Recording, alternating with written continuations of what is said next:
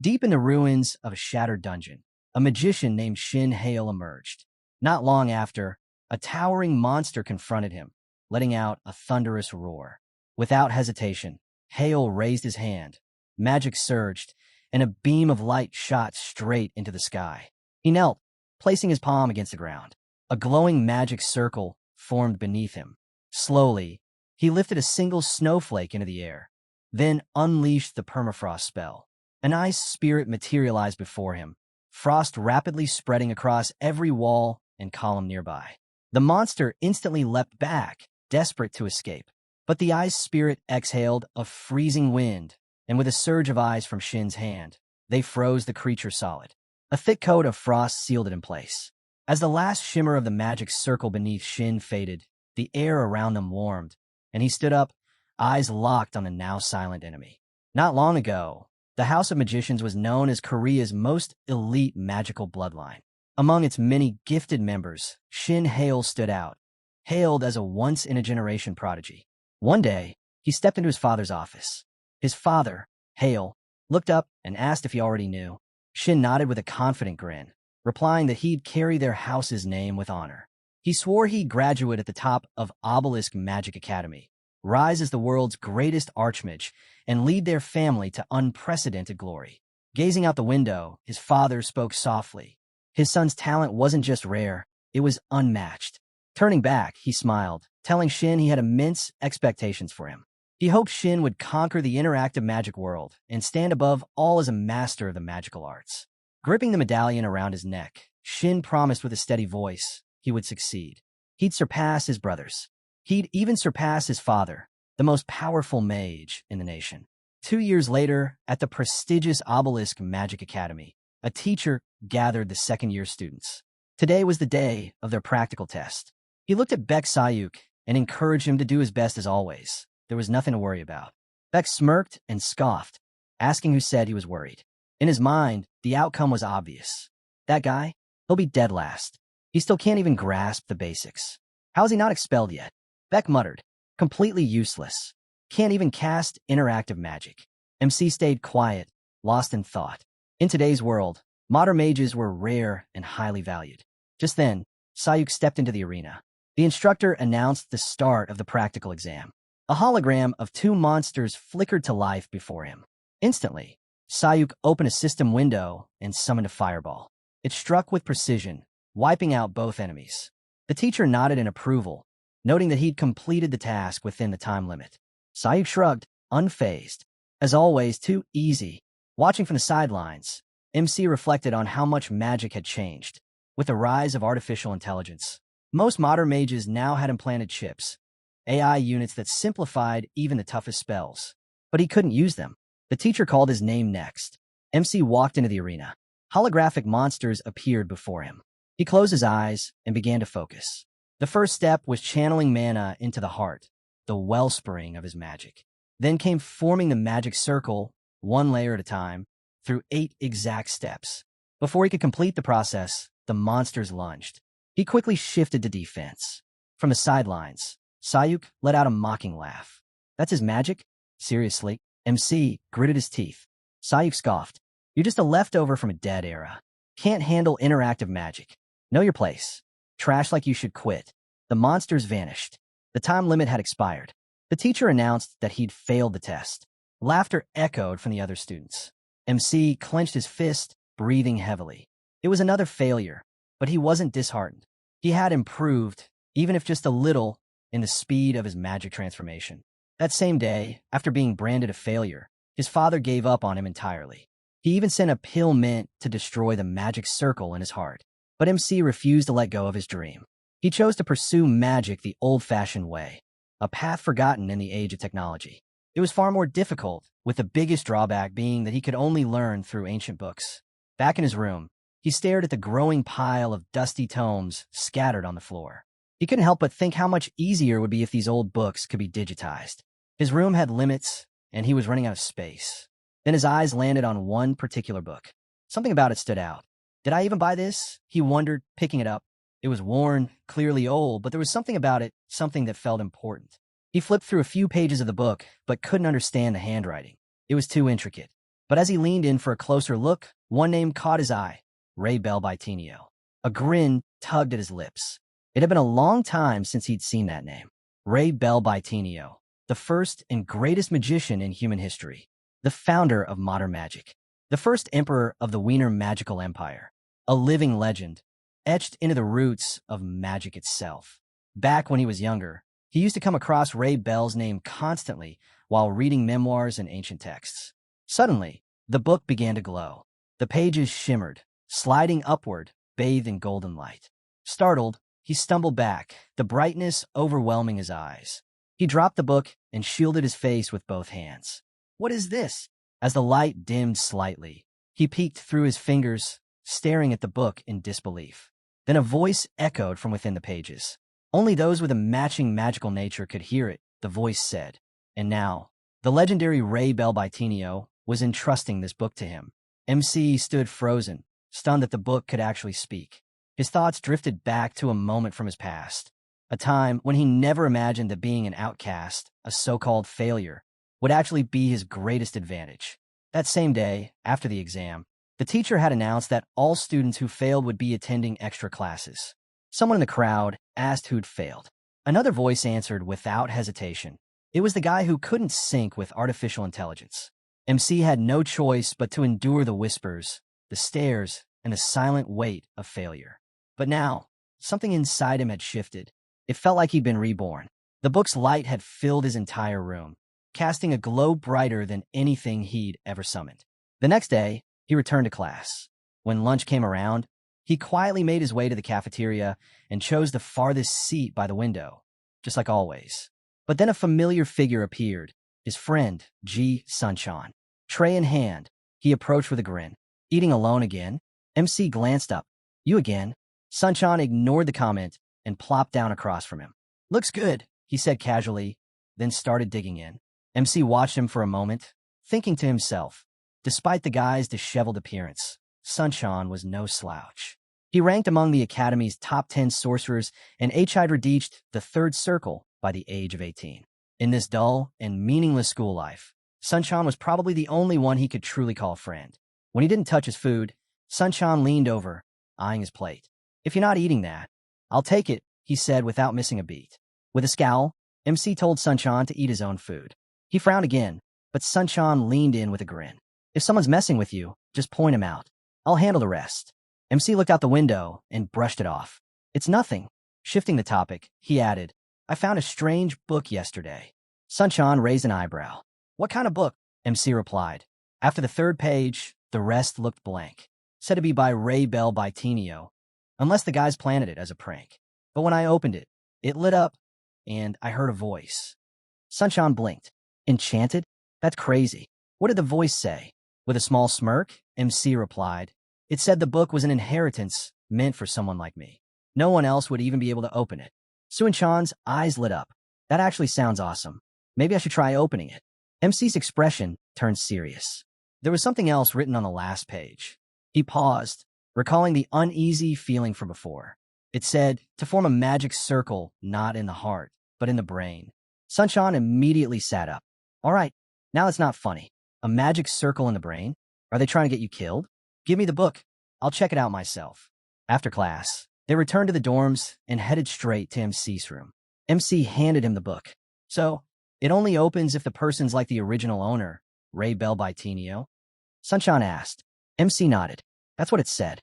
Go ahead and try." Sunshine gave it a shot. He pulled at the cover, pushed it, tried different angles, but nothing worked. The book didn't even budge. With a sigh, he handed it back. "Nope, nothing. It's like it's sealed shut." Scratching his head, Sunshine muttered, "This thing's weird. All right, forget it. I'm heading out. Get some rest, man." He waved and left the room. MC sat down and opened the book again, flipping to a page with strange drawings. He frowned. This page had been blank before. Now, glowing letters began to appear. Ray Bell's voice echoed once more. "So, you're trying to create magic circles in your heart. That's the standard method for most mages." MC narrowed his eyes. "Wait, are you saying that method is wrong?" Suddenly, the book lifted off the ground, glowing brightly. MC took a step back, uneasy. A voice rang out from within. "If you accept my will and are ready to become my disciple, Your first task is to destroy the magic circle in your heart and recreate it in your brain. Only then may you open this book again." The light vanished, and the book dropped to the floor with a thud. MC stared at it, stunned. This is going way too far for a prank. He clenched his fist, mind racing. The idea of creating a magic circle in the brain, it wasn't just absurd. It was deadly. Mana flowing through the brain could cause a complete mental collapse, even death. This is suicide, he thought, struggling to stay calm. He shoved the book aside and collapsed onto his bed, staring at the ceiling. Who in their right mind would go through with this? The next day, he walked into his teacher's office, the book tucked under his arm. The teacher looked up. "Something wrong?" MC handed him the book. "Can you take a look at this?" The man inspected the cover, running a hand over its surface. "An old manuscript? It definitely has that ancient aura about it. What exactly do you want me to do?" "I just want to know if it's sealed with magic or anything," MC said. "It won't open." The teacher raised an eyebrow. "Why do you think that?" "There's been weird talk going around." "Rumors," he replied. The teacher sighed. "You're spending too much time listening to nonsense. Focus on your studies." Still, he agreed to check. Placing his palm on the book, he focused for a moment before pulling away. "There's no trace of magic here," he said. "Let go of the fairy tales and concentrate on your work." MC thanked him and left, disappointed. He'd hoped for something, but not even Sunshine, nor now his teacher, could open the book. But then, as he walked down the hall, a faint smile crept onto his face. That meant it was real. That evening, he returned to his room. He set the book on the floor and sat in front of it, deep in thought. From his drawer, he pulled out a small bag, the pills his father had given him. Just one would erase the magic circle in his heart forever. He held the bag tightly. He could still hear his father's voice telling him to give up practicing magic, to become a great theorist instead. But that wasn't his path. No matter what, he wasn't giving up on magic. He stared down at the 2 pills trembling in his palm. Clenching his wrist tightly, he muttered to himself, "Stop shaking." He was already living life on the sidelines. What was there left to lose? Gritting his teeth, he swallowed both pills. If I die, then so be it. The pain hit instantly. His body jerked, and he tumbled from the chair. The magic circle tethered to his heart was breaking apart, shattering everything he'd built. This was the end of him as a traditional mage. There was no turning back. He was about to cross a forbidden line, pushing mana into the brain. One life ended here, so another could begin. As the mana surged into the folds of his mind, the searing pain in his chest faded, only to be replaced by something far worse. A mind-splitting agony that felt like it would rip his head apart. He convulsed, consciousness slipping, his thoughts spiraling. Is this death? Then, in the middle of that torment, a whisper, right in his ear, Raybell's voice, calm and clear. "Can you hear me?" The voice wasn't ordinary. It was formed through mana. And suddenly, the pain vanished. He found himself in a different space. All around him, mana spirits swirled, whispering, singing, laughing. They embraced him. He couldn't explain it, but he felt blessed.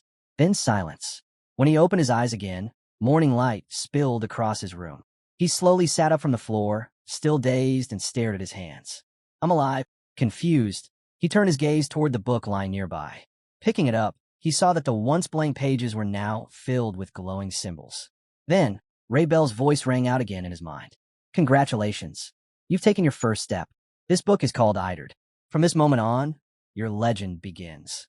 Through this book, he would inherit all of Raybell's magic. "You are my successor from the future," the voice said, then paused. "Wait, maybe I shouldn't call you that." Raybell chuckled softly. "No, you're my student now, Hale." And just like that, tears welled in Hale's eyes. A few days later, he sat in class like always, staring blankly at the front. Teacher words floated around the room, but Hale wasn't listening. His eyes were on the book hidden in his hands, flipping through the pages with quiet excitement. Another new section had appeared. Who would have thought magic could feel like this? Idred was filled with knowledge long forgotten, secrets buried from the world. First, he learned that mana had its own will. That was the real danger. Letting mana into the brain usually led to a violent clash of consciousness, causing permanent damage. That's why it was considered so destructive. But people like them were different. Their mental structure didn't resist mana.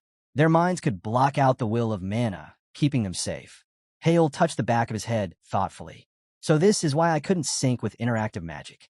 Why I was always rejected by the chip-based system.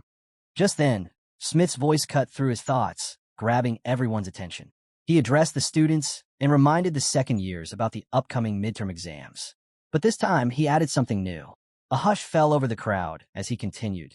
Starting this year, anyone who fails the exam will be expelled. His eyes narrowed slightly before he added, almost cheerfully, that this rule was suggested by the House of Magicians. Sayuk broke into a grin, clearly pleased. Finally, the failures will be weeded out, he muttered. Smith turned to Hale with a smirk. Looks like someone's already on the edge, he said mockingly. But the comment didn't faze Hale. His mind was elsewhere, on his father. Later that evening, he made his way into the city. As he arrived at the training center, he couldn't help but think about how overpriced everything was. Renting a simulation room here was no joke. A quick check on his phone confirmed it. 200,001 per hour? Even that was a stretch for him. Walking in, he was greeted at the front desk. Hale asked for 1 hour, and the staffer raised an eyebrow. Training alone? He asked. Hale nodded. The man handed him a card and told him to head to room 14, offering to show him how the hologram system worked. Hale politely declined. I already know, he said, as Hale disappeared down the hallway. The man watched him go, muttering to himself, Isn't that Shin Hale from the House of Magicians? Born into a powerful family, but can't even use interactive magic. What a shame. Meanwhile, Hale stepped into the room and activated a simulation. His goal was to take down a pack of wolves. After a quick stretch, he got into position as the wolves materialized, circling him, ready to pounce. He raised his hand. Low-tier beasts or not, 10 at once isn't easy. The Academy's average clear time for this test, 12 minutes and 32 seconds. Now it was time to see what the Eider's technique could do in action. Focusing, he triggered his mana, activating the Circle of Infinity. A wave of magic energy surged before him. The wolves instantly lunged. With a simple motion, a torrent of water burst forth, crashing into them. Seeing the damage he'd done, Hale smiled. This is insane. Was I always this strong? But no, it wasn't the same kind of magic others used. While they relied on circles etched near their hearts, his was different. His circle was in his brain, pushing mana through his entire body. The Infinity Circle was unlocking something buried deep within him. Extending both arms, he summoned another circle. This time, flames erupted outward. His eyes widened in shock. He hadn't expected that. Ray Bell's voice echoed in his mind, telling him not to be surprised. This was just the beginning. He still had a long journey ahead. The Infinity Circle was the foundation of the Baitinio style of magic, allowing him to shape spells just as he pictured them. A vision of his teacher appeared, gently patting him on the head before waving dismissively. This is only the first circle of the Baitinio inner style, the call of the heart. Even so, Hale was thrilled.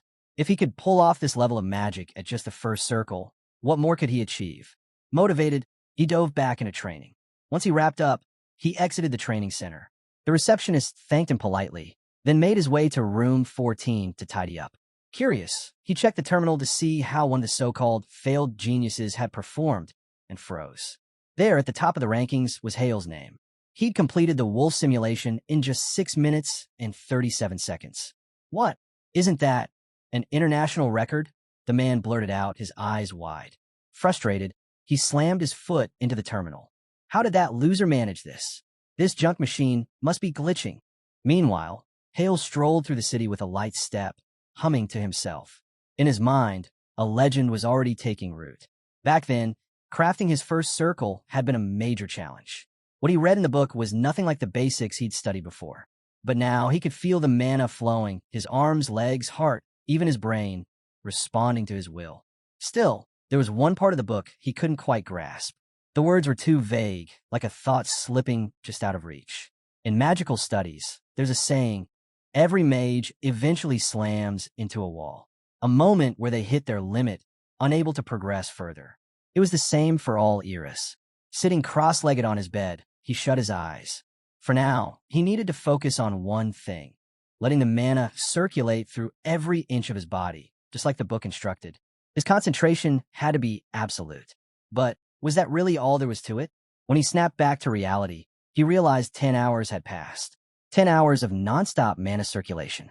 Strangely, he felt no fatigue. The next morning, he showed up to class like usual, though a little drowsy. Sunshine spotted him, raised his arm, and smacked him hard on the back. You good, man? Hale flinched but didn't respond. All he could think about was maintaining this mana flow every single day.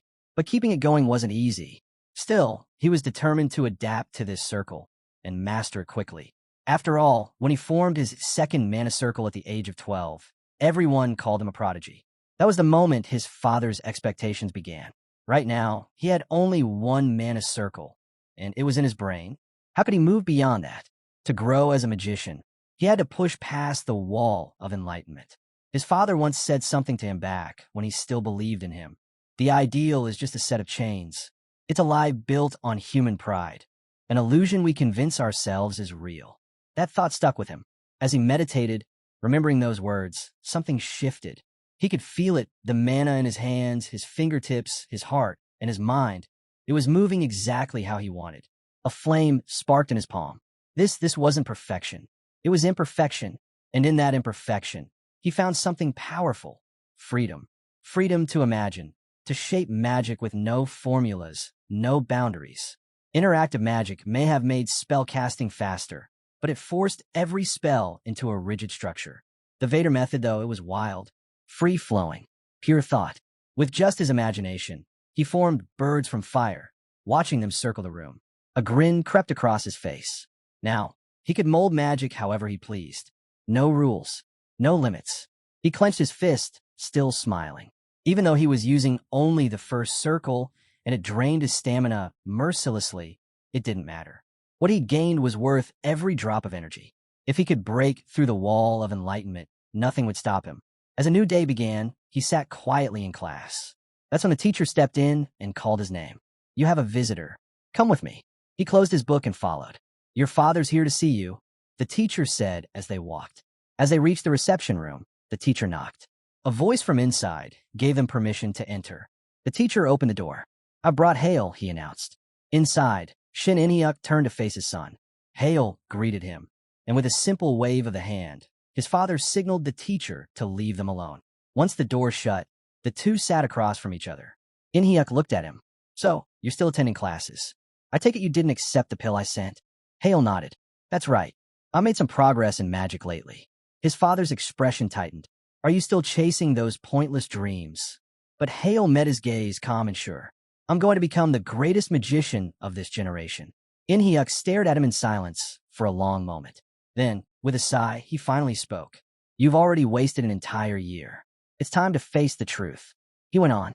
"No matter how hard you train, even if you achieve something one day, as long as your body can't handle interactive magic, you'll never be a true mage. You still have talent, but stop chasing pointless dreams. Use that talent wisely. Focus on theory. That's the best you can do." But Hale didn't back down. "You told me once I would never give up on magic. I meant it." He rose from the couch. "Living a normal life doesn't suit me, especially not under your shadow." He clenched his fist. "What I want is to lead a house of Maidashin." His father looked at him for a moment before answering. "Becoming a great mage, leading a family of mages, those aren't things you accomplish just because you want them." "I'll prove it," Hale said firmly. "Oh," In-hyuk raised an eyebrow. "And how exactly do you plan to prove it? Barely scraping through exams? Being on the brink of expulsion?" "I'll place in the top 10 on the next test," Hale replied. "If I don't, I'll leave the academy. I'll go study theory, just like you want." Then, with a confident smile, he tapped his chest. "But if I succeed, I want you to acknowledge me as a mage and support me." In-hyuk exhaled deeply and closed his eyes. "Seems like your so-called progress has gone straight to your head." He pulled his cloak over his shoulders, turning to leave. "Just don't let this be all talk." Hale's smile faded. He watched his father walk away in silence. Days passed. Then, one morning, the teacher walked into class and announced that the format for the final exam had been finalized. The room buzzed as students murmured to each other, anxious to know what was coming. "You'll be facing each other one-on-one," the teacher said. "It'll be a tournament-style duel." Hale narrowed his eyes, and Sayuk threw him a smug glance from across the room. The teacher continued. "The matches will take place over 3 days. From the 16th round onward, official observers from the Magic Tower will be present. So give it everything you've got. That's all." Hale clenched his fist, his expression turning serious. "This is it. This is where I prove myself." During the break, the classroom was buzzing. Students huddled in groups, speculating and getting hyped. "Even people from the Magic Tower are coming," someone whispered. This just got real. Hale, as usual, kept to himself, observing the buzz around the academy. Everyone was fired up about the upcoming midterms, and for good reason. With representatives from the Magic Tower attending, the spotlight would be brighter than ever. The Magic Tower wasn't just any organization. Formed by a dozen of the world's strongest magicians, their influence rivaled that of entire nations. Every student dreamed of joining them. And now, the whole academy was buzzing with ambition. Then, out of nowhere, Sayuk strolled up to him with that familiar, arrogant grin. "So, how are you feeling?" He sneered, his tone mocking. Hale frowned slightly. Sayuk's taunts were nothing new. Annoying, sure, but the guy was still one of the top students in the second year. Sayuk leaned in, voice low and smug. "Looks like we're up against each other for the first duel.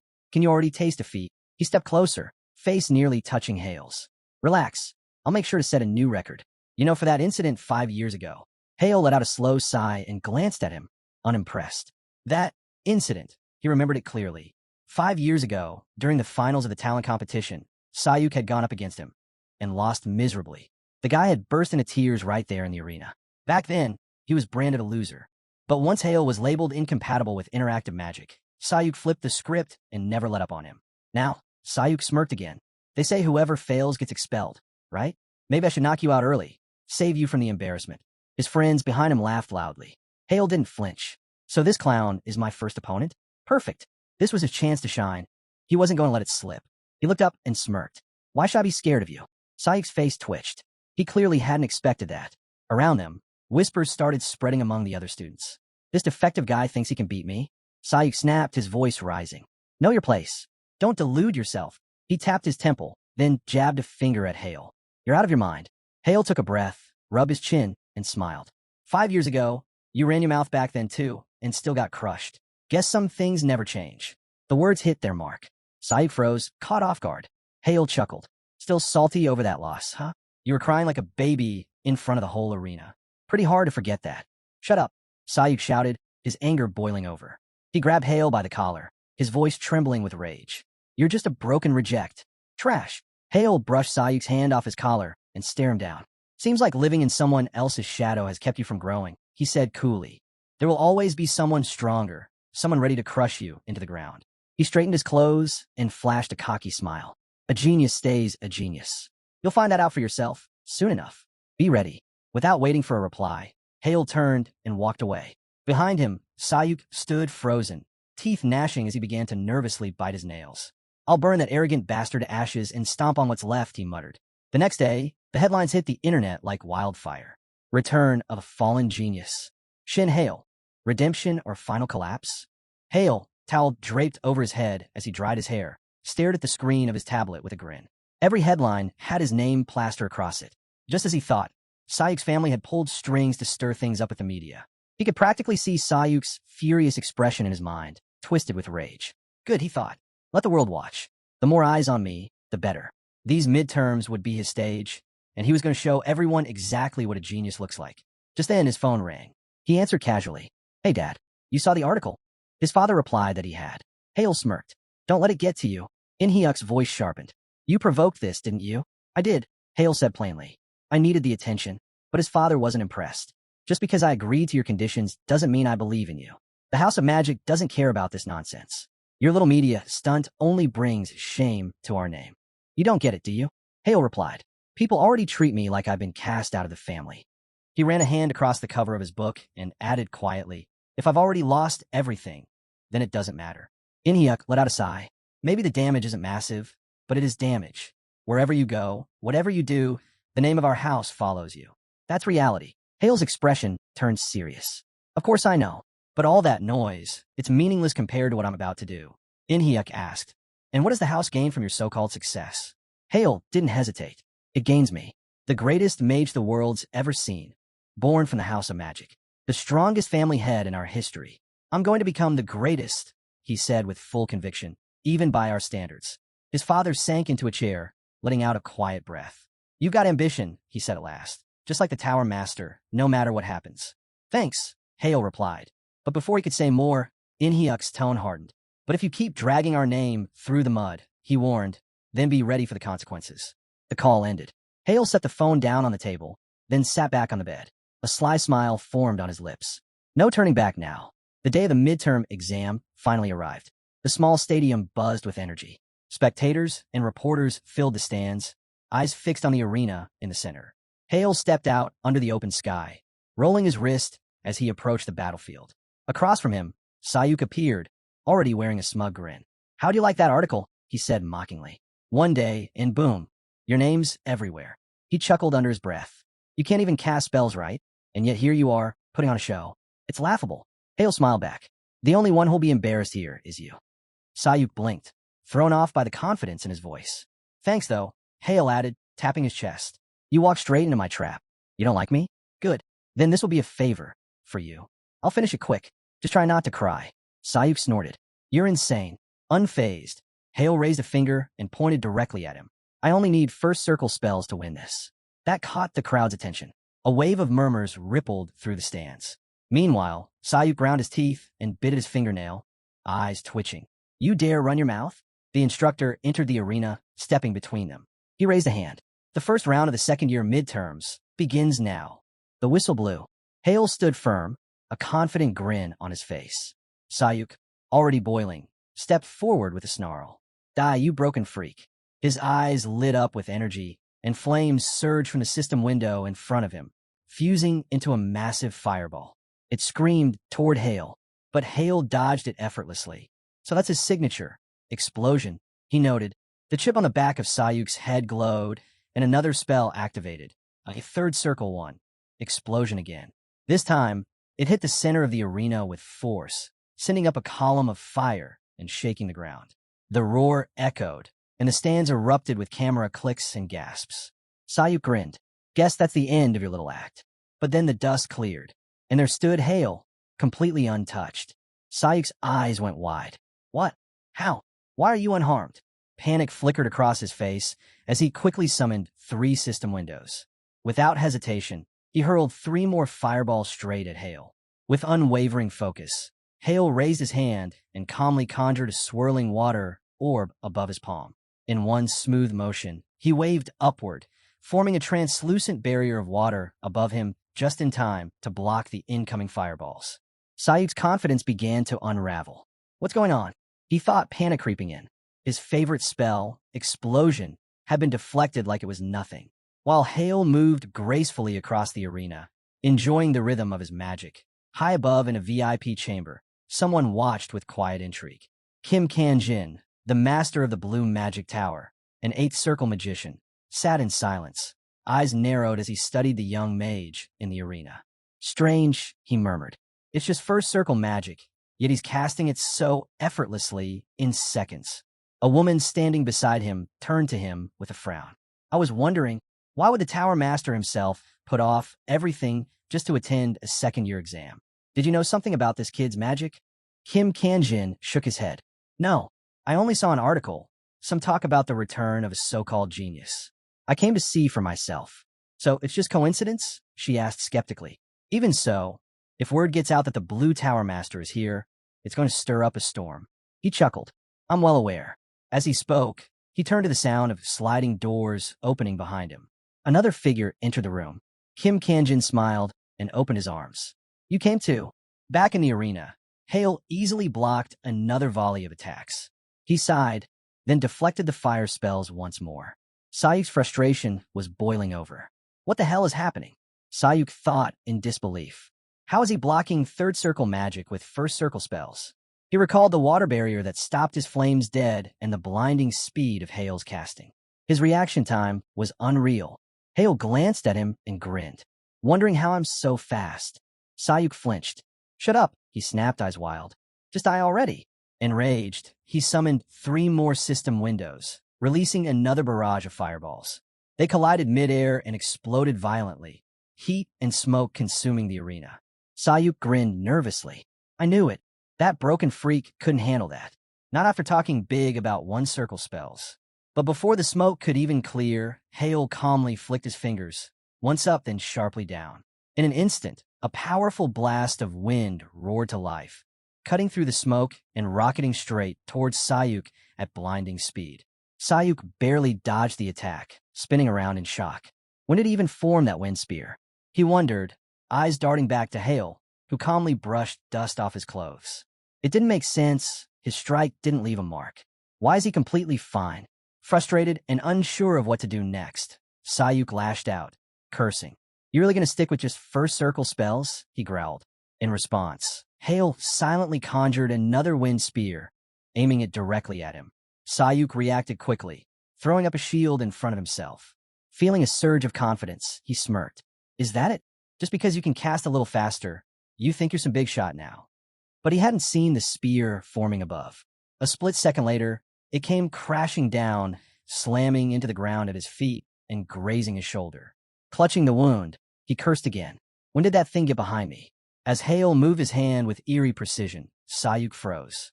What the hell are you doing now? He barked. From the audience, the VIPs leaned in with curiosity. Hale raised a finger, gathering streams of wind at its tip. You don't get it yet? He said. Let me show you again. The wind formed into a bird, and with a flick, he sent it gliding into the air.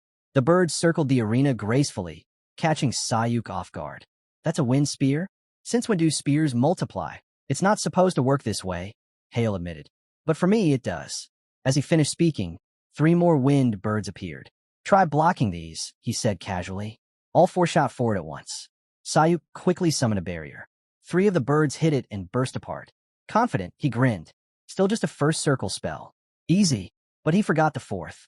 It curved around and slammed into his back. Pain shot through him. One of them changed direction. You can think about the details later, Hale called out. But right now, you can't afford to lose focus. With that, he extended both arms. More birds formed in the air around him. The next wave had begun. Sayuk took several steps back, calculating fast. First, get out of range. You must have a limit. If I stay far enough, these weird attacks can't reach me. A confident smirk spread across his face. MC gave a small nod and said Sayuk had reached a smart conclusion. Bringing his hands together, he stretched them toward the sky. Moments later, a breeze formed above Sayuk. Hidden within it were wind birds. As the current descended, Sayuk grew visibly tense. Then, without warning, one of the birds materialized inches from his face. Kim Kanjin stared, stunned. He's not just fast with his casting.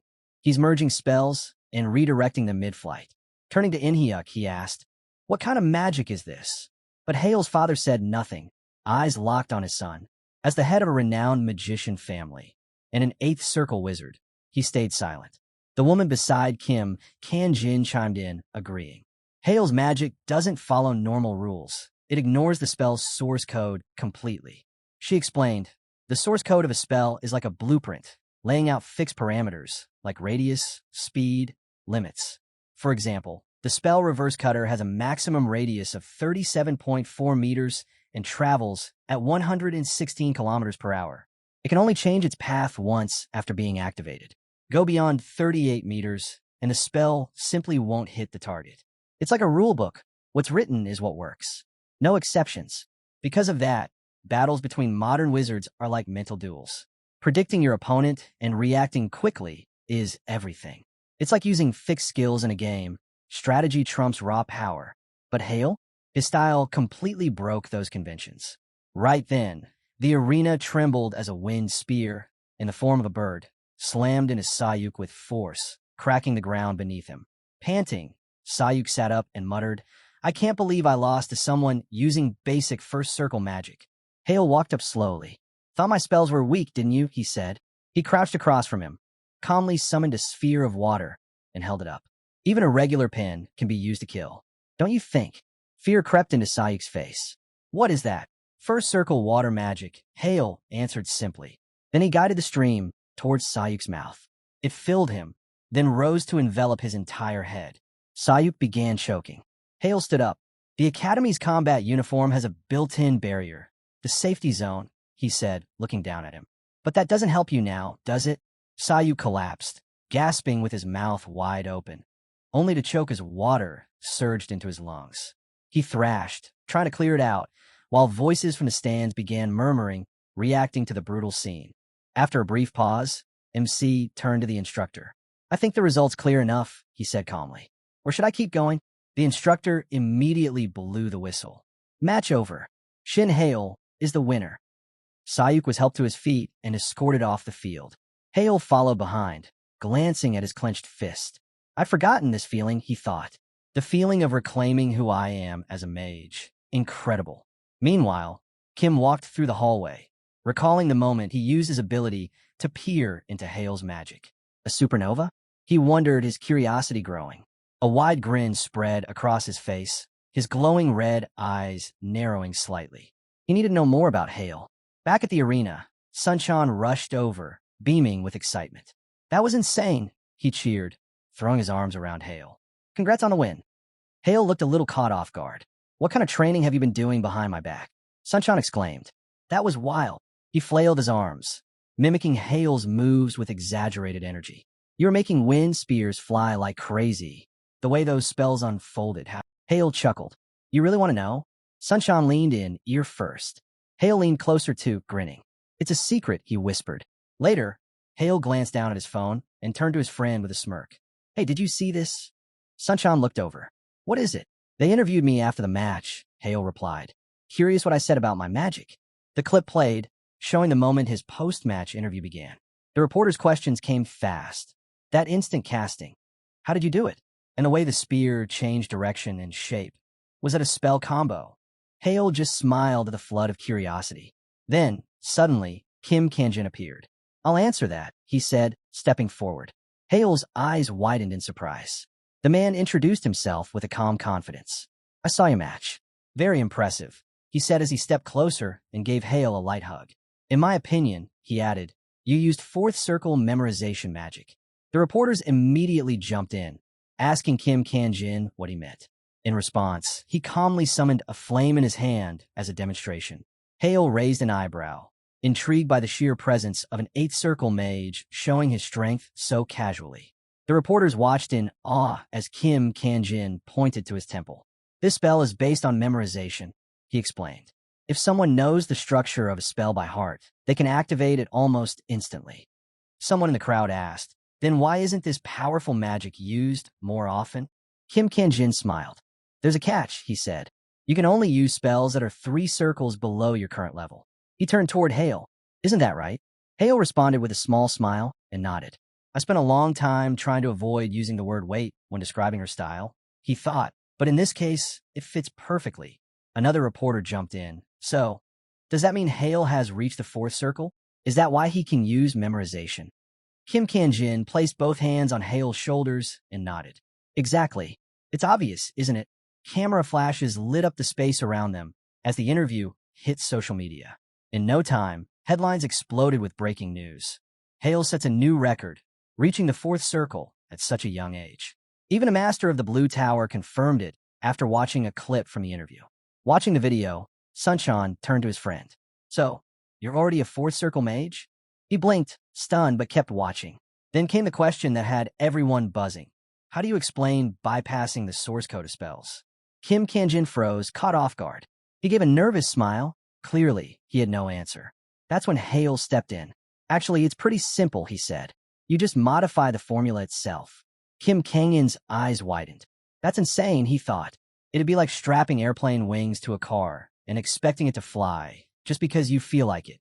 He glanced at Hale again, a subtle grin tugging at the corner of his mouth. There's no way that should be possible unless he's incompatible with artificial intelligence. What kind of future does that mean for him? Right then, Hale raised a hand, and a swarm of glowing butterflies formed from magic, fluttering gracefully through the air. "I call it modified magic," he said. Kangin's eyes lit up red, and he hid a stunned smile behind his hand. "This is a turning point. From today forward, the entire magical world is going to change." After watching the interview, Sunshine looked over with a skeptical expression. "Modified magic? That's what you want me to believe." Hale just shrugged. "Believe whatever you want." Sunshine gave him a friendly pat on the shoulder. "Would you believe it if you were me?" he asked. Then, with a grin, he added, "Anyway, I'm still hyped about your win." He checked the time and stretched. "I should head back to the dorm." "So early?" Hale asked, raising a brow. "I've got a tough opponent tomorrow," Sunshine called over his shoulder as he walked off. Curious, Hale wondered who he'd be facing. The next day, he returned to the arena. Sitting on one knee, drenched in sweat, Sunshine looked up at his opponent across the field. Hale watched from the stands, thinking, wait, is that the tough opponent he mentioned? Adela Starrett hovered above the arena, rising with the help of her spell moon bullet. She was a descendant of the French Starrett family, part of the House of the Divine Guardians, a legendary Korean lineage formed from the union of two prestigious magical bloodlines. Hale studied her intently. Her magic's different, he thought. The House of the Divine Guardians had uniquely altered their spells, adding a rare moon attribute. A glowing magic circle spread beneath Adela's feet as the wind gathered into it. Sensing danger, Sunshine quickly raised a barrier, but with a single effortless motion, she shattered it. The instructor raised a hand and blew the whistle. Match over. Adela wins, letting her hair fall freely. She walked calmly to the edge of the arena while the crowd buzzed with whispers. Hale's eyes didn't leave her. That glow, it's the signature of the Divine Guardians, born from blending light and dark attributes, just like moonlight.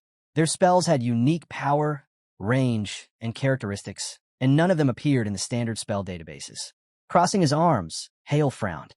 No wonder she's so hard to go up against. Then he noticed her gaze was fixed on him. He blinked, unsure. Was she just looking at me? Later, when the matches ended, Hale dropped by to check on his dejected friend. Handing him a bottle of water, he patted his back. You still did great. Sunshine let out a groan. Of all the opponents, I had to get Adela. Seriously unlucky.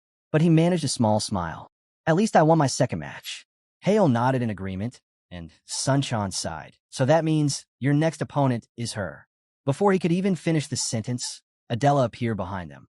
Sunshine, she said coolly, you did well. That was a great match.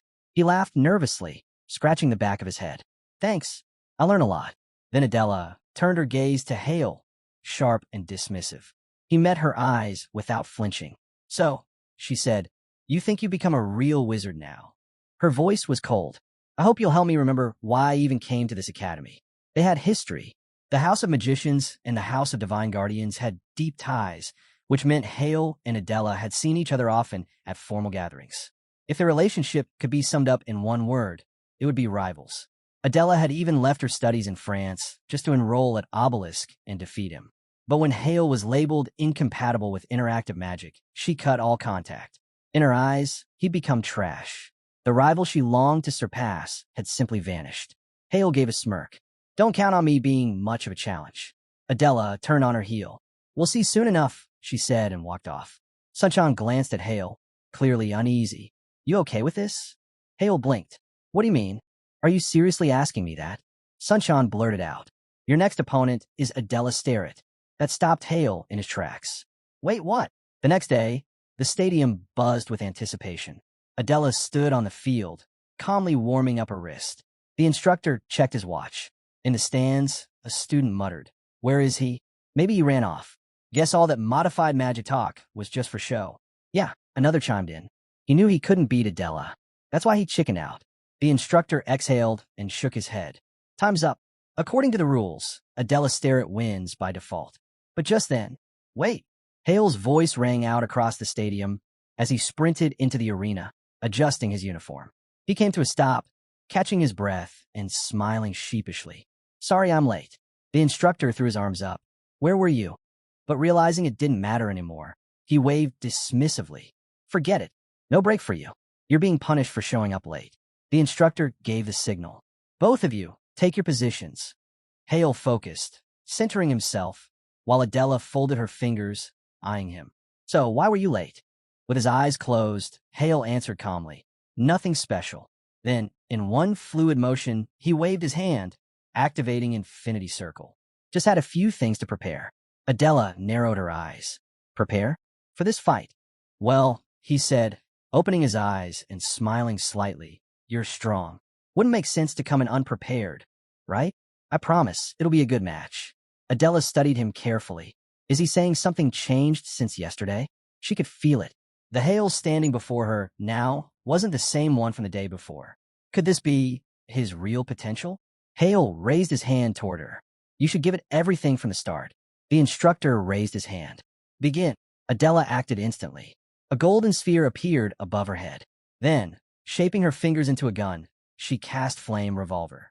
Fire flared at her fingertips, and with a sudden surge, bullets of flame blasted from 3 glowing magic circles in front of her.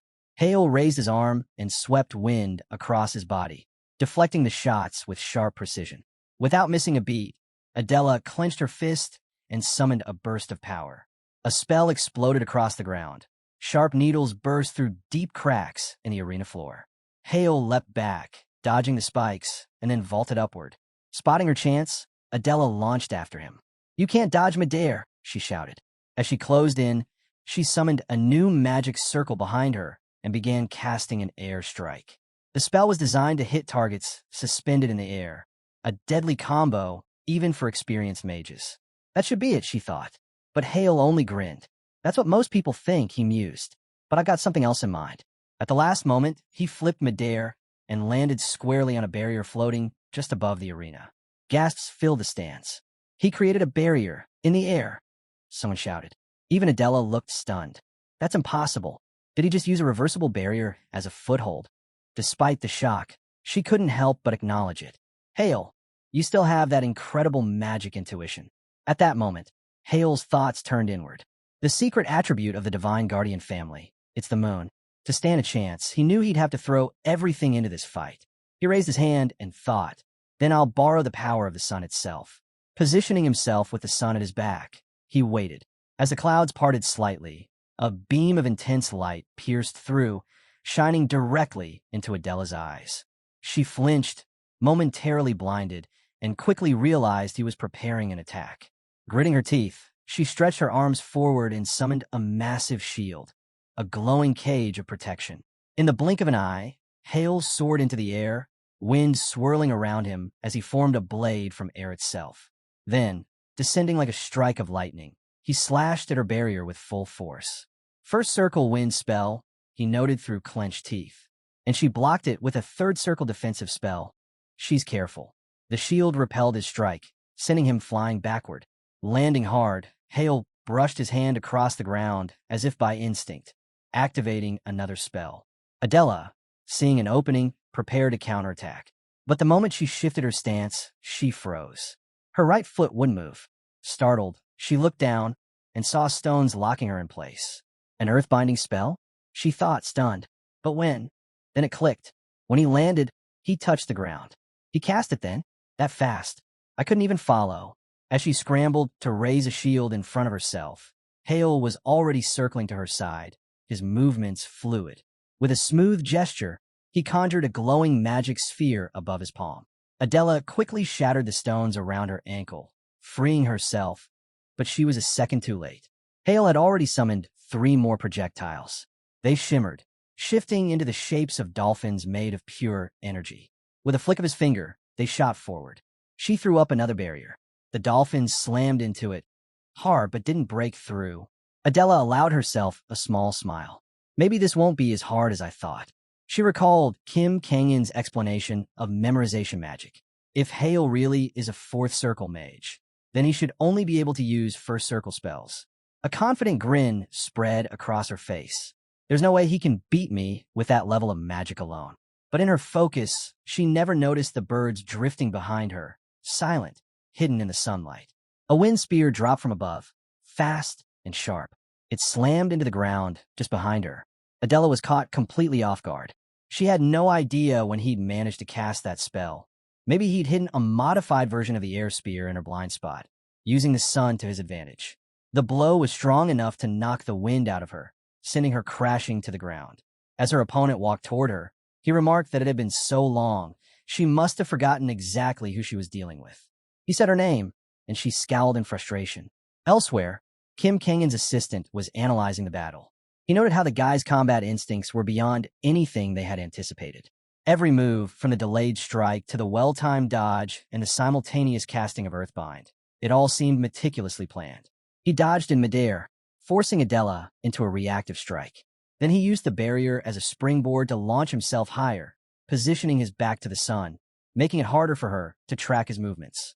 In that blinding moment, he recalled a complex spell from memory and triggered it, summoning wind spears the instant he landed. He used the airflow to divert her attention, while at the same time, he cast Earthbind under the guise of a simple landing. Just as she shifted to avoid the sun's glare, a preset wind spear hit her squarely from behind. After breaking down the sequence of the battle, he turned to Inhyuk with a confident grin, calling himself the strongest first circle mage, a title he'd only recently earned, but one that now seemed fitting. In-hyuk didn't respond to the remark. Instead, he simply said, "Watch closely." By then, Adela was back on her feet, locking eyes with her opponent. In-hyuk observed his son and admitted, despite the advantage, he hadn't been able to land a finishing blow. The fight wasn't over yet. Adela hadn't played her trump card. Placing her hand over her chest, Adela praised him. It was impressive, almost nostalgic. But now she was done holding back. From here on, she'd fight for real. Her actions confirmed her words. The MC widened his stance, grounding himself as he sensed her power shift. Everything around her began to glow. He knew immediately. This was moon attribute magic, unique to the Divine Guardian family. A halo formed above Adela, depicting every phase of the moon, while the ground beneath her cracked open. The blinding light made him shield his face. Each moon phase started releasing streams of magic. At that moment, In-hyuk stood from his seat.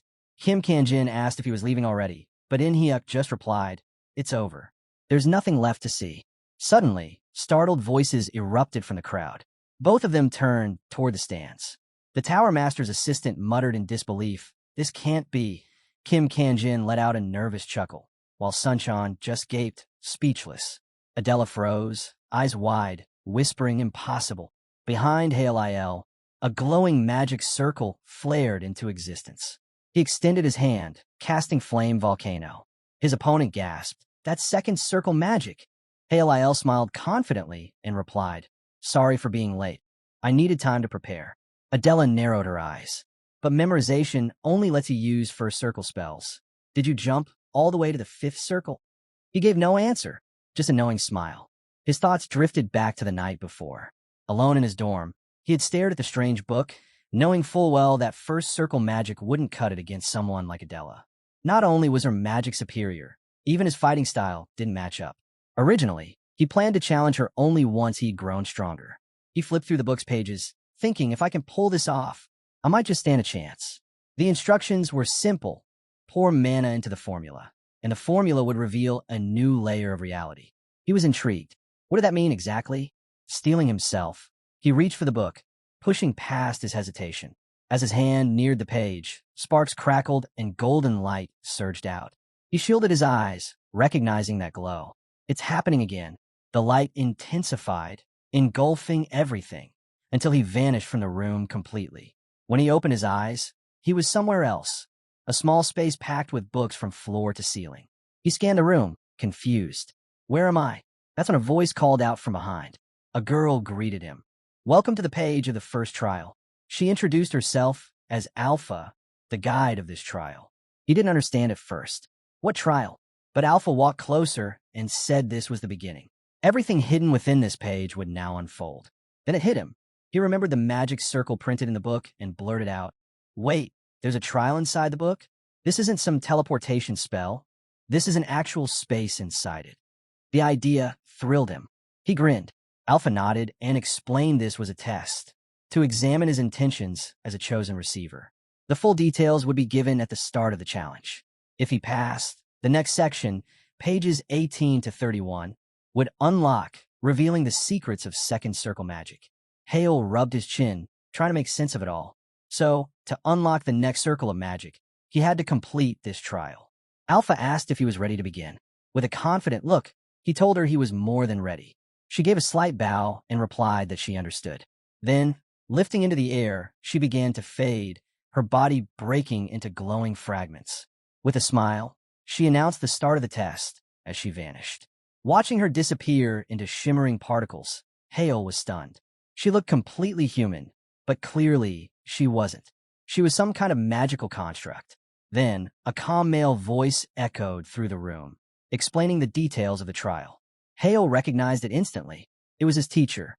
A glowing crystal appeared in his palm, and the voice identified it as an elemental, a gem filled with unstable, chaotic mana from various natural elements. His task? Bring order to the mana within. Hale stared at the gem, thinking over the challenge. Elemental stones were notoriously difficult to work with. The four basic elements inside were jumbled together, creating pure chaos. Sorting them out wasn't simple. It was like trying to separate grains of sand, salt, sugar, and pepper all mixed into one bowl. This wasn't just about power. It required precision. Only someone well-versed in the mind technique could manage it. But the idea of it fascinated him. The complexity, the challenge, it lit a spark in him. With a grin, he began. Activating the mind technique, Hale peered into the gem. He could see the four mana types swirling inside like a storm. Slowly, carefully, he created channels to separate them. Every ounce of strength and focus went into keeping the flow steady. Bit by bit, the elements started shifting into different parts of the gem, but the effort was overwhelming. The moment his control slipped, a shockwave burst out, flinging him backward into a bookshelf. Gritting his teeth, he realized that even the smallest fluctuation could trigger another blast. He had to be flawless. The mana was so thoroughly tangled that even seeing a path forward felt impossible. But Hale wasn't about to give up. He had an idea. No matter how long it took, he'd see it through. Again and again, he focused, separated, restarted. Every minor mistake forced him to start over. Hours passed, or maybe longer. He lost track of time completely. And then, success. The elemental flows aligned perfectly. The chaotic mana was sorted and stabilized. The gem glowed softly in his palm. His teacher's voice returned, congratulating him on completing the trial. Hale smiled. He had mastered the mind technique, and with it, the second circle of resonance was now within his grasp. More of the book's secrets were about to open up to him. When his teacher finished explaining everything, Hale opened his eyes and found himself back in bed. He was in his room again. Glancing toward the book, he noticed the pages shifting, the old text disappearing and forming into new content. A smile spread across his face. It was finally time to form his second magic circle. His eyes sharpened with determination. The competition was just around the corner, and he knew he had to master a second circle spell before it began. Meanwhile, in the arena, Adela cast Orion. Streams of star-like magic lit up the air, swirling above her opponent. With a gentle motion, she drew more power from the moonlight, intensifying its glow as it fell upon Hale. Watching from the sidelines, Sunshine muttered a curse. This was it, he thought. This was Hale's limit. Adela, confident in her victory, tossed her hair and turned toward the edge of the arena. It's over, she said to herself, though her expression darkened for a moment. He had grown so much so quickly. Who exactly is he? But that was all in the past. The genius she had once pursued no longer existed. She was ready to walk away, until something fell off. She stopped. A strange sound echoed behind her. Alarmed, she spun around and shouted, "What's that?" In that instant, Hale activated resonance. His second circle had awakened. One of his eyes flashed, and a red-black flame surged into his palms. A magic circle appeared behind him, glowing with intensity. He began merging two circles of infinity, and behind him, enormous spectral hands materialized, moving with his will. Hale's eyes snapped open, locked in fierce focus. The Tower Master and his father were frozen in shock, eyes glued to him. The entire arena went dead silent. Even Adela stood frozen, unsure of what she was seeing. Then, Hale raised his hand, sweeping aside the powerful strands of magical energy radiating from her halo. He pointed straight at her. Fiery volcano. Adela's eyes widened. She quickly stepped back, casting layer upon layer of protective spells, but Hale's resonance surged to full power. From his magic circle, a massive cannon formed, glowing with destructive energy. Adela panicked. There was no way she could block this. She waved her hand, dismissing the shields entirely. They scattered into tiny embers. And then she smiled. "He's back," she said softly. And once again, he would be her target. Just then, the cannon roared to life, unleashing a barrage of fireballs toward Adela. A deafening boom followed, and the instructor instinctively shielded his face from the blast of hot wind. When the dust finally settled, Adela was swaying, clearly struggling to stay upright. Everyone held their breath. She stumbled and then collapsed. A few seconds passed before Hale, drained and breathless, dropped to one knee. The instructor raised his hand and declared the duel over. Hale had won. The stands erupted in cheers. Inhyuk, watching from above, turned away from the window. The Tower Master asked if he was heading out again. Inhyuk gave a quiet smile and said he had duties to attend to. Kim Kanjin watched him go, smiling in understanding. Then he turned his gaze back to the window, where Hale stood basking in the crowd's roar. "He really is a man of his word, isn't he?" Kim Kanjin murmured. After the match, Hale returned to the waiting room. Shrugging off his jacket, he sank into a seat, completely drained. The resonance, the second circle of infinity, had fully synchronized with the first in his mind, amplifying his magical power. Moon attribute magic. It was a hybrid, a delicate blend of light's reach and darkness's force. But it had a flaw. If too much darkness was added, the destructive range would shrink drastically. That's how he managed to counter the halo. The moon magic, after all, was a secret technique of the Divine Guardian family. Learning it wasn't simple. But back then, just a glance at its formula had been enough, thanks to his mastery of mana control. The resonance circle had let him dissect the spell's structure with extreme accuracy. And that level of control, it all started with the elemental stone. Without that trial, without understanding how to tame the chaotic mana inside it, defeating Adela would have been nothing more than a dream. As he sat there, catching his breath, something caught his attention. The other students were all staring in the same direction, their eyes full of awe. Turning his head, Hale saw him, the tower master, adjusting his glasses as he walked calmly through the crowd. He gave a relaxed smile, then called out to Hale. Hale jumped to his feet, surprised but thrilled, and greeted him quickly. The tower master said he came to talk. They moved to a quieter space, sat down across from each other, and the real conversation began. Kim Kanjin began by apologizing for interrupting and remarked that Hale must be exhausted after such an intense match. He had watched the entire duel, and it had been nothing short of extraordinary. Hale thanked him, and Kim Kanjin adjusted his glasses before cutting to the chase. "Tell me," he asked, "have you already reached the fifth circle?" Hale stiffened at the question, but stayed silent. He had just used a second circle spell during the fight. Any seasoned mage would assume that meant he'd advanced to the fifth circle. And the master of the magic tower wasn't just anyone. Of course he'd come with questions. With a slightly strained smile, Hale finally replied, "No, I haven't reached the fifth circle." Kim Kanjin grinned knowingly. "I figured as much. But then, how did you use second circle magic?" Hale hesitated. "Would you believe me if I said I modified the spell?" Kim Kanjin tilted his head, thinking, "Are you talking about the modification you mentioned in that interview?" Hale jumped at the chance. "Exactly. That's the one." Internally, he knew he had no choice but to go along with it. If the truth got out that an 18-year-old had reached the fifth circle, it would turn the whole world upside down. Worse, if he ever used third circle magic publicly, the scrutiny would only get worse. For now, it was safer to keep it under wraps. Kim Kanjin leaned back, thoughtful. "Spell modification. Huh? Interesting, but how does that explain the use of second circle magic?" He stared at Hale, waiting for a solid answer. Nervously, Hale replied, "I improved the memorization method itself." That stopped Kim Kanjin in his tracks. He stood from the couch, laughing with genuine surprise. "You mean it could be done?" he said, walking up to Hale, rubbing his chin thoughtfully. "That's incredible." But in the next moment, his expression shifted completely. His eyes turned a deep, glowing red. Then, smiling again, he placed a hand on Hale's shoulder and said, "I'm impressed. Who would have thought the limitations of such a basic technique could be surpassed?" Hale mumbled a thank you, but his voice was tight. When he looked up and met Kim Kangin's glowing red eyes, a chill ran through him.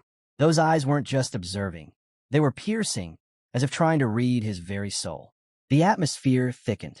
Hale felt a creeping unease crawl over him. Then, just as suddenly, Kim Kanjin smirked and stepped away. "There's no trace of a fifth circle mana structure inside you," he said casually. "So it seems your claim was true after all." He headed toward the door. "I should go explain all this to the reporters," he added. Then he pointed to his face and said with a grin, "My red eyes will be the proof." Hale stood up from his seat, thanked Kim Kanjin, and wished him a safe trip home.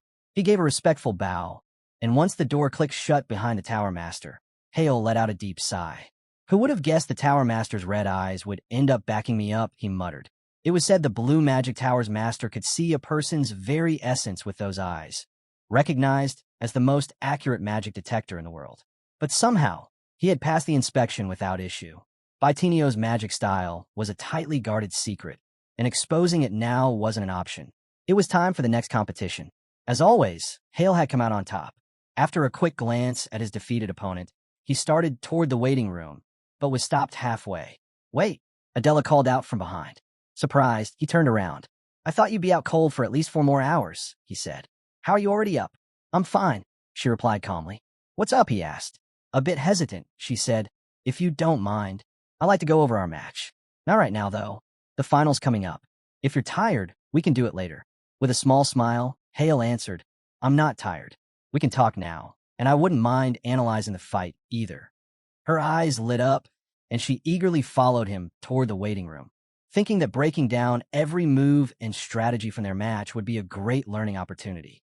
One day, she wanted to be on his level too. As they walked, Hale scratched the back of his head and thought to himself, her aura is intense, even from behind. Meanwhile, over at the Shin family subsidiary office, Shin Seiya, the eldest daughter of a prominent magic family, was watching the news in disbelief. Her brother's face filled the screen. "I thought he was done for," she shouted, scowling. She turned to her older brother, furious. "Are we really going to let Hale just walk away like this?" Shin Jihan gave her a calm smirk. "And what exactly do you expect me to do?" She snapped. "What happens if he comes back to the family? Do you remember what it was like just a year ago? I can't go through that again." He sighed. "Relax. A year ago, sure, people called him a genius. But now, he can barely use second circle magic in a real fight. It's nothing. Didn't you see his matches?" she asked, her concerns starting to grow. Jihan pulled her into a light hug, trying to settle her nerves. "Listen carefully," he said. "His opponents, so far, just regular students, barely touched the third circle. Even if he took on a rookie at the fourth circle, they'd still hold their own. But he's got a fatal flaw," he added. "He's completely unfit for interactive magic. Even if he's found a workaround or dug up some old, obscure technique, his level's nowhere near what you'd expect from a real fourth circle mage." Seiya felt a twinge of guilt for not noticing sooner, but she didn't let it show. Calmly, she said she had been thinking the same thing. No matter what he did, he was still just crawling in the dirt. "Trash stays trash," she muttered under her breath, chewing her nail with nervous energy. Then she voiced the real fear gnawing at her. "What if he somehow threatens my position as the heir?" Jihan looked at her, then suddenly crushed his coffee cup with a burst of magic. "Then we'll deal with him." Meanwhile, back at the academy, the competition rolled into the evening hours. Another student collapsed to the ground in exhaustion, and the instructor stepped forward to declare the result. The winner of the midterm competition, Shin Hale. The crowd erupted. Standing tall in the arena, Hale spread his arms, flames gently fading from around him. Cheers echoed from the stands, full of excitement and admiration. He beat artificial intelligence with just ancient magic. He's a real genius. Basking in the moment, Hale gave a wave to the students. But then, someone dashed into the arena, his friend, shouting at the top of his lungs, "You're the best." Reaching him, he grabbed Hale by the shoulders and shook him with joy. "Now everyone knows how strong you really are." Okay, calm down," Hale said with a laugh. Just then, a group of students approached from behind, though their expressions were far less cheerful. One of them muttered, "Without his ancient tricks, he's nothing." Ignoring the tension, their instructor walked up and congratulated Hale with a proud smile. "As your homeroom teacher, I'm proud of you." Sunchan chuckled and said, "Then how about throwing a party to celebrate your star student?" Hale sighed. "Please don't start." But the man waved him off. "Come on, I insist. You deserve it."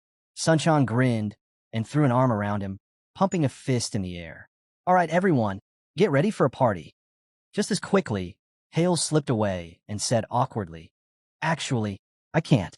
I've got an important meeting." Sunchan froze, disappointed. "What? You're ditching your own celebration?" Hale winked. "Sorry, it really is important." He turned and jogged out of the arena, shouting an apology over his shoulder. The teacher gave him a supportive pat as he passed. After changing clothes and packing what he needed, Hale stepped outside. "This meeting, I can't miss it." He spotted a car waiting nearby, and the moment he saw who stood by it, he froze for a second, tense. He walked up slowly. The driver bowed and greeted him with a respectful tone. "Young master, I've been waiting." The MC stepped closer, and the man waiting for him gestured toward the car, saying the family head was expecting him. He'd be escorting him to the mansion. By the time they arrived, night had fully fallen. As Hale stepped out of the car, he found himself once again facing the towering doors of his family's estate. He glanced around. Has it really been a year already? A year since he was branded a disgrace. Since he defied his cold-hearted father, joined the academy, and stayed in the dorms all this time, banned from setting foot in the mansion. Pushing open the doors, he walked into the grand entrance hall. Everything looked just like he remembered. Not a single thing had changed. He continued down the hallway and paused in front of an enormous set of doors, his father's office. He stood there for a moment, frozen. Just the memory of his father's strict gaze made his nerves spike. But then he steeled himself. It's time. I'm finally back. He knocked. From inside, his father's voice called out, granting him entry. Hale stepped in. It's been a long time, he said, bowing in greeting before raising his eyes with quiet confidence. His father gestured for him to sit. Once Hale took the seat across from him, the man spoke, saying he had long since accepted Hale's failure. Rising, he circled the desk, walking toward him. He criticized Hale's slow manifestation speed, noting how his magic would fall apart the moment he lost focus. His spellcasting was clumsy and unrefined. Standing behind him, he said that despite his apparent success, he'd shown himself to be a failure. No talent, no future. Still, others saw promise in him. That's why he planned to steer him toward a scientific path. Not because he believed in him, but because he had no expectations. This return, he assumed, was just the desperate flailing of someone who had already lost. Hale calmly responded that he understood. His father continued, saying that when he read the article, he figured it'd be another moment of humiliation, one more fall that would force Hale to wake up. But instead, he shattered expectations. Not only had he overcome his incompatibility, but he'd even developed his own magical variant. Turning to him with a rare smile, his father acknowledged his victory. You've earned the title of a true sorcerer. At those words, Hale's eyes went wide. Then, unable to contain himself, he shot to his feet and thanked his father loudly, his voice echoing through the room. In-hyuk told him that from now on, the family would fully back him. He could request anything he needed for his studies, and all the bans tied to the Shin Mansion were officially lifted. As the rightful heir, he was free to use his abilities to bring honor to the family name. Hale lit up with a smile, but his father's tone suddenly turned sharp. With a stern gaze, In-hyuk stepped closer and issued a final warning. If Hale failed again, or even if he plateaued for too long, he would personally destroy his magic circle. He reached out and tapped his son's forehead, the gesture heavy with threat. Hale clenched his fists. Of course, he thought, this is exactly what I expected. The overwhelming pressure from an eighth-circle sorcerer still shook him to the core, but this was his final shot. Despite the fear, he answered firmly. He understood. His father returned to his chair and asked him plainly, what was his goal? Hale paused, unsure what he meant. In-hyuk reminded him. Didn't he once talk about leading the Shin family? But now, he was still far behind the other heirs. Hale looked him in the eye and said that nothing had changed. He wasn't giving up his claim to be the next head of the family. That was final. First, though, he would make every person here recognize him. In-hyuk asked how he planned to do that. Hale's gaze dropped to the newspaper on the desk. He answered, the World Magic Olympiad was in 2 months. The most elite young magicians from around the world would be there, and he would bring home the gold. The Olympiad, open only to students under 20, was an annual battlefield for rising stars.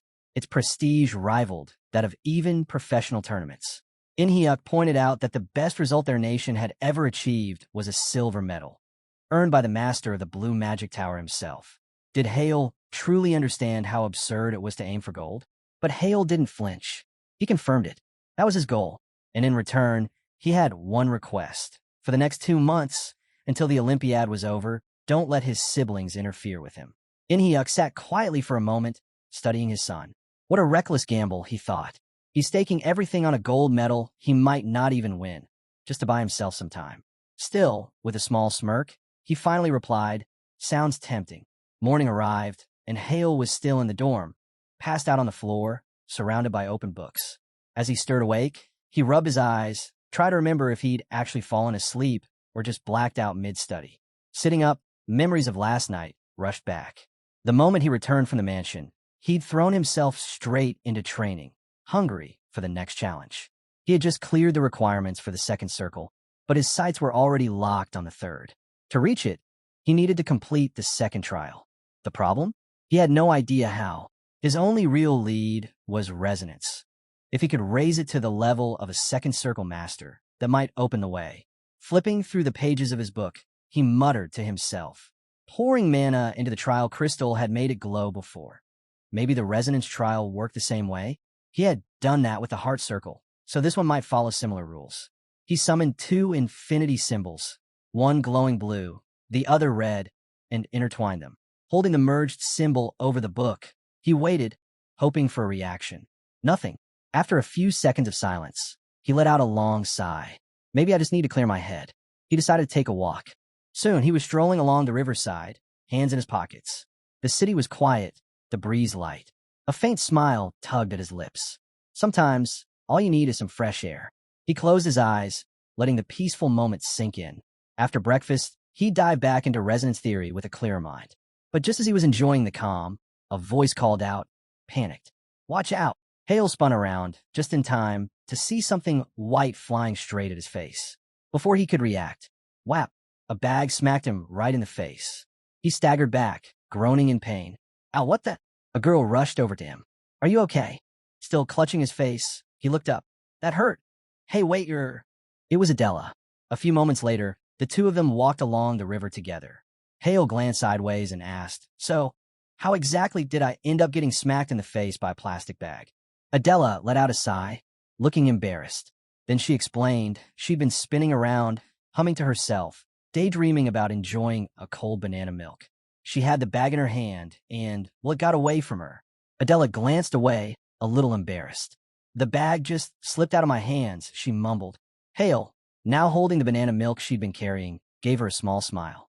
I get it. Clasping her hands over her chest, Adela sheepishly apologized. He shrugged. Well, I got free banana milk out of it. Is this the only thing you drink? With a proud grin, Adela opened her bag. Of course. This is humanity's greatest invention. Hale chuckled. All right, maybe not that great. The two walked on, sipping their drinks in silence for a while. Then Adela turned to him. I heard you went back home. He nodded slightly.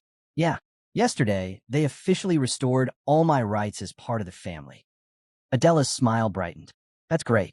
So, do you still want to become the head of the family? Hale looked at her, puzzled. Did I say that before? She nodded, a bit nostalgic. Yeah, back when we were kids, you used to talk about it a lot. He touched his chin thoughtfully. No, that's not my dream anymore. Adela blinked, taken aback. Wait, so you've given up? She coughed lightly, covering her mouth with her fist. I mean, the House of Magicians has a lot of strong contenders. Becoming the head isn't exactly easy. Hale looked at her, a little confused. Why would you say that? He smiled. It's not just about leading the House of Magicians. I'm aiming higher. I want to become the head of the Magic Tower. No, I want to stand at the very peak of the entire magical world. That's my goal. Adela froze, eyes wide. The top of the magic world? That's insane. Then, her expression softened. She smiled again, a little more serious this time. But coming from someone who's walked your path, I guess no goal is easy. Meanwhile, back at the Shin family mansion, Sea slammed her hands on the table, glaring. Brother, aren't you even a little concerned? Jihan stood with his arms crossed. I'm sure father has his reasons. He scowled at himself, though. Still, I can't believe he actually made that kind of decision. At the head of the table, In-hyuk sat quietly while both siblings stood before him. Jihan finally broke the silence. Why did you call us here, father? In-hyuk laced his fingers together and leaned forward. You two, I know exactly how you think. So let me make it clear. For the next few months, you're not to interfere with Hale in any way. Both of them immediately looked displeased. Sea shouted, What? What? Jihan smirked. Is there some special reason for this? In-hyuk's expression darkened as he spoke. You both should know by now, Hale has been officially reinstated as a member of the Mage House. His tone was firm. His standing may be low. He's been away from family matters for over a year. It'll take time for him to readjust. Sea and Jihan listened in silence, both visibly irritated, fists clenched at their sides. In-hyuk narrowed his eyes. You're probably thinking about putting pressure on him, trying to block him from making a move for the head position. Am I right? Jihan didn't respond. Then, with a forced smile, he replied, Understood, father. Anything else? In-hyuk stood and walked over to the window. Without turning around, he said, No, that's all. You two must be tired. Go get some rest. As they stepped out of the office, Sea spun around and shouted, Big brother, why didn't you even say anything? She stared at him, confused, but Jihan just rubbed his face in frustration. What difference would it make? He wouldn't listen. Jihan knew why Minhyuk and Minji hadn't been summoned. They never showed interest in the family head position. That made sense. But Hale? After a year of absence? And now they were supposed to leave him alone, just like that? It didn't add up. Their father must have told him to compensate for lost time somehow. But still, protecting him like this? That kind of leeway was only given to the younger kids under 16 who hadn't received their AI chips yet. Hale was already 17. He didn't qualify. Jihan's frustration boiled over. Why? Why would he demand this? Say, I bit her nail again. Maybe father already. No, Jihan cut her off. Definitely not. Hale hasn't done enough for father to bet on him like that. Say, I yelled. Then what is this all about? Does father see potential in him again, or what? Jihan's mind flashed back to what he heard about the tournament. Maybe he's just curious about that strange magic Hale's developed. Or maybe Hale struck some kind of deal. A deal. Saya echoed, frowning. But what could he even offer? She clutched her head in frustration and screamed. Ugh, this is infuriating. Now I'll have to recall all the people I planted to keep tabs on him. Jihan gave a half-hearted wave. Yeah, probably. Unless you want them gutted by the shadows. The shadows, father's personal spy force, trained in everything from surveillance to infiltration and execution. Once they were involved, there was no getting around them. As Jihan headed for the door, hands stuffed in his pockets, he casually said, Oh, and I've already pulled back the observers. Sayao blinked. Wait, then what are you planning to do next? Jihan turned to her, a smirk playing on his lips. I'll move first. You rarely get involved directly anyway, and I'm not about to sit idle for 2 months. If Hale had made some kind of deal with her father, that meant things could get messy. He'd need backup, and the Black Magic Tower might be exactly what he needed. Sometime later, at the Obelisk Academy, the classroom buzzed with a midterm energy. The teacher clapped his hands and smiled. All right, everyone passed the midterms. Nice work. Give yourselves a round of applause. A moment later, he looked toward one student in particular. I'm especially proud of the top scorer, Shin Hale. Hale stood from his seat and made his way to the front. The teacher beamed. Among all the students your age, I can confidently say you're the best in the country. Well done. Thank you, Hale replied with a slight nod. The teacher continued. Now that you're in first place, how about holding that spot until the World Olympiad? Ever thought of competing? Hale smiled. That's exactly what I'm aiming for. Murmurs broke out around the classroom. A guy in the back leaned over and whispered, Did you hear that? He learned a few tricks, and now he thinks he's a big deal. 2 months, another scoffed. Let him dream. He'll crash and burn soon enough. Bet he'll be a washed-up nobody in a week. Hale returned to his seat, unfazed. Later, in the hallway, Sunshine stretched with a groan. Finally, it's over. 8 theory classes, pure torture. Hale walked by and gave him a wink. Well, starting tomorrow, it's all practice, right? Sunshine slung his bag over his shoulder. Yeah, but it's going to be just as intense. Hale gave him a friendly jab in the chest. Good. I could use a bit of physical activity. Sunshine dropped to his knees, dramatically folding his hands. Are you sure you're a magician? Hale sighed, looking down at him. Clearly, you're out of shape. Sunshine got back up, face scrunched. You want to talk? Aren't you a magician too? He coughed. Right. Not weak with magic anymore. Hale waved him off. Then stop complaining and work on your weaknesses. Sunshine clenched his fists. Fine. I'll bulk up and beat you one day. Hale chuckled. Is that so? Well, how about we grab some food first, then hit the gym? Sunshine gave him a confused look, brows furrowed. Wait, seriously? What kind of face was that? The protagonist asked.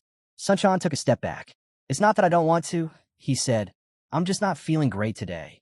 Hale crossed his arms and cut him off. Spit out.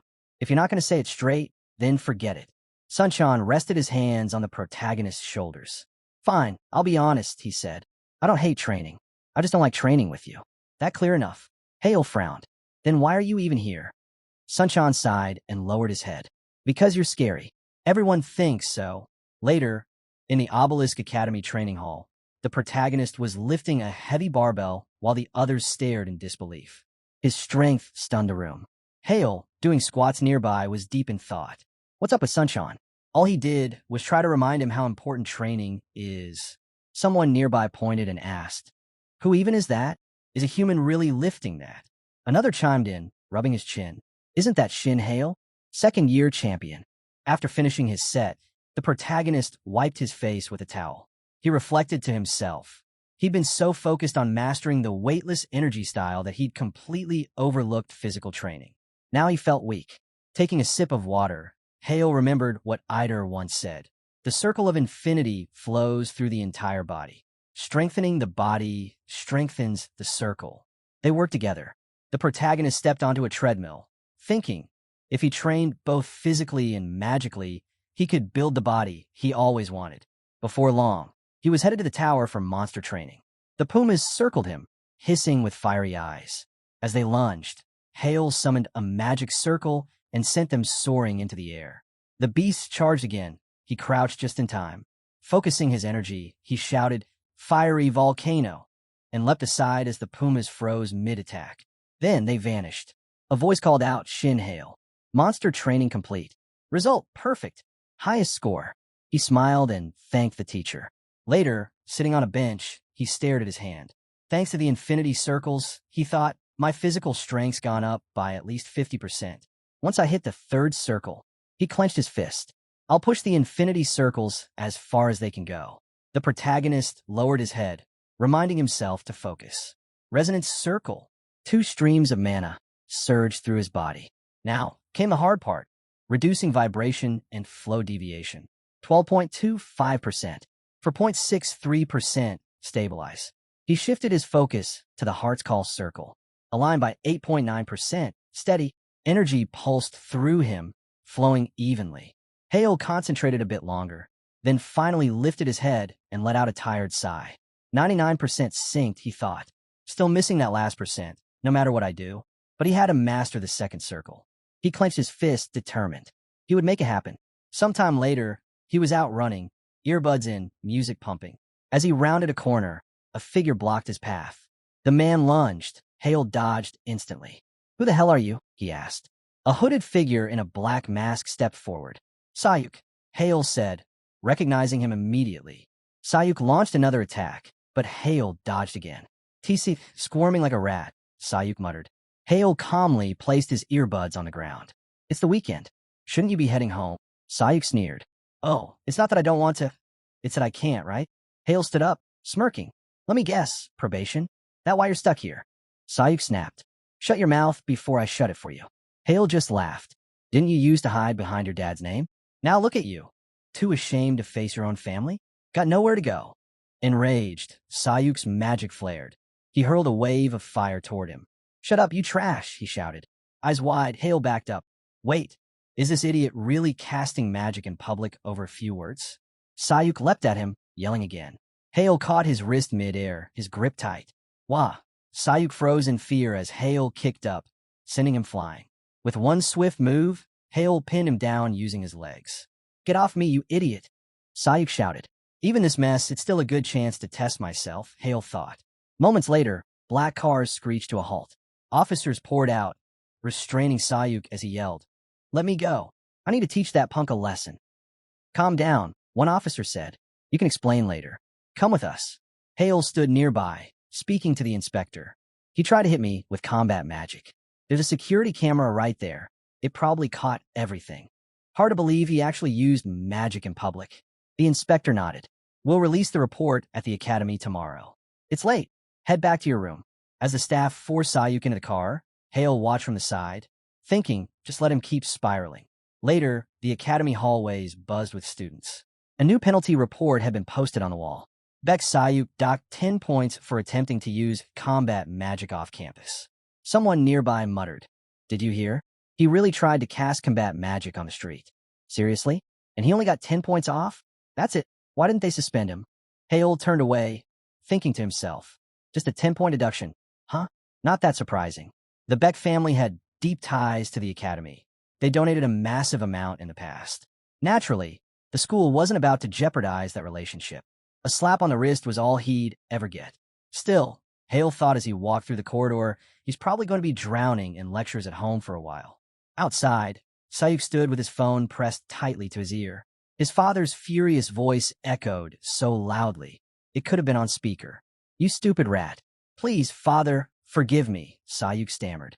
"I told you to keep your head down until graduation. Was that so hard? No, if our family loses rank because of this, it'll be your fault. Do you understand?" "Yes. I'm sorry." He pulled the phone away, glaring at the screen. The contact read money bag. With a disgusted look, he hissed, "Ugh, freaking leech." Enraged, he hurled the phone at a nearby pillar, clenched his jaw, and growled through his teeth. Shin Hale, he shouted louder. Shin Hale, that damn Shin Hale, that insufferable smug. He kicked the phone across the ground, still fuming. It's all because of him, that worthless trash. Suddenly, a voice sounded behind him, light and calm. My, that heart of yours looks pretty twisted by jealousy. Sayuk froze and turned around. Instructor Smith? Smith stood smiling, arms casually open. It's perfectly fine to love or to hate. Everyone gets to choose. He stepped closer. But Sayuk, don't you want revenge? Sayuk stared at him, unsure. Smith's tone shifted. Then go take it. On Shin Hale. After some time had passed, the protagonist sat quietly in his room, eyes fixed on his phone screen. He figured back, Sayuk must have already faced consequences. Well, that only worked in his favor. Just then, a message from his father popped up. Apparently, a deal had been struck with the Beck family. In return for ignoring the incident, they'd hand over shares equal to 3% of the profits from their magic stone mines. His father added, he's a good kid. If he needs anything, just let him ask. The protagonist figured the Beck family was desperate to secure an official title. That meant maintaining solid ties, not just with the academy, but also with powerful families like theirs. They had no choice but to go to such lengths. After all, the person involved was him, the rightful heir of the House of Magicians. No doubt they'd do whatever it took to bury the issue. And 3% of those mining profits was no small offering. It was a clear example of how much weight an official title carried. A title symbolized status and recognition. The Divine Guardian family held the title of mystical, and the Wei family bore the title of mysterious. Titles set families apart. As for Beck Sayuk, he'd now been disowned by his own family over the recent events. With his current abilities, he posed no real threat. The protagonist closed the message, picked up a book, and said to himself, since that's dealt with, it's time to stop playing Santa and handing out favors. Time to get back to work on the residence project. Later on, security personnel in suits began appearing around the academy. The protagonist, Hale, glanced around and thought, looks like they've stepped up security after everything that happened. Suddenly, someone called out to him, Shin Hale. He turned to see Instructor Smith approaching. Smith gave a slight smirk. Ah, yes. He studied Hale's calm expression, then said, I noticed something. You don't seem to like me very much. Hale smiled. Yeah, that's not at all. Smith gave a knowing smile. It's okay. I get it. I was tough on you, but it was always for your own good. Don't take it the wrong way, all right? Hale furrowed his brow, a bit confused. Okay, he replied, thinking, why is he bringing this up now? Then Smith asked, what do you say we start fresh? He extended his hand. Hale hesitated. I don't think that's necessary. Thanks, though. Suddenly, a dark energy surged around him. He stiffened, thoughts racing. What is this strange sensation? Instructor Smith, though a bit late, finally spoke up. He congratulated Hale on taking first place in the midterm exams, extending his hand with a smile. He wished him continued success. Hale clenched his jaw, a flicker of confusion in his mind. Smith was clearly radiating mana. He narrowed his eyes, sensing the heavy, sinister energy pouring off the man. Could it be? Is this really happening? That ominous feeling. This isn't normal. Is he connected to the Black Magic Tower? Hale froze, eyes widening. The Black Magic Tower, an underground faction not officially recognized like the other 12 towers. It was a den of criminals, led by a mage who called himself the king of black magic. No way. Smith's involved with them? Hale's thoughts raced. If that's true, then it's possible other members of the Black Tower are hiding within the academy too. But the timeline doesn't matter now. A flash of red flickered in his eyes. First things first. Analyze the spell structure, he thought. That'll give me a read on the situation. System windows materialized in his mind as he initiated a breakdown of the magical formula. Wait, this pattern, this is mind control magic. He paused. Mind control? But my brain can't be influenced by mana. Smith's spell won't affect me. Relieved, Hale closed his eyes for a second. Good, that's one problem avoided. Still, he needed to play it smart. If I act like the spell worked, maybe I can figure out what they're planning. He opened his eyes again. Smith gave a slight wave of his hand, expression shifting. Who would have thought, he sneered, a defective reject who couldn't use an AI chip. Now getting an apology from me. He stepped in close and ordered, listen carefully, Shin Hale. Smith pressed the chip into his hand and said, keep this on you at all times. Don't ask questions. Just follow instructions. Hale gripped the chip tightly. Understood, he replied, eyes calm but mind racing. Smith adjusted his glasses. Shin Hale, tell me everything about your magic modification. Hale's eyes widened. No way I can reveal that. Clutching his head, he let out a sudden scream, staggering as if in pain. He stumbled, yelling louder and louder. Smith stepped back, clearly alarmed. It seems his subconscious is fighting to protect the secrets of his unique magic. He hesitated, then backed off. Fine, cancel it. Hale smirked silently. What a fool. Mind control magic targets the brain and forces a person to obey. It's the Black Tower's signature technique. If cast by a powerful mage, it can even destroy the target's mind. That's why it's banned. But he knew the key weakness. If the spell touches a subject deeply tied to someone's core, their mind can naturally resist. Pushing harder only risks mental collapse. He backed off too easily, Hale thought. That means my magic isn't their main objective. Smith, visibly annoyed, muttered, what a shame. If your magic was part of our plan, I would have taken it, happily. But we can't let personal greed get in the way of the mission. Smith extended his hand with a grin. Well then, we'll just wait till the mission's over. After that, I'll drain every last secret out of you. Hale suddenly shouted and stood up, eyes locked on Smith in shock. The instructor raised an eyebrow. Student Shin Hale? He forced a smile. Are you all right? You seemed out of it during our talk. Maybe you're just exhausted. He gave a short nod.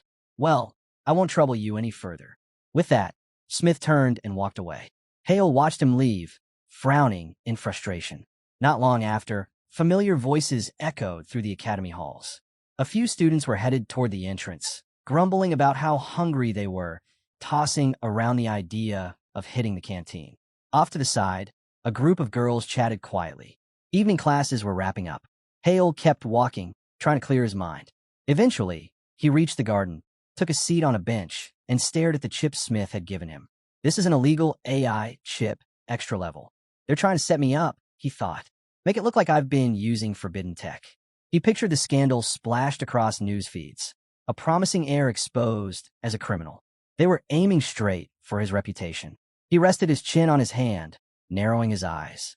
Smith doesn't seem like the type to go this far, just out of spite. He said our relationship wasn't ideal, but even then, someone must have put him up to this. Someone from the Black Magic Tower, no doubt. That would explain a lot. Then he remembered Sayuk screaming his name. Shin Hale, I'll kill you. But Sayuk was under too many restrictions now. That level of retaliation was nearly impossible for him. No, Hale thought, the real threat is closer. It has to be one of my siblings. They want to drag me down so they can secure their spot as head of the family. He counted 4 suspects. Minji, she's never really been part of the power struggle. No reason for her to go this far. Minhyuk does want the position, but he's not the type to stoop this low. That left 2 others. They're the most likely ones. They could even be working together. He clenched his fist. Should I confront Smith? Force the truth out of him? No, that was too risky. The Black Tower wouldn't sit back if their secrets got out, and there was no guarantee Smith even knew who was behind it. Pressing him could just turn Hale into a target. Drawing the Black Tower's attention now would be a massive mistake. He scowled. In that case, time passed. Eventually, Hale stepped into a large building. There, by the window, stood Kim Kanjin. Welcome, Hale, Kim Kanjin said with a smile. He turned to face him. So, Hale asked, what exactly did you want to see me about? Kim Kanjin frowned, eyeing Hale with a sharp gaze. Hale thought to himself, that's Kim Kanjin, the master of the Blue Magic Tower. His greeting was noticeably colder than usual. Still, there was no other choice. Kim Kanjin rubbed his forehead and sighed. Listen, I'm a bit tied up right now. This isn't the best time. No way, Hale thought. This might be my only shot. Rumors have been swirling that Kim Kanjin had buried himself in research lately. He's clearly been on edge. Must be deep into something. Hale stepped forward. Did I interrupt your research? Kim Kanjin gestured to the side. Yeah, I've been working on something unusual. A man of stone. It's taking longer than expected. Man of stone? Hale glanced toward a crystal lying carefully on a cushioned lining inside a suitcase. That's an elemental stone, he realized. A grin formed on his face. Perfect timing. Kim Kanjin settled onto a sofa and waved his hand. All right, make it quick. Just get to the point. He pinched the bridge of his nose. So, Hale, what was so urgent that you had to insist on a face-to-face meeting? Hale paused, noticing how agitated Kim Kanjin was. He's on the edge. No matter what I say, he's not going to cooperate unless we find some common ground. Before diving in, Hale spoke calmly. Before we get into anything, there's something I want to share with you. Something about the stone you're studying. Kim Kangin's eyes widened, his whole body freezing. What? You know something about those stones? Hale nodded. Yes. Kim Kangin's tone shifted instantly, now sharp. You'd better watch your words. The name of those stones hasn't even been officially disclosed yet. Are you spying on the Blue Magic Tower? Hale raised his hands in front of him, keeping his voice steady. Absolutely not. I'm not spying. Kim Kanjin narrowed his eyes. Then how do you know? Hale calmly reached into his bag. It's simple. He pulled out a glowing crystal. I have one, he said, holding it up. Kim Kanjin shot up from the couch. What? Hale nodded. That's right. It's a perfectly tuned elemental stone. Kim Kanjin clutched his face in disbelief. Wait, Hale, did you tune this yourself? Hale looked him in the eye. Yes, I did. Kim Kanjin stared at him. Are you kidding me? He thought back to James Pillar, one of the top magic engineers from the Red Magic Tower. Even the elite engineers from Kim Kangin's own tower, experts with years of experience in magic stone research, hadn't been able to solve it. Even I couldn't manage the mana synchronization, he thought. And now you're telling me a student figured out? He smirked and asked Hale, was tuning that stone just pure luck?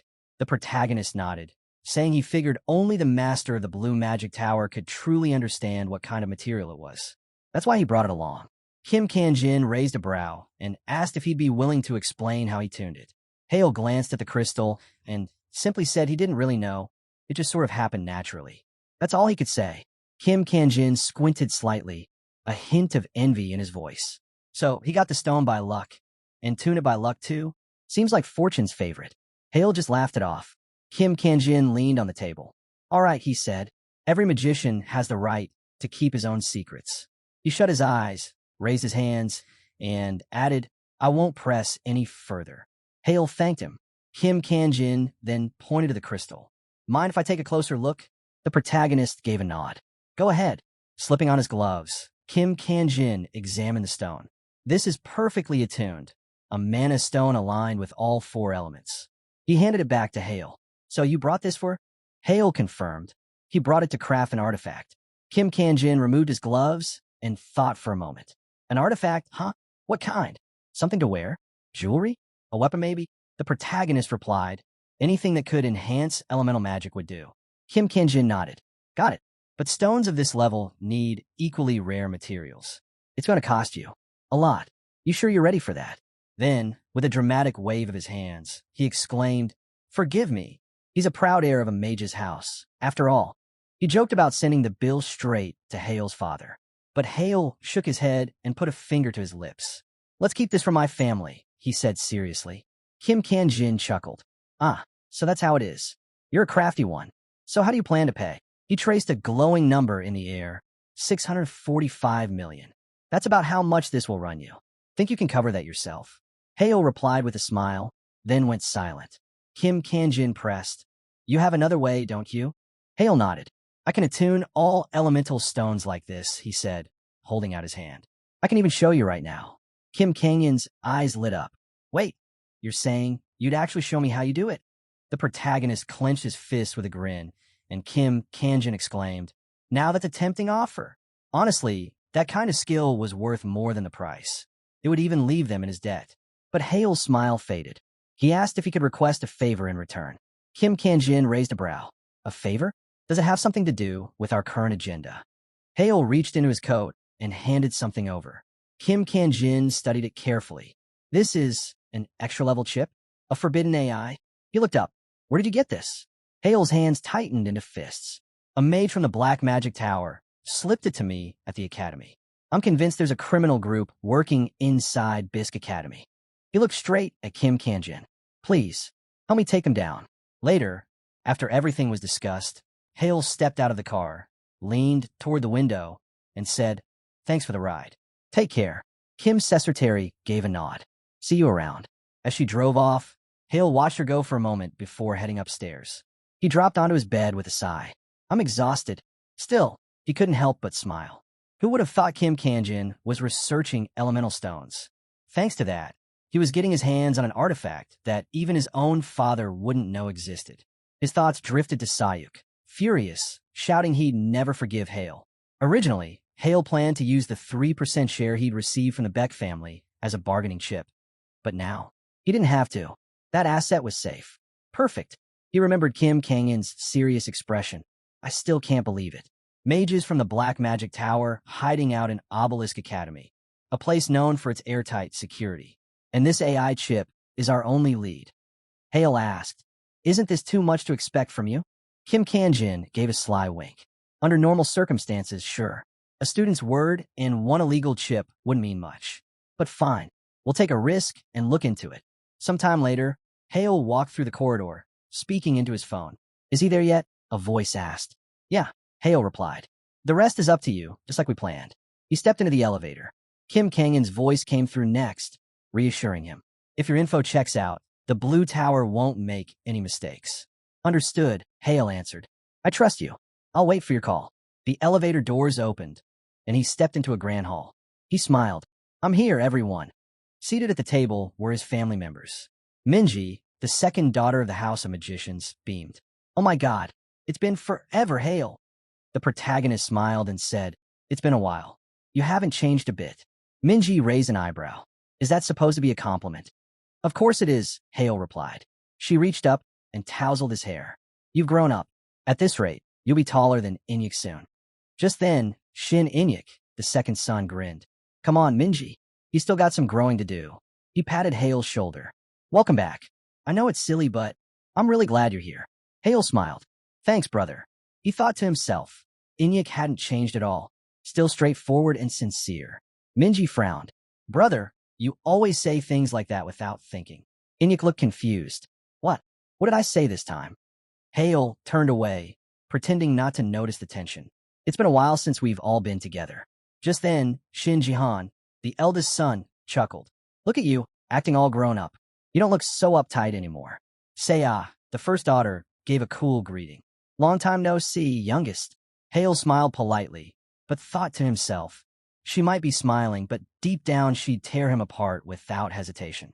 If there's a villain at this table, it's definitely her. Jihan raised his glass. Come on, sit. Let's eat and talk. I'm dying to know. Why'd you call us all here, little brother? Hale took a seat and replied casually. No real reason. Just felt like seeing everyone again after all this time. Seah, clearly irritated, asked, That's it? You drag us all here for that? We're not exactly free, you know. Hale smiled slyly, narrowing his eyes. Let's be honest. Even if I didn't call this meeting, you and Jihan would have arranged one yourselves eventually. Am I wrong? Seah slammed her hands on the table. Watch your tone when you speak to your elders. She pointed a finger at him. Enough games. Just say it. What are you scheming, you little brat? Hale blinked. What are you talking about? She shouted again. Cut the act. You're planning to fight for the head of the family, aren't you? He grinned. But what if I said I wasn't? Would you believe me? Never. Seah snapped. Then why bother asking? He replied coolly. Seah's face turned red with rage. You little rascal. Jihan gave a light smile and said, Yeah, you're right. You shouldn't have asked. Actions speak louder than words. But hey, Hale, did he come up with some kind of magic? Modified magic, right? Isn't he going to explain it to the family? The protagonist looked at him, slightly surprised. Smart move, getting him to reveal his technique. This is a subtle way of testing if he's fit to become the next family head. That's actually clever, he thought. But they can't back him into a corner. Putting on a helpless look, he said, Brother, sister, that magic is my only card. I don't mesh well with AI like the rest of you. I can't just hand over the one thing keeping me afloat. This has nothing to do with the competition. Minji's eyes welled up. Then, there's nothing we can do. This really is all he has. Jihan and Seah looked at each other, confused, clearly not expecting that response. Minji gently wiped a tear from the protagonist's eye, and he felt deeply thankful that she understood. Inyek let out a laugh, raised his glass, and said, Well then, forget the competition talk. It's pointless. Let's just hear how he's been lately. Minji nodded in agreement. Yeah, I want to hear what brother's been up to. Jihan glanced down at his glass, then crossed his arms and shifted his gaze towards Seah. Meanwhile, the rest of the siblings laughed and talked amongst themselves. Just then, the clock chimed. Hale thought to himself, that should be enough time. Out of nowhere, Everyone's phones buzzed at once with a notification. Minji looked at her screen, shocked. Wait, what is this? Inyuk frowned. An emergency alert? Seiya yelled. Right now? Seriously? Jihan's expression darkened, but he didn't say a word. The breaking news alert flashed across their screens. A connection had been confirmed between certain Obelisk Academy instructors and the Black Magic Tower.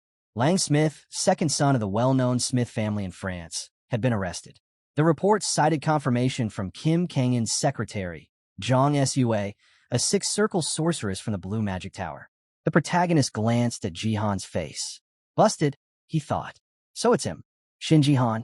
Later, Hale was walking down a quiet street, talking through his earbuds. Kim Kangyan's voice came through. Just like you predicted, it's all gone down. Hale looked at his phone screen, where an article was open.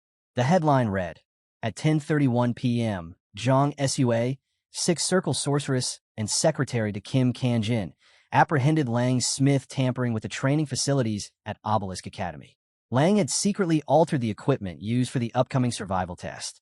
If Zhang Sua hadn't noticed in time, the scale of destruction that could have followed was unimaginable.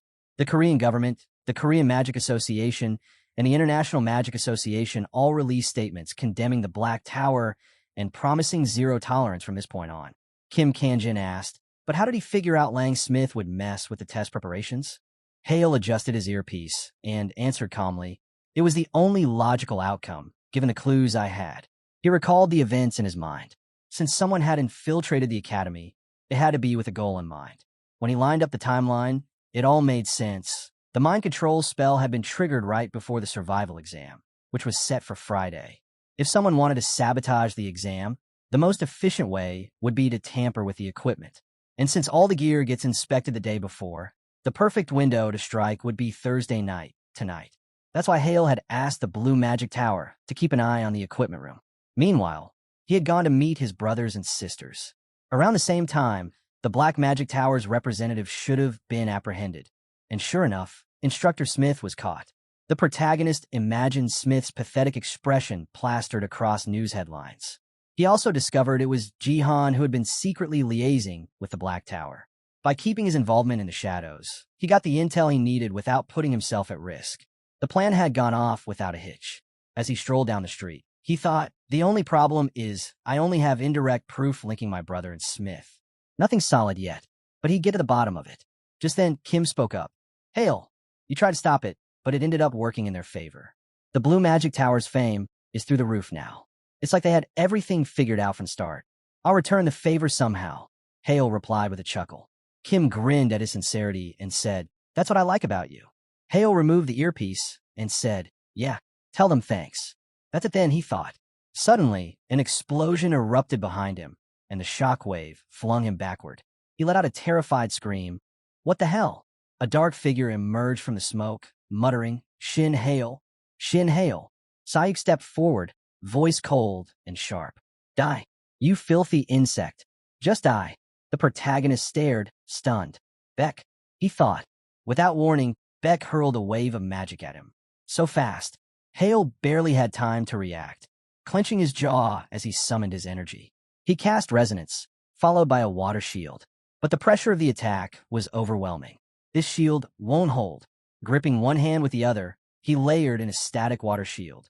The two energy forces collided, and the impact triggered a violent explosion. Hale was thrown to the side, glancing at his burned palm. I didn't dodge all of it, he thought grimly. Sayuk burst from the smoke, laughing maniacally. Feel it. The gap between us, he yelled, eyes wild. You pathetic, broken failure. Had enough of playing hero. Sitting on the ground, Hale muttered with frustration. Beck Sayuk. He eyed the crazed attacker carefully. Something's off. Bloodshot eyes, reddened skin. It wasn't normal. It looked like he had taken Berserker, an illegal enhancer that forces the magic circle into overdrive at the cost of bursting blood vessels. They called it Berserker because the user turned into a mindless brawler, fighting until their body gave out. He's lost it, Hale shouted. Sayuk charged like a man possessed. Lost it? No, I feel great. Hale kept scanning him. Scarlet mana pulses. That's third circle magic, flame infection. Throwing his arms forward, he tried to intercept the charge. You lunatic! Hale screamed. Sayuk, drooling and wide-eyed, cackled. I'm more alive than ever. Everything makes sense now, and you're going to die. As Sayuk's flaming hand came within inches, Hale braced himself. The moment the flame infection struck, a massive explosion erupted, sending thick smoke billowing into the sky. Sayuk rose from the smoke, laughing again. Look at this fool. Hale was down, coughing hard, his hand over his face. He's still breathing? Sayuk snarled in disbelief. He blocked it again. What kind of broken freak is this? Glaring at him, Hale watched as Sayuk spiraled, mumbling over and over. How dare he? How dare he? How dare he? Gripping his own hair, Sayuk let out a raw scream. SHLY. Then suddenly he stopped. Exhausted, he muttered, No, it's possible. Maybe. Hale slowly pushed himself upright, thinking carefully. He's emotionally unstable. Definitely a berserker. But something wasn't right. Even with that drug, there's no way it should boost his magic that much. Should I test it? Noticing Hale's stare, Sayuk narrowed his eyes. What are you looking at? Raising his hand, Hale shouted, Air spear. Streams of energy surged towards Sayuk, but right before impact, they twisted and turned into flames. Sayuk froze, staring in shock. What? What kind of magic is this? The protagonist muttered. He dodged the spears, sure, but he'd better stay alert. Without wasting a second, he closed in and activated his magic. Staring at Sayuk's wild expression, Hale focused. Gotta strike before he reacts. Airstrike. The blast of energy surged forward, landing squarely. Sayuk let out a heavy cough. Got him, Hale thought, until Sayuk suddenly threw his hands up and conjured a fire shield. Fire magic? At this distance? Hale braced himself. Sayuk launched a fire pellet, shouting, Die. The flames surged out fast and intense. Fire pellets were devastating at close range. Within 7.74 meters, they could melt through almost anything. But outside that range, easier to dodge. As the flames roared toward him, Hale made a quick leap, dodging just in time. Exhaling sharply, he thought, Does he hate me that much? Did he really install an illegal over-enhancement chip? Sayuk snarled, swinging an arm wildly. What extra chip? Don't spout garbage. Hale closed his eyes briefly. He doesn't remember? Then I was right, Sayuk bellowed. I don't need tricks to crush garbage like you. And there it was, a small, purple chip embedded at the back of Sayuk's neck, digging into the skin. Stop babbling, Sayuk screamed. Just die already. Hale ducked aside again, explaining, An enhanced chip like that doesn't just strengthen the body, it also reconfigures spell formulas. That's why it's banned. Too much damage, too much range. Charging like a madman, Sayuk shouted. Why should I care? Shut up, idiot. Hale stepped back, murmuring, How ironic. My latest research has been all about how mana circle structures affect magic formulas. That's why I can sense these unnatural boosts. It suddenly clicked. Was this dumb luck? Or fate? Either way, I'm seeing it all now, thanks to this illegal chip and the Berserker combo. Sayuk turned blue with rage. What nonsense are you spewing now, freak? Hale raised his hand and said calmly, I'm not thanking you, but I am wondering if I can end this before sunrise. He activated his magic again. Resonance. I'm going to push even higher. Enhanced chips like this allowed someone to cast one circle above their usual limit. But Hale wasn't walking in blind. He'd been digging through piles of intel on this exact topic, even the most obscure records. Clutching his head, Hale grimaced. The real issue is the cost. He had experimented before, speeding up magic circles by blending energy flows. It worked, but at a steep price. Mind and body couldn't handle the strain for long. For someone at the second mana circle, he muttered, it lasts 3 minutes. Just 3. He raised a hand again. After that, the circle shuts down completely. No mana output. For 12 whole hours. He tightened his stance. So before using something like this, you'd better be damn sure it's worth it. Sayuk kept gathering energy, muttering something under his breath. What's he babbling about now? Idiot, he growled, shaking from fear. The protagonist shut his eyes. 3 minutes, that's all I need, he whispered. He crouched low, palms flat against the ground. In an instant, massive energy spikes shot up from the earth, piercing through Sayuk's body. Screaming in agony, Sayuk shouted, Is this third circle magic? How can an idiot like you already control third circle spells?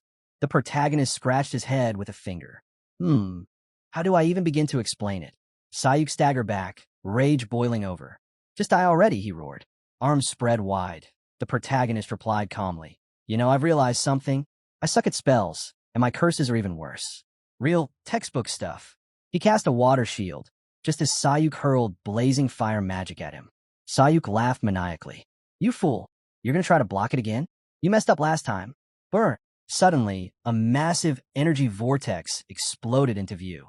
Sayuk's eyes widened. What? What the hell is that? The protagonist traced the energy flow with a hand. You should have thought this through. Anyone in your shoes would have realized this shield's not like the last one. Just like those earth spikes, different level entirely. Your flames won't even scratch me now. Sayuk charged. Shin hail, he shouted, repeating the name again as he rushed forward, laughing. So you powered up, huh? Must have juiced yourself again. No way you're winning without doping. The protagonist kept his eyes closed. It's over, he said flatly. You brought this on yourself. No mercy. He cast darkness, blindness. Sayuk panicked. What the hell is this? Swallowed in pitch-black void, he stumbled. The protagonist's voice echoed. If you hadn't been so fixated on killing, none of this would have happened. Sayuk clenched his fists, shouting wildly. Stop running. Shin hail. Face me, you coward. Attack already. Without a word, the protagonist used Earthbind, followed by Airbind. Energy chains lashed out and pinned Sayuk in place. What is this magic?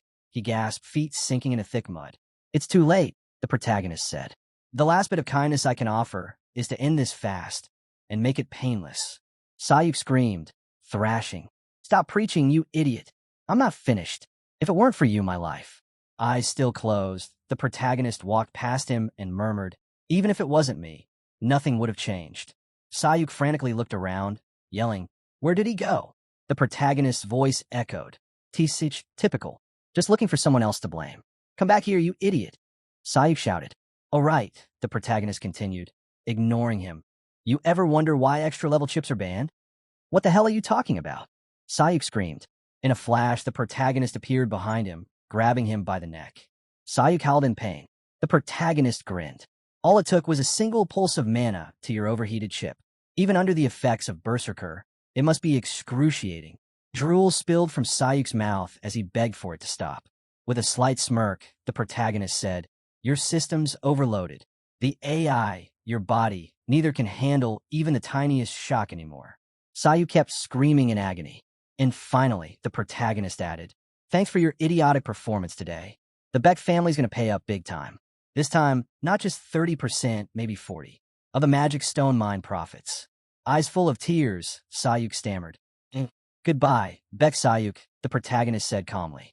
And thanks again. You just became my walking gold mine. He placed his palm over the chip. With a burst of dark energy, Sayuk was erased. In reality, his body collapsed to the ground, smoke rising off it. The protagonist picked up a phone from the floor and made a call. Father, it's Tail. Inhyuk answered groggily. Why are you calling this late? Looking off into the distance, Tail replied. You saw everything, didn't you? No need to act like you didn't. The empty streets were unnaturally quiet. Not even a single student in sight. No cops, either, even after all that noise near the dorms. From the top floor of a skyscraper, Inhyuk replied, maybe the students just went into hiding. And just because I could stop the police doesn't mean I actually did. Tail chuckled. True, plenty of people can stop the police, but only you would watch the whole thing play out. Anyone else would have stepped in, either to stop the fight or stab me in the back. And thanks to our little deal, he added, the others can't interfere anyway. Inhyuk laughed. Yeah, that does sound like me. Tail glanced toward a cluster of green bushes, just as a man in a black mask stepped out. Inhyuk's voice came through the phone again. I assigned Sukhyun to watch over you. A moment later, Tail began walking away from the scene. So tell me, Inhyuk asked, if you knew we were watching, why even call? Hale smirked. Just wanted to brag. I hit third circle. Inhyuk frowned. Strange. I don't recall you pulling off any major feats lately. Don't tell me you've been hiding your third circle magic this whole time. The protagonist replied with clear irritation. Yeah, that's what I said, didn't I? Of course it was a lie. The truth? He'd only tapped into the resonance circle's acceleration to give himself a short burst of power. In his mind, he pictured Jihan and Seiya. No matter what, he still didn't have the strength to face them. If word got out that he wielded third circle magic, his siblings would clamp down on him even harder. Winking, he added, oh, and one more thing. Suk-hyun used a soundproof barrier and illusion spell to keep us sealed off from everyone else. The protagonist looked towards Sayuk, still slumped near the bushes. In-hyuk nodded. Smart move. I've sent a car for you. Go home and rest for the night. Thanks, the protagonist replied. We'll talk again soon. In-hyuk hung up, chuckled to himself, and muttered, I have no idea what he's been doing all year, but damn, his confidence is something else. Meanwhile, the protagonist turned with a faint smile. It's been a while. Suk-hyun. Suk-hyun removed his mask. Indeed, young Master Hale, he said with a respectful bow. Forgive me for being late. He reached out, gently touching Hale's cheek. That's quite a wound. I'll take care of the first aid. Your family doctors can handle the rest. Hale nodded with a smile. Thanks. I'll leave the rest here to you then. Suk-hyun replaced his mask. Don't worry. Nothing that happened tonight will get past the barrier. At that moment, elsewhere in the city, inside a sleek apartment, Jihan yanked off his tie and screamed in frustration. This is a nightmare. He stormed forward, yelling again, what the hell went wrong? Suddenly, he spotted a man in a hooded robe lounging on his couch. You just getting back? The man asked casually. I thought I'd be waiting all night. At least the sofa is comfortable. Jihan glared. You from the Black Tower? The man twirled the ring on his lip and nodded. Yeah, but now's not the time for formalities. What a disaster. Can't believe the Blue Tower had to step in and wreck everything. Hard to make moves when your people get busted before they even start. Furious, Jihan snapped. You think this is funny? Your tower promised everything would go smoothly, or do your guarantees mean nothing? He slammed his hand down. Are you trying to ruin me? The robed man raised his hands calmly. Easy. I get it. I laugh when things blow up too. But since the mission flopped, we'll return the full payment. And of course, erase every trace, clean and quiet. He extended a hand. After all, we do everything for our VIP clients. No leaks. You have our word, Langsmith. Then he added with a sly grin. He won't be seeing the sunrise. Jihan waved him off furiously. Smith doesn't care about who lives or dies. But those illegal AI chips he gave to Hale, and that moron Beck Sayuk, plus the Berserker gear, he definitely cares about that. So tell me, how are we going to fix this mess? The hooded man adjusted his cloak. You don't need to stress. Beck's done for. Jihan stiffened. Done for? What does that even mean? He went after Shin Hale, the man replied. Now, he's practically a walking corpse. Side effects hit him hard. Jihan grabbed his face in disbelief. I told you, I don't give a damn about some Shin Hale whatever. Just tell me what happened to him. The man crossed his arms, peering at Jihan through them. Relax. Maybe he's a little roughed up, but he's still breathing. Jihan's voice rose, frustrated. Are you kidding me? Are you here to mess around or what? Hey, I'm just stating the facts, the man shrugged. No need to flip out. Jaw tight, Jihan asked. So Hale, he managed to take down Beck. While he was under both Berserk and an upgraded chip, the man pointed at him. Exactly. But that's not even the wild part. When Beck Sayuk went after Hale, I'm not sure if it was for recon or self-defense, but Suk-hyun was there too. He continued. Right away, Suk-hyun dropped a soundproof barrier in an illusion field. Smooth work. I couldn't even watch how it all ended, but it was one hell of a show. Jihan's eyes narrowed. So the shadows are in play now? Since when has Suk-hyun been following Hale around? The man tilted his head. First noticed him when his path crossed with his brother's. But no clue how long he's actually been involved. Jihan, flushed with anger. Suk-hyun works directly under my father. That means the shadow leader himself is involved. Why the hell would he be watching Hale? His expression darkened as the realization sank in. If the shadows are involved, this just got a whole lot messy, eh? I'll have to back off Hale. For now. And the chip? He asked sharply. The one I gave him. What if it leads back to me? No worries, the man said coolly. The chip had a built-in self-destruct. It probably disintegrated already. Jihan still looked uneasy. And if it didn't? The man ignored the tone. He walked over to the balcony door and slid it open. Then I guess I've got work to do. Still need to tie up some loose ends with Langsmith. With a short wave, he jumped off the balcony. Later, dear client, he said, pulling his hood down as he vanished into the night. Jihan stood by the railing, watching him disappear. One thought surged in his mind. He had to erase everything that could trace back to him, especially if it led Suk-hyun his way. Breaking through his home's security wards would be easy enough, but he had to move fast. A few days later, the protagonist leaned back at the table, stretching with a yawn. He thought about what the master of blue magic had told him earlier. Langsmith had suddenly clutched his chest and died before the ambulance even arrived. Folding his hands behind his head, he muttered, "Knew something like that was bound to happen. Didn't think it'd go down so quietly, though. Oh well." At least Suk-hyun had wrapped up the Beck-Sayuk situation neatly. Just then, his phone buzzed.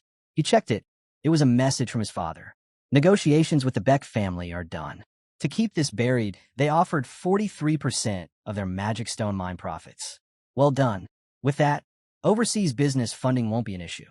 If you need anything, speak up, but choose carefully. Hale smiled. That's a long message coming from you, father. Feeling proud, maybe. He turned to the window, sunlight spilling in. Good. Looks like everything's finally settled. Now it was time to focus on the next challenge, the Academic Olympiad. He glanced at the headlines. The entire world was watching the upcoming event. Only 53 days left. Suddenly, a wave of energy surged through his body. The 12-hour penalty's up, he thought, clenching his fist. Now was time to reach the third circle. He opened a book glowing faintly with power. Energy pulsed from its pages. Let's begin the next test. A light dropped onto the floor, casting a glow throughout the room. After some time, the protagonist opened his eyes. "Where is this?" he murmured, glancing around. A dim, hollow space stretched endlessly. It looked like a whole different dimension inside the book. Then, out of nowhere, a pulse of energy formed behind him. A figure appeared. A girl stood in front of him. "Welcome to the second page of the test," she said. "I'm Beta, the guide for this stage." The protagonist narrowed his eyes. "Second test, huh? Wonder how this one's going to compare to the last." He remembered a part of the previous task. Alpha, the guide of the first page, had ordered him to establish the final sequence of the elemental stones. Beta raised her hand. "This part of the test evaluates your control over your current mana circles. The rest of the details will be revealed once the trial begins. If you pass," she added, "pages 31 to 81 will unlock.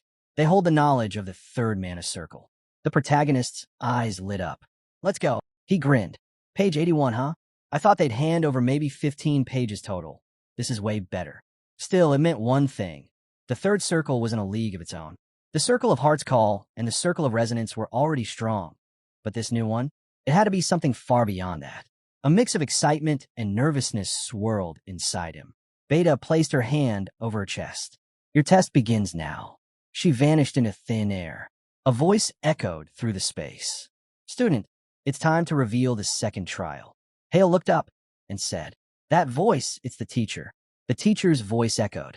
Now, a series of magic circles will appear in front of him, hundreds in a row. He must activate every single one. The protagonist raised his hand and activated the first seal. Raybell commented, "If he can sync his resonance circle with each one, they'll trigger on their own." Hale reached out again and shouted in confusion. Why did it suddenly change? The teacher explained, "Each circle refreshes every 3 seconds. If he doesn't activate it in time, he starts over. He must stay sharp." The protagonist furrowed his brows. "So, it's about remembering the pattern?" Raybell added, "Actually, the sequence changes every time, so memorizing won't help at all." Hale sighed. Of course it wouldn't be simple.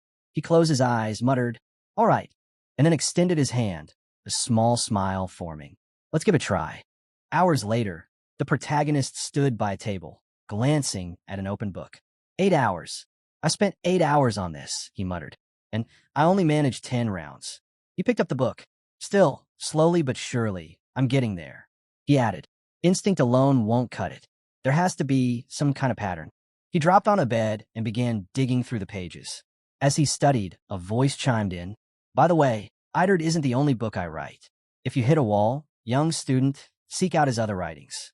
They'll help you move forward." Hale shot up. "So, Iderd isn't the only one? Then I'll need to track down more of his books." He paused, even if I don't know their titles or where to look.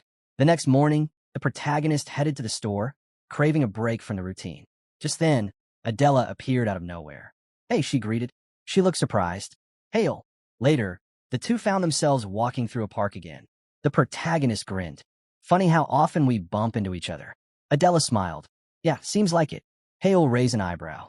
"You look like you haven't slept." Adela sighed and covered her face. "That's because I haven't." She pulled out her tablet.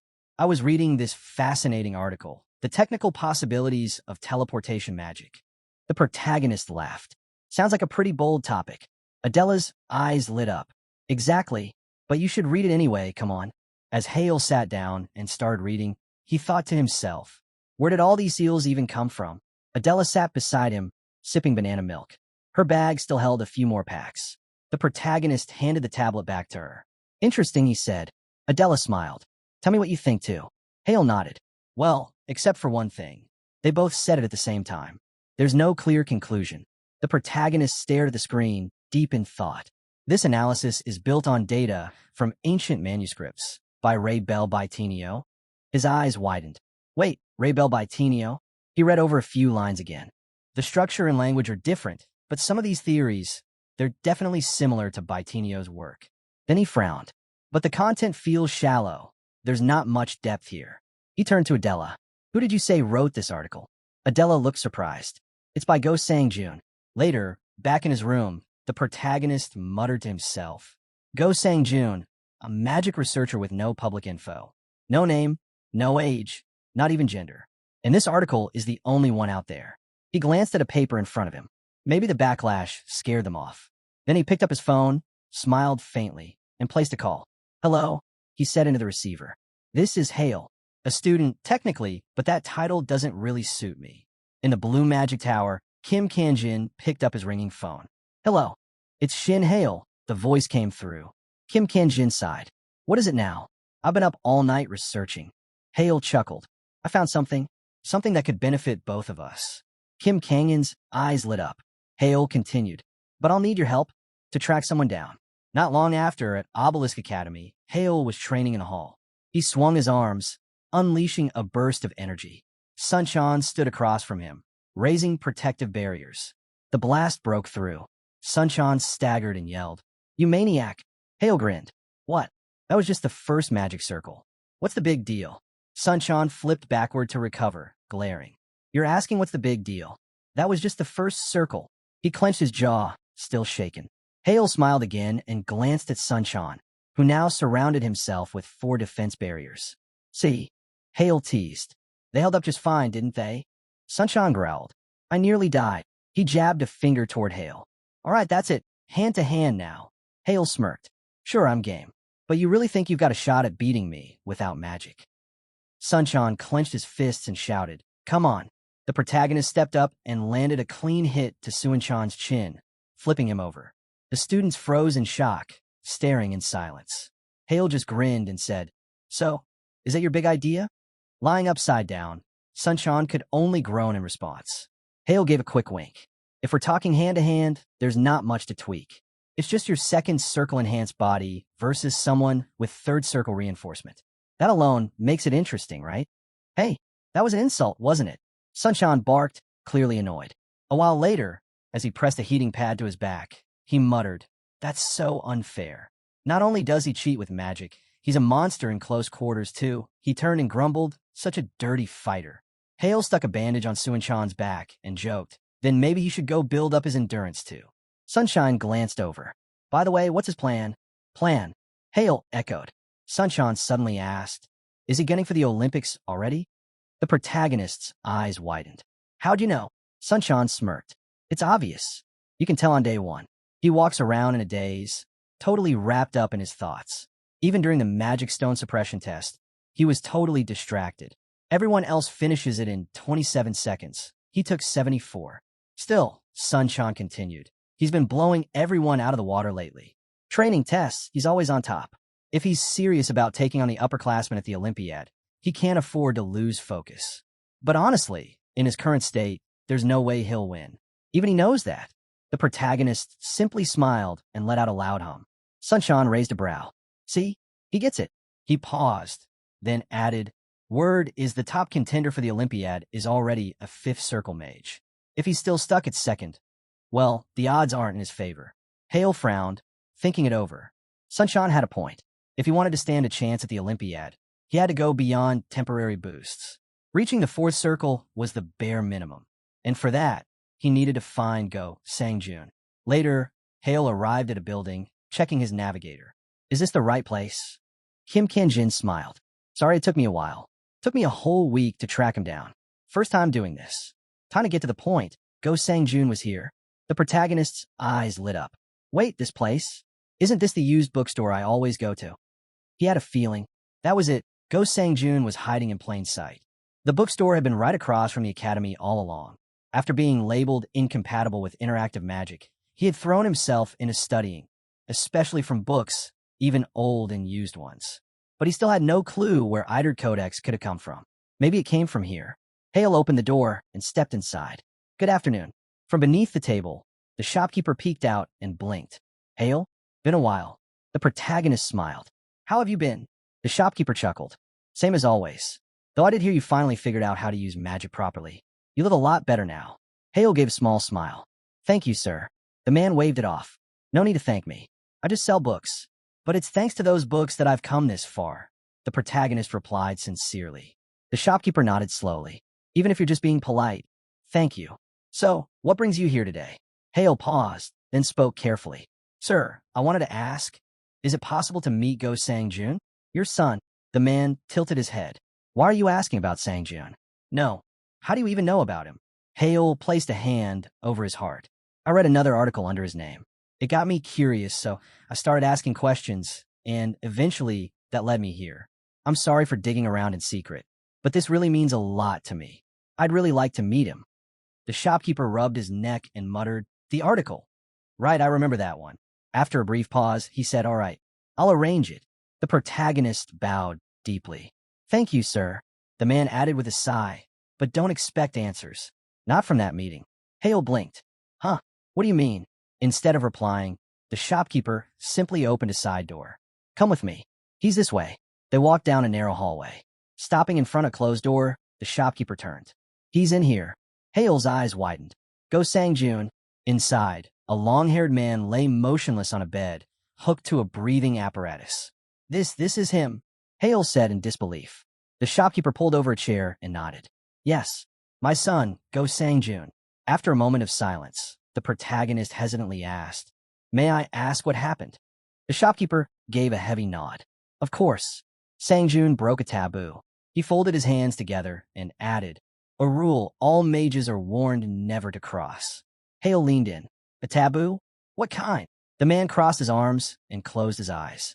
He ran a mana circle directly through his brain. He paused.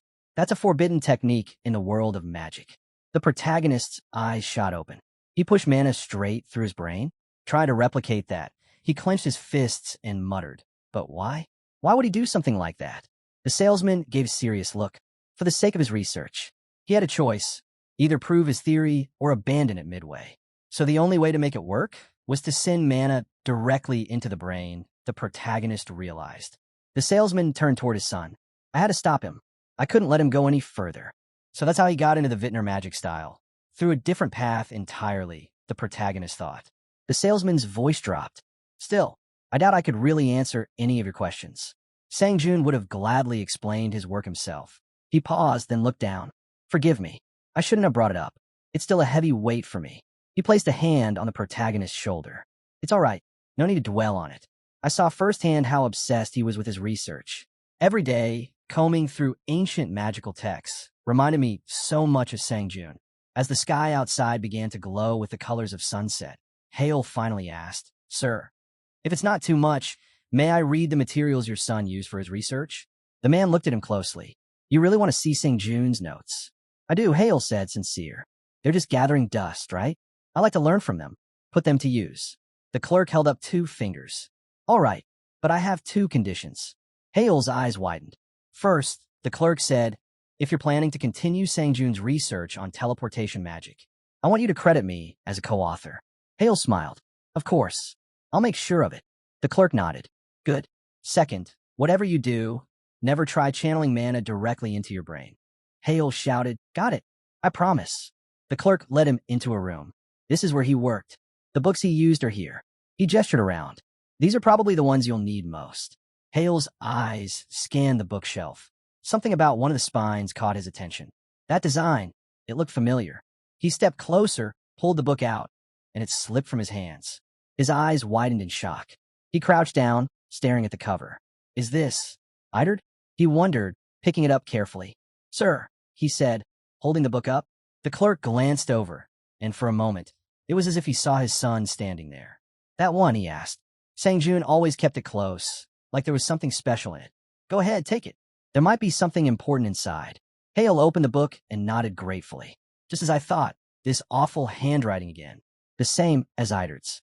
They were written by the same person. He suddenly blurted out, Sir, can I bring this to read? Will you allow it? The clerk smiled warmly. Of course. Take whatever you need. Hale clutched the book to his chest. Thank you, really. Then he asked thoughtfully, Have you seen other books with this same handwriting? The clerk rubbed his chin. I'm not sure. Suddenly, Hale yelled. What about the red hardcovers? The fancy ones. The clerk blinked. Red hardcovers? No, nothing like that. Books like those aren't common around here. Then how did Sang-jun get his hands on one? Hale wondered, staring back down at the book. All right, thanks anyway. Come to think of it, how did a dread end up in his collection? Later, Hale sat on his bed, surrounded by the books. He sighed. I searched every corner of Sang-jun's library, and this was the only one that looked like Idard's. He picked up the book, smiled faintly. Even finding one is still something. Then, suddenly, energy crackled around the books. They began glowing, merging. Hale's eyes widened in disbelief. What's going on? In a burst of light, cakes, confetti, and roses erupted from the book. A voice rang out. I hereby bequeath this book to the rightful owner of Idard. Hale gasped. Not again. The voice continued. This book is named MIM. Hale froze. That's my teacher's voice. He felt himself being pulled in, transported again to the book dimension. The voice echoed once more. Enjoy the contents with all your heart, my student. A tiny energy bear climbed out of the book as the world around Hale shifted. He now stood in a room draped with green vines crawling across the walls. Looking around, he asked, Where am I? Suddenly, a girl poked his neck from behind. Wow, you made it. Welcome to Book Mimir. Hale turned, confused. Who are you? The girl pointed to herself. Me? I'm Mimir. She flung her arms out dramatically. And I'm in charge of measuring the Mimir well. She reached out her hand with a smile. Nice to meet you, successor. Hale stood up and asked, The Mimir well? Mimir nodded. That's the name of this library. Ray Bell Bitinio created it just for his successors, those who walk the path of the teacher. Hale glanced around. It's a bit small for a library. Mimir tapped her cheek with a finger. That's because your progress is still modest. The Mimir, well, grows along with your level. Judging by the current size, you haven't even passed the second page test yet. Hale sighed. Yeah, that's true. Mimir tilted her head thoughtfully. Then, would it be okay if I speak casually with you? Hale blinked, surprised. She flicked his nose playfully. We'll be seeing each other a lot, and formality would just make things awkward. Let's keep it casual, okay. He chuckled. All right, sounds good. Mimir grinned. Great. Oh, and by the way, successor, you're not bad at all. You've already reached the second circle. Hale frowned. What's so special about finding you quickly? She extended her hand, narrowing her eyes slightly. It means you're capable of jumping straight to the fifth circle. His eyes went wide. Fifth circle? Seriously? Raising her hand, Mimir summoned a book off the shelf with magic. It floated down gently into her hands, and she passed it to him. Read this. You'll understand. He took the book and asked, Is this the full resonance theory? In here, you'll find everything that was left out of the Idard, Mimir replied. Like the contents of that book you're holding. Then, why didn't they just include it all in the Idard? Hale asked. Good question, Mimir said. The Idard is already packed with tons of content and tests for every stage of the successor's journey. There are other reasons, too. That's why supplementary books like this were made. Hale looked down at the book. So the teacher went into more detail inside the Mimir well. Exactly, she said. Think of the Idard as the main thesis. This one is more like a reference guide. Got it, he replied. He looked around again. So that means every book here contains knowledge tied to a specific level. And as I grow, more books will appear. Mimir pointed at him with a wink. That's right. So, do you think you'll figure out how to reach the fifth circle with this? Hale nodded confidently. Definitely. This will help me crack the second test for sure. Sometime later, Hale floated weightlessly, suspended in zero gravity. Is this the 79th? He wondered. The second test required activating 100 magic circles. During his first attempt, it had taken him 8 exhausting hours to manage just 10. But now, after his visit to the Mimir well, he had already reached 79 in one go. He grinned. It was nearly impossible before. Then his smile faded slightly. If I push myself, I might even hit 100 a night, unless I get unlucky. He pictured Mimir and thought, getting that book before the Olympics, pure luck. Later, Hale followed a maid down a long corridor. Why did father summon me? He wondered. Could it be about the compensation for what happened with Sayuk? He recalled Sayuk collapsed on the ground and sighed. I was hoping to study with Mimir after school, but this is important too. The maid stopped at the office door. Young Master Hale has arrived. Inhyuk, seated behind his desk, nodded. Let him in. Hale stepped inside and said, Father. Inhyuk gestured to a seat. Sit. I'll keep it short this time. His tone was serious. This wasn't entirely your doing, but your contribution was a little more than half. So, including the previous gains, your share in the magic stone mines now totals 26%. I see, Hale replied calmly. This is no small reward. Inhyuk said, You've earned it. So, have you thought about what you want? Hale nodded, hand to his chest. Yes, I'd like one of the ancient relics stored deep in our family treasury. Inhyuk raised an eyebrow. An ancient relic? You do realize most of them are just antiques, right? Rarely do they hold any actual secrets. I don't believe that, Hale said. I think the stories about ancient relics and the events described in they're all real. Inhyuk rubbed his temples. You're still young, I suppose, but honestly, believing in that kind of nonsense is foolish. Then he pointed at him. Still, your choice. You may take one item. Hale's eyes lit up. Thank you. So, Inhyuk asked, which relic are you choosing? Hale answered without hesitation. The one kept beneath the treasury, the Ray Bell Bitinio cloak.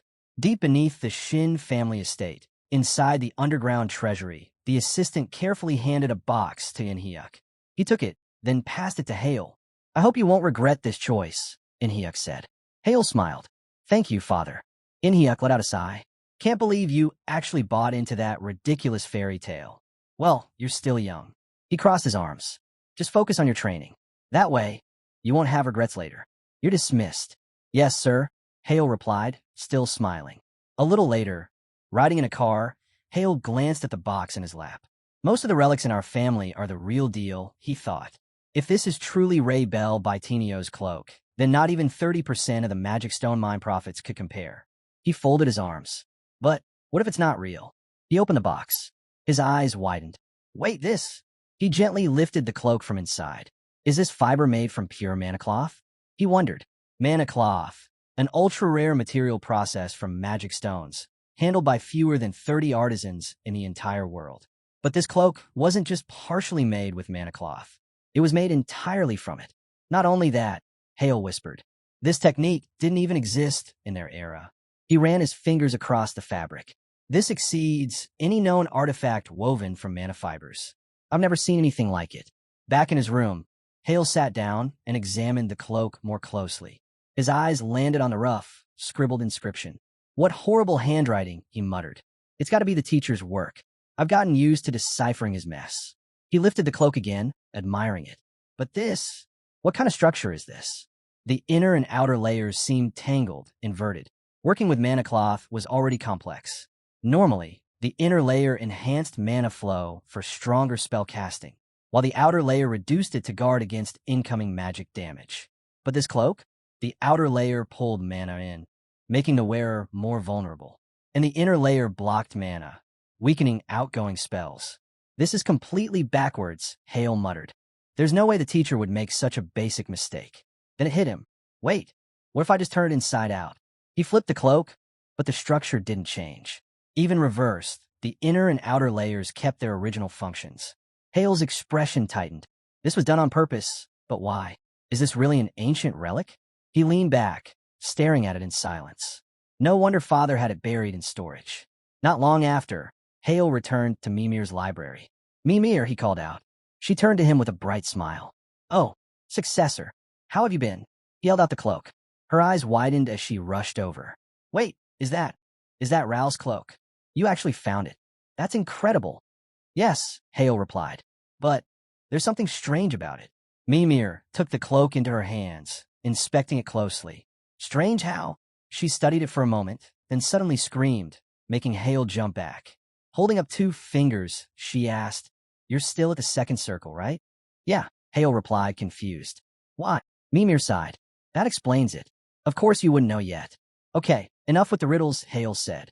How am I supposed to use this thing? She held up crossed fingers. Forgive me, successor, but I can't explain it yet. What? Why not? Mimir returned the cloak to his hands and crossed her arms. There's a specific kind of magic found only in the Wait Inner style. Her eyes widened. Wait Inner has special magic? Hale asked. Suddenly, she grabbed her head and let out a panicked scream. I shouldn't even be talking about this. Clearly shaken, she took a breath and stretched out her hand. All right, I'll say just one thing.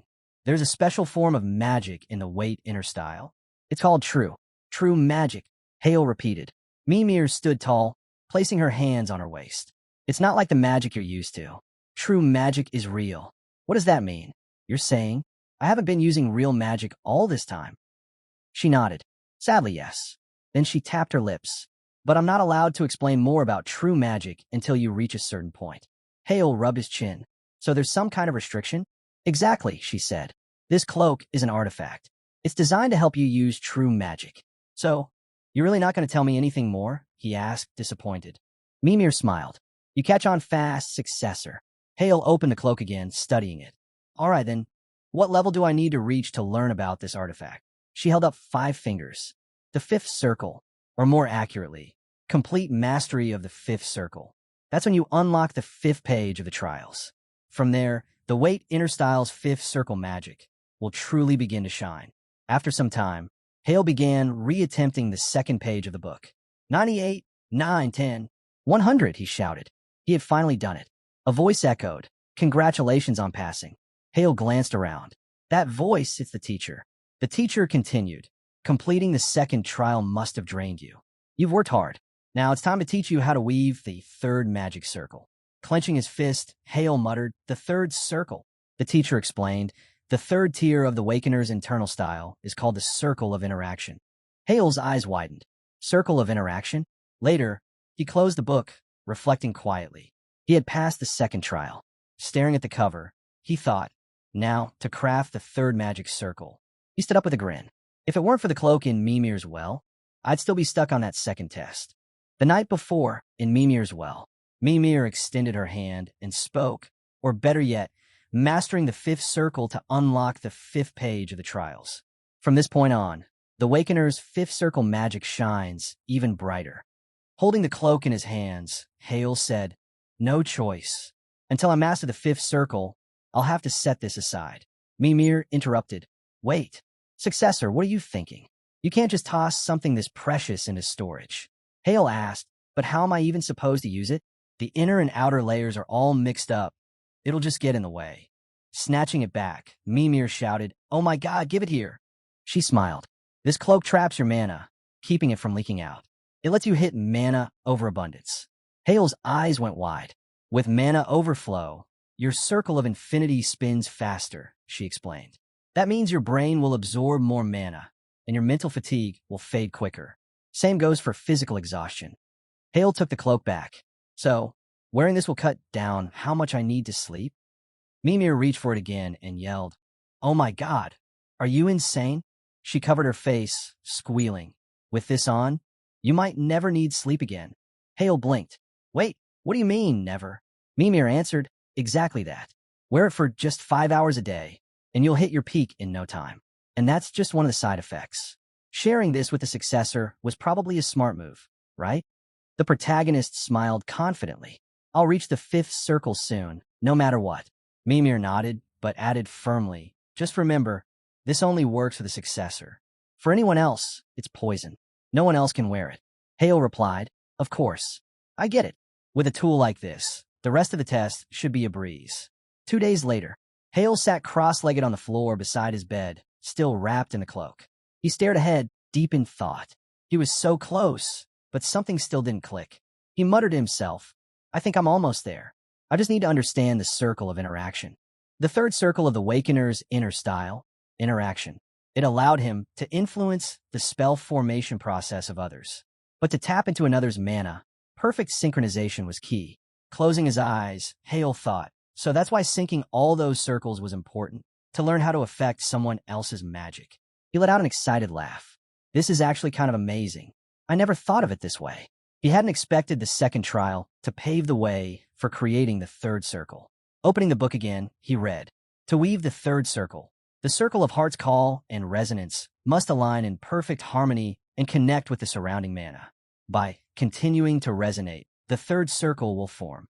Clenching his fist, Hale said, "All right, this time, I'll get it." He took a deep breath.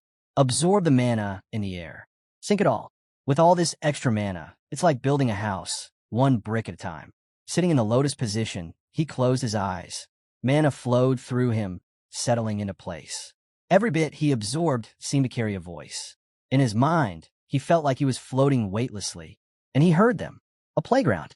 It's small, but it's warm. We want to stay, play here. The mana didn't want to leave. They wanted to stay together. Hale, drifting in this meditative state, thought, I've come this far, but this is just the halfway point.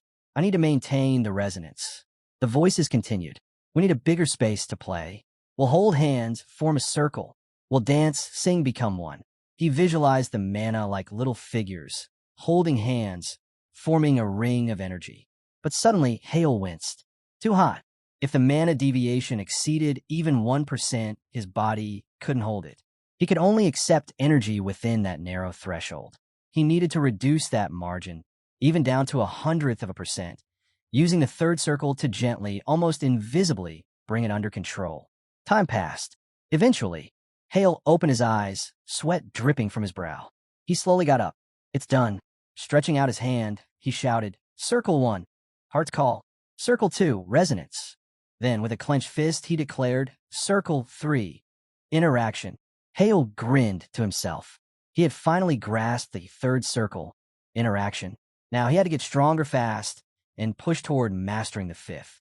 Sometime later, he was stretched out on a thick tree branch, birds casually perched on his head and leg. A combat survival test, he mused. It was a large-scale trial held on the rugged grounds of Gangwon Province, a wide, open training zone filled with rocky terrain. The test ran for 32 hours straight. Each participant carried a special artifact for evaluation. The task was simple: survive within a gradually shrinking zone for the entire duration. Hale glanced at his watch. All right, time to move. But there was a catch. Survival didn't just mean fending off monsters. Other students would come for you too.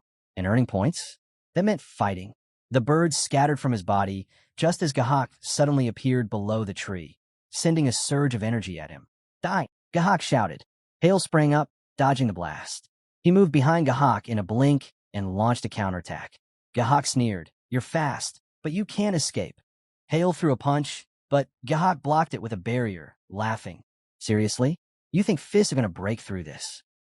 But Hale activated interaction, his third circle, and the barrier instantly shattered. What? Gahak gasped. With a quick earth push, Hale hurled him backward. Gahak clenched his jaw, furious. That weak earth spell broke my barrier. Hale stared him down. And who's the real fool here? You try to sneak attack and still shouted like an amateur. He balled his fist, realizing this is the power of interaction. He'd targeted the core of the second circle's barrier, weakening it just enough so even a basic first circle spell could break through. A voice echoed across the area. Student Kong Gahak, eliminated. Hale adjusted his watch. That guy practically set himself up. No wonder it worked. The voice came again. Shin Hale earns 10 points. Hale smiled. Nice way to start.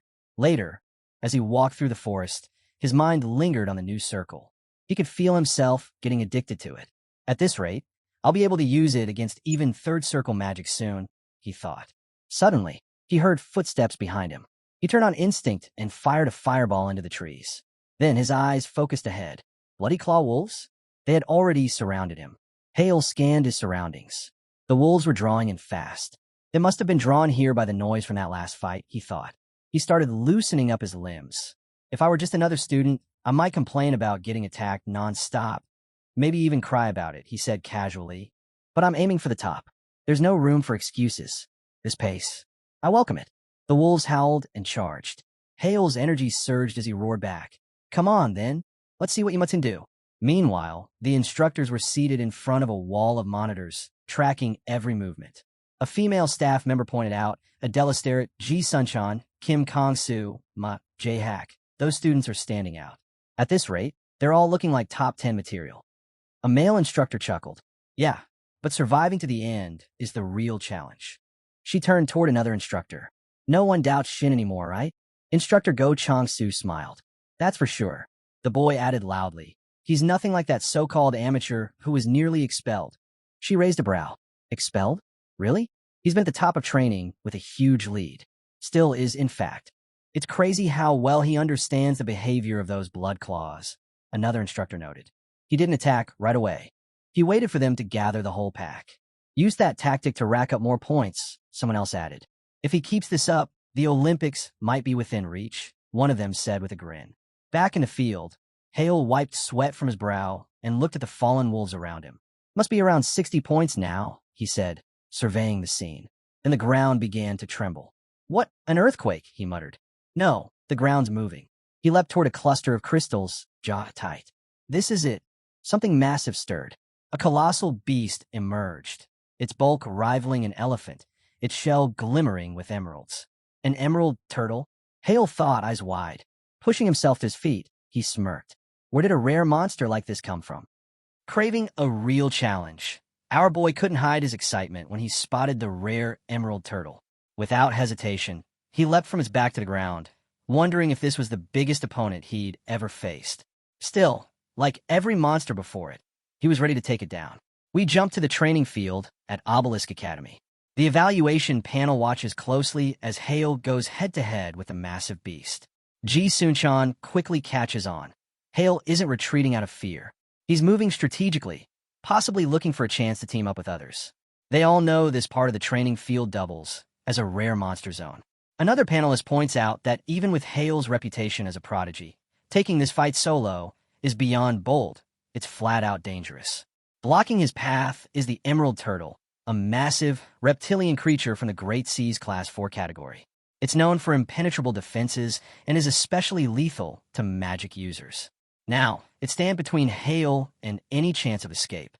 The turtle slams a colossal claw down, trying to crush him, but Hale dodges cleanly and lands back into formation. He thinks fast. If he manages to bring this thing down, the points he'll rack up would be insane. His eyes dart to the tail. It's fast, way faster than expected. He throws up a barrier spell, but it shatters instantly. A voice from the panel remarks that while barrier dodging is clever, it's nowhere near enough. Even a magician at the sixth circle would struggle against something like this. Then, Hale makes his move. He releases Volcane Flame, setting the battlefield ablaze and cloaking everything in a dense black fog. Watching from the shadows, he hopes this is the end of it. But the monster bellows and shakes off the attack like it was nothing. Hale freezes. His spell didn't even scratch it. Now, he's thinking about survival. Even a fifth circle magician wouldn't stand a chance solo. Then it hits him. What if the turtle's aggression is because it's guarding something? A mana storage core? Maybe? His curiosity flares. Time to find out, he murmurs. He surges mana into his legs and takes off, racing in tight loops around the turtle. The beast stays locked on him, tracking every step. One hit would break him completely, so he keeps dodging, pushing his speed to the limit. At one point, the turtle hammers the ground so hard that shards of emerald fly loose, and nearby trees are tossed like they weigh nothing. Hale knows he can't keep running. It's now or never. As the turtle charges again, he throws up a broader, reinforced barrier. This time, it holds, but only just. The force behind the beast is crushing, and he knows it won't last. He quickly casts Resonance to sharpen his footwork. This one's up close, he mutters. After this, his legs will be useless for a bit, but that's a risk he's willing to take. He channels wind magic and dashes head-on toward the beast. Suddenly, we flash back. Young Hale flipping through a picture book. A memory clicks. The Emerald Turtle's double charge puts strain on its joints. After a full-force slam, it's momentarily paralyzed. This is the opening. He vaults into the air. Now's my chance. With that, he summons an enormous ice sphere, far larger than anyone watching could have expected. The panel watching from the academy is stunned, silent at the scale of his spell. Without missing a beat, Hale activates interference magic and releases a magic arrow straight into the sphere. It slices through the emeralds and punches right into the turtle's body. The beast topples unmoving. Breathing hard, sweat dripping, Hale checks his system watch. A new notification blinks. You have earned 1,000 points. He tightens his fist. Nice. Cut to the mansion of the magic god. where Hyan and Mr. Shin have been watching the fight unfold. Mr. Shin comments, "Sure, the Emerald Turtle's weak to ice, but still, how'd he do that with just 3 spheres?" Hyan replies, "No clue." But his judgment was on point. When food and survival are on the line, instincts kick in. Mr. Shin nods, impressed. "I didn't teach him that." Then Hyan asks, "Sir, why is your son so daring?" Thinking of Hale's siblings, he adds, "Compared to Jihan and Xia Checks, this feels reckless." Mr. Shin responds, "Every move he makes is planned." Back when magic use was restricted, Hyan was left out of family competitions. His status? Rock bottom. But that's changed. In just 2 months, he's not only grown stronger, he asked for protection from his siblings just to buy time, and now he's making noise to rise fast. Mr. Shin smiles. He's aiming to be noticed by everyone. With those 2 months of safety behind him, he must believe Jihan and the others can't touch him anymore. Back at the field, Hale sits by a fire, roasting turtle meat.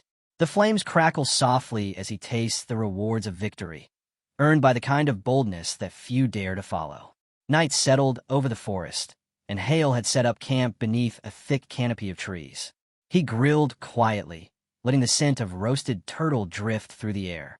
With each bite, his thoughts drifted back to the survival training rules. From 11 p.m. to 1 a.m., no one was allowed to gather or even talk to others. He figured the restriction had a purpose. Making things too easy wouldn't help anyone grow. In some countries, outdoor training programs were even stricter than this. Maybe it was time the academy caught up.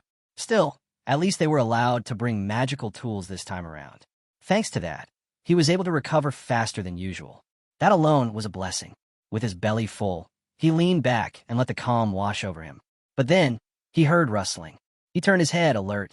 Out from the bushes stepped none other than Sunshine and Adela. The 3 of them locked eyes, equally surprised.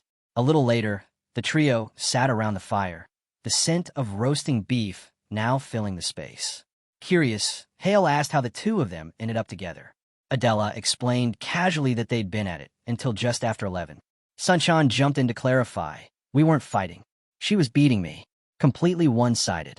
Hale chuckled. "So the fight wrapped up at 11, and the smell of food dragged you here, huh?" Sunshine grinned, sharp as always. Then, putting on his best pleading expression, he added, "This smell is killing us. You planning to share?" Hale gave them a look and warned, "Keep your greedy eyes off my food." The 2 of them whined like hungry kids, arguing that food was meant to be shared. Eventually, he caved. They tore into the meal with excitement, celebrating like kids discovering candy for the first time. Between bites, they couldn't stop talking about how good it tasted. "This is amazing. Hale, you cooked this yourself?" Sunshine asked, wide-eyed. Hale couldn't help but feel a little proud. "So this is what Gordon Ramsay feels like after making a perfect dish," he mused. Just then, Adela paused mid-bite. She eyed the meat, curious. "Wait, this could be honey bear." She explained how honey bears, a type of bear monster found in the forest, had meat that tasted incredible when grilled. Hale shook his head. "Nope." Adela tilted her head. "There are only 2 monsters in this field you can safely eat, honey bear and emerald turtle.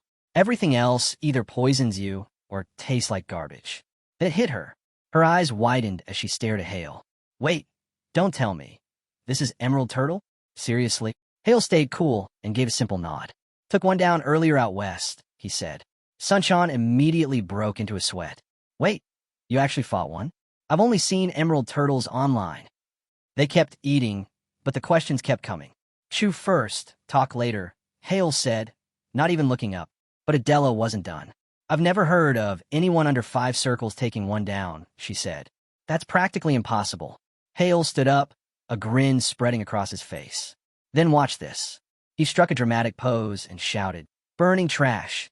Instantly, a fiery tornado spun into existence above his hand. Flames roared, spiraling upward as 3 glowing magic circles appeared around him. Adela and Sunshine froze. Her voice shook. That looks like transformation magic. And it's easily 6 circle tier." Hale stood proud, the firelight dancing across his face. He didn't flinch, but inside, he knew the truth. It was still only a 3rd circle spell, powered up with the master's help. Before he could dwell on it, Sunshine leaned in. "All right, I have to know. How'd you beat the turtle?" "You go for the head." Hale shook his head. "Nah, straight through the shell. They both stared, stunned. That wasn't just difficult. It was supposed to be flat out impossible. But Hale remained calm. It's true. The Academy drone caught everything. You'll see it after this is all over. He smirked, knowing full well he'd probably get to review the footage before anyone else. His confidence left him speechless. He dusted off his hands and said coolly, "Get ready. We've still got fights coming tomorrow." Sunchan and Adela wished him luck, their voices still dazed. Then Adela stepped forward with a soft smile. "I've got something to show, too."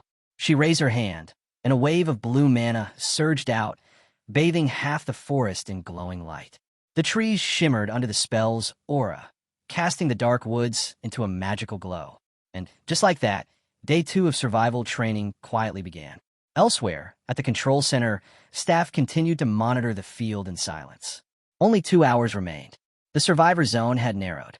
Just 4 students were still standing. Now the question on everyone's mind: who would come out on top? Morning breaks, and Hale strolls through the jungle with an easy pace. But in a flash, something cuts through the air with lightning speed. Instincts kicking in, he spots it from afar, sharp, deliberate. Without hesitation, he conjures a wind spear in defense. The next second, boom, a massive explosion erupts just above him. As the smoke clears, a figure steps out, eyes gleaming. "So we're back to the supernova phase, huh?" The stranger murmurs cryptically before launching himself off a tree branch at a blinding pace. He throws a punch, fast and fierce, but Hale slips past it with barely a breath to spare. The guy's speed is unreal. Before Hale can recover, a follow-up kick tears through the air. He ducks back smoothly, dodging it with a calm, calculated move. Dropping low into a crouched, spider-like stance, he grits his teeth. His mind races. That wind cutter, it was just bait. The real danger's up close. Suddenly, a roundhouse kick slices the air right where his head had been, missing by inches. This guy burst onto the scene, yelling Hale's name like Jackie Chan making a grand entrance. With a cocky grin, he said, "Tough luck running into me here." Hale recognized him right away, Sanwook, the close combat magician. The sudden surge of pressure coming off him was no joke. Sanwook had mastered Bodine Has brand magic and pushed it to its peak. Among second years, he was one of the best in martial arts, especially in tight-range combat. And now, he was standing right in front of Hale, ready to throw down. Hale didn't flinch. He slid into a defensive stance and shot back. I'd say, I got lucky. The tension snapped into place. A fight was inevitable. Hale knew this wasn't someone he could mess around with using experimental interference spells. So he adapted. If Sanwook wanted to brawl, he'd brawl. Channeling body enhancement magic, Hale gathered energy into his fist. Then he fired a punch, clean, fast, and loaded with power. Sanwook didn't back off. He actually looked more fired up. He thrived on head-on battles. To him, this was perfect. Back at Obelisk Academy, the observing panel monitored every move.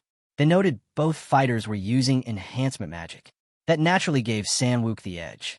His movements were crisper than Shin's, and his recovery rate was unmatched. After all, he held the title of National Junior Enhancement Magic Champion. Still, they hadn't forgotten what Hale pulled off during the Emerald Turtle match. No one had been able to pin down his limits. On the battlefield, San struck first, punching straight at Hale. But Hale tilted his head and dodged with ease. That's when he caught something strange. San's eyes were glowing with a sinister light. Hale focused in. He could trace the mana swirling inside San's body. Just as San raised his fist and gathered mana in his arms, he suddenly feinted into a kick. The energy shifted instantly to his legs. Hale reacted quickly, throwing up a shield just in time. The kick landed.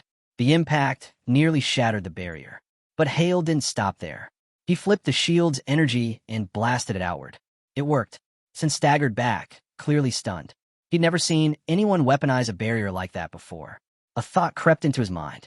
Could this really be that legendary magician everyone thought had vanished? Sin wipes the sweat from his brow, breath heavy, heart racing, but a grin still playing on his lips. The fight was just getting good. He resets his stance. But Hale doesn't wait. He charges forward and hammers a fist straight at San's face. San braces. The blow lands, blood trailing from his lips, but he doesn't flinch. "I don't lose in close combat," he growls through clenched teeth. Hale keeps the pressure on. He channels a burst of mana into his fist and aims it at San's chest. Sin crosses his arms to take the hit. The impact booms through the arena. But Sin doesn't just take it. He counters right after. The sudden move stuns the onlookers. Even the panel's caught off guard. Hale steps back, eyes narrowing. That kind of response wasn't what he expected. The technique might have lacked finesse, but got the job done. And Hale knew, if he'd added fire magic to that punch, San's arms might have been wrecked. They clashed again. Hale threw another punch, but this time he pivoted mid-swing. Sin had guarded his chest, but Hale twisted, aimed higher, and grinned. Your armpits wide open. The punch connected. San's body trembled. A sharp pain stabbed through his ribs. They might be cracked, but he didn't fall. I'm a fighter, he said, standing tall. Pain doesn't stop me. He rushed in again. A fighter keeps going until the very end. Hale didn't move. He watched, studied the reckless stance, and muttered to himself, push your body like that, and it'll give out. But San didn't care. He launched another vicious kick. Hale slid around it effortlessly. You're burning out, he said calmly. San roared, throwing a flurry of desperate strikes. Hale waited for the right moment, then stepped in close and slammed an uppercut straight into San's chin. San's feet left the ground. He hit the floor hard. Silence blanketed the arena. Hale exhaled slowly. San didn't move at first. Then, inch by inch, he raised a hand in surrender. Even now, Hale noticed it. San had concentrated all his energy into his jaw, a last-ditch defense to soften the blow. Risky, but impressive. He's not just strong, Hale muttered. He's a fortress. A system alert flashed in front of him. 100 points earned. That sealed it. Sin wasn't just another challenger. The night grew darker. Tension rose. The crowd around them thinned. Only 3 contestants remained. Or so Hale thought. He blinked, checked the numbers again. Now just 2. That's when Adela stepped into view, her voice soft and words light. Good morning, she said with a smile. Lovely night, isn't it? Night has fallen, and the survival match is down to its final moments. Deep in the dense green forest, the circle closes in. Only 2 contestants remain. One of them, our protagonist, stands quietly, eyes locked ahead. His last opponent, Adela. Elsewhere, inside a towering building, a giant screen displays his face in real time. Watching closely are Jihan and Sia. No way, Sia breathes out, chewing her nails. How did he end up making it to the final round of a nationally broadcast academy test? Her frustration boils over. And we can't lay a finger on him. He's slipping further out of control. Panic creeps in. If this keeps up, Hale's going to rise again. He might even become a candidate for succession. No, I won't let that happen. Never. Jihan listens silently. She whirls toward him. Say something. He took down the emerald turtle by himself. On live broadcast. Not just online. Father definitely saw it. The whole family did. She slams her hand against the door, trembling with fury. Jihan finally speaks, voice low and measured. Sia. She turns to him, eyes wild. Calm down, he says again, but she's unraveling. Calm down? You expect me to calm down right now? She tries to vent more anger, but then Jihan's tone shifts. He repeats himself, firmer this time. I said calm down. Sia flinches. Her voice lowers, hands slowly dropping. Okay, I get it, she whispers. I won't say anything else. I don't want to be punished. At that word, punished, Jihan stands and steps toward her. The air grows tense. He speaks softly, but it only makes her shiver. Why would I ever punish my own sister? A faint smile plays on his lips. Shin's always been like this, always grabbing the spotlight. We're family, but if he keeps shaking the foundation, I won't just stand by. The feed shifts back to the battlefield. The ring has nearly closed in. Smoke billows in the distance. Adela has already fired a moonlight bullet. This time, you won't catch me off guard, she calls out. I've studied every one of your battles, over and over. Before, Hale had used the sunlight to his advantage. But now, bathed in moonlight, the tides have changed. Adela steps forward, a magic circle glowing beneath her feet. This ends now. I won't even give you a window to strike back. Surrounded by roaring red flames, Adela hurls massive blue spears toward Hale. The sheer power of the barrage hits him like a wave. One of the spears grazes his arm, drawing blood. It becomes clear. This is no ordinary moonlight bullet. It's a full-scale attack, far more intense than what she used in the midterm evaluation. Dodging them all is out of the question. With calm confidence, Adela speaks. Magic users who rely on control and technique are weak against raw, long-range attacks. She forms another attack with a sharp gesture. This is your weakness. I'll surpass your skill, your effort, everything. The spears explode on impact, creating a massive burst of energy. Hale braces himself, shocked by how quickly she's pressing the attack. But beneath the chaos, he's already deployed a barrier, steadying himself. Weakness or not, this is just brute force with a magic circle. Off to the side, Hale watches intently, wondering how the boy plans to respond. After all, not just anyone can afford to drain their resources like this in such a relentless assault. The boy strengthens his barrier, preparing for the next wave of spears. As expected of the Rhinold heir, his speed suddenly picks up. He mutters, barely audible. "Since when did you reach the fourth circle, Adela?" He'd been studying her technique closely. Hidden behind the smoke, he silently summons an ice needle. Adela feels it instantly. As expected, you noticed right away. A moment later, she adds with a sly grin, "I reached the fourth circle 4 days ago. And that's not all." The ice needle speeds toward her, but Adela doesn't flinch. She closes her eyes as it cuts through the air, aiming directly for her. With a cool, controlled tone, she says, "I won't fall for such obvious tricks again." With a swift, decisive motion, she unleashes a blast of thunderlight, shattering the ice needle midair. Hale is taken aback. She's using the heart's eye. It's not just the fourth circle. Adela has mastered the heart's eye, a secret mystic art passed down from her prestigious French bloodline. The heart's eye is an action-type mystic eye, like Kim's ruby eye or the Blue Tower Master's mystic vision. It allows her to see and react to the world in ways others can't. Now, Adela combines the sheer power of the Shimbui family's magic with the incredible detection ability of the Steert family. In short, she's a living monster. Adela raises 3 magic circles. Then 5. "I'm not dumb enough to hold back against you," she declares. "When do you plan to reveal the spell you used to take down the Emerald Turtle?" The spears tear through the air once again, relentless and sharp. The boy intercepts them with ease, casually replying, "Ah, I was just about to show it." In that instant, he catches it, Adela's mystic eye and the inner workings of her moonlight bullets. Mana from light, dark, and water attributes fused together, cast 12 times in tandem. The structure is no accident. It's based on a shielding Paraline formula, with the energy tightly focused through the inverted helix of the Fredania equation. The outcome? Interference. The spears twist midair, their paths warping unnaturally. Adela stares in disbelief. They curved off course? "What did you do?" He stands tall now, no longer on the defensive, a calm confidence radiating from him. With a sly grin, he strikes a relaxed pose. "Well, from your point of view, what do you think I did?" He tilts his head slightly. "Were you able to see it with that heart's eye of yours?" Meanwhile, the scene shifted to the Mystic Council mansion, where 2 men, Shin Inhyuk and Wai Sankiol, watched the battle unfold from afar. Still processing what he'd seen, Sankiol turned to Inhyuk, baffled. "What kind of spell lets you twist another attack's path like that?" Inhyuk shook his head. "I couldn't tell you," he admitted. When Sankiol asked if Hale had explained anything beforehand, Inhyuk said nothing had been mentioned. That answer visibly surprised Sankiol. He didn't say a word? That's not like him. Inhyuk sighed, eyes fixed on the ongoing duel. "He's changed this past year," he said quietly. "Keeps more to himself now."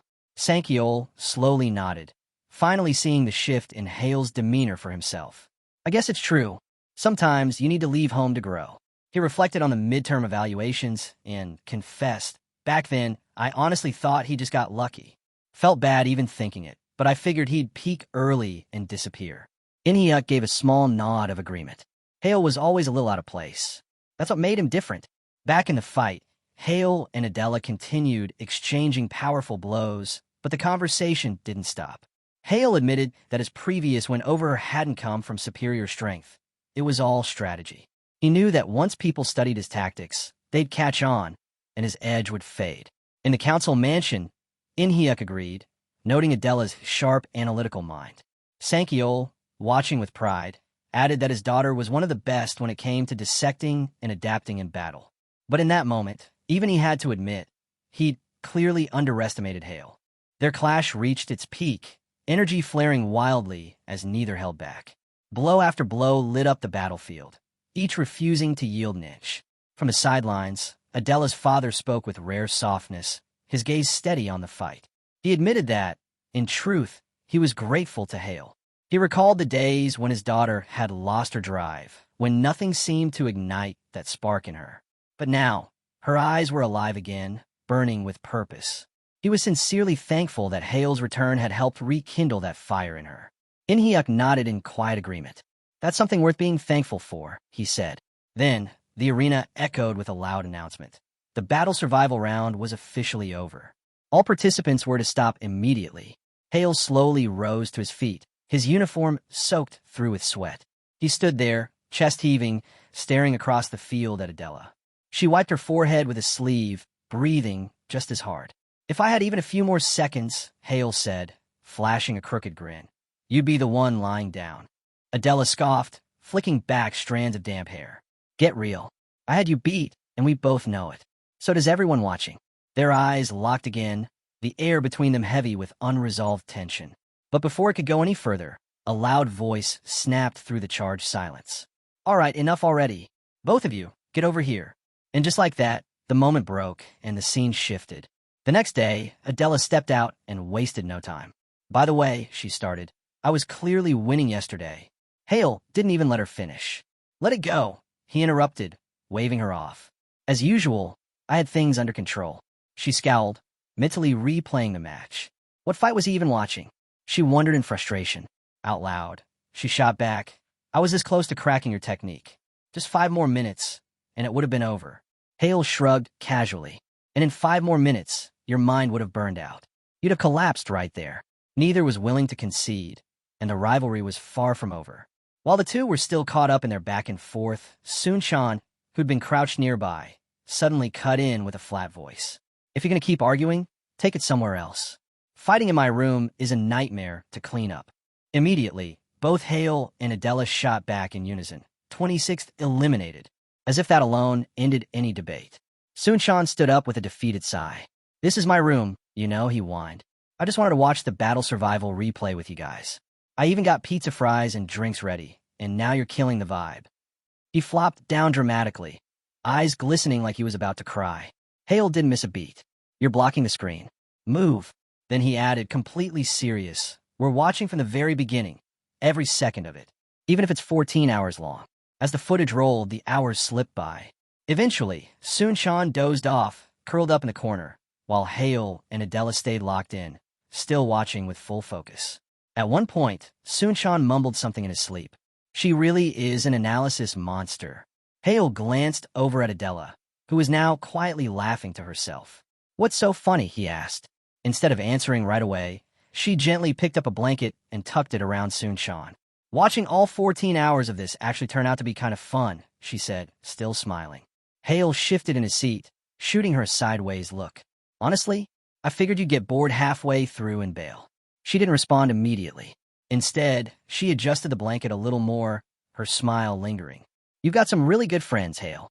Her words settled over the room like a warm breeze, softening the atmosphere.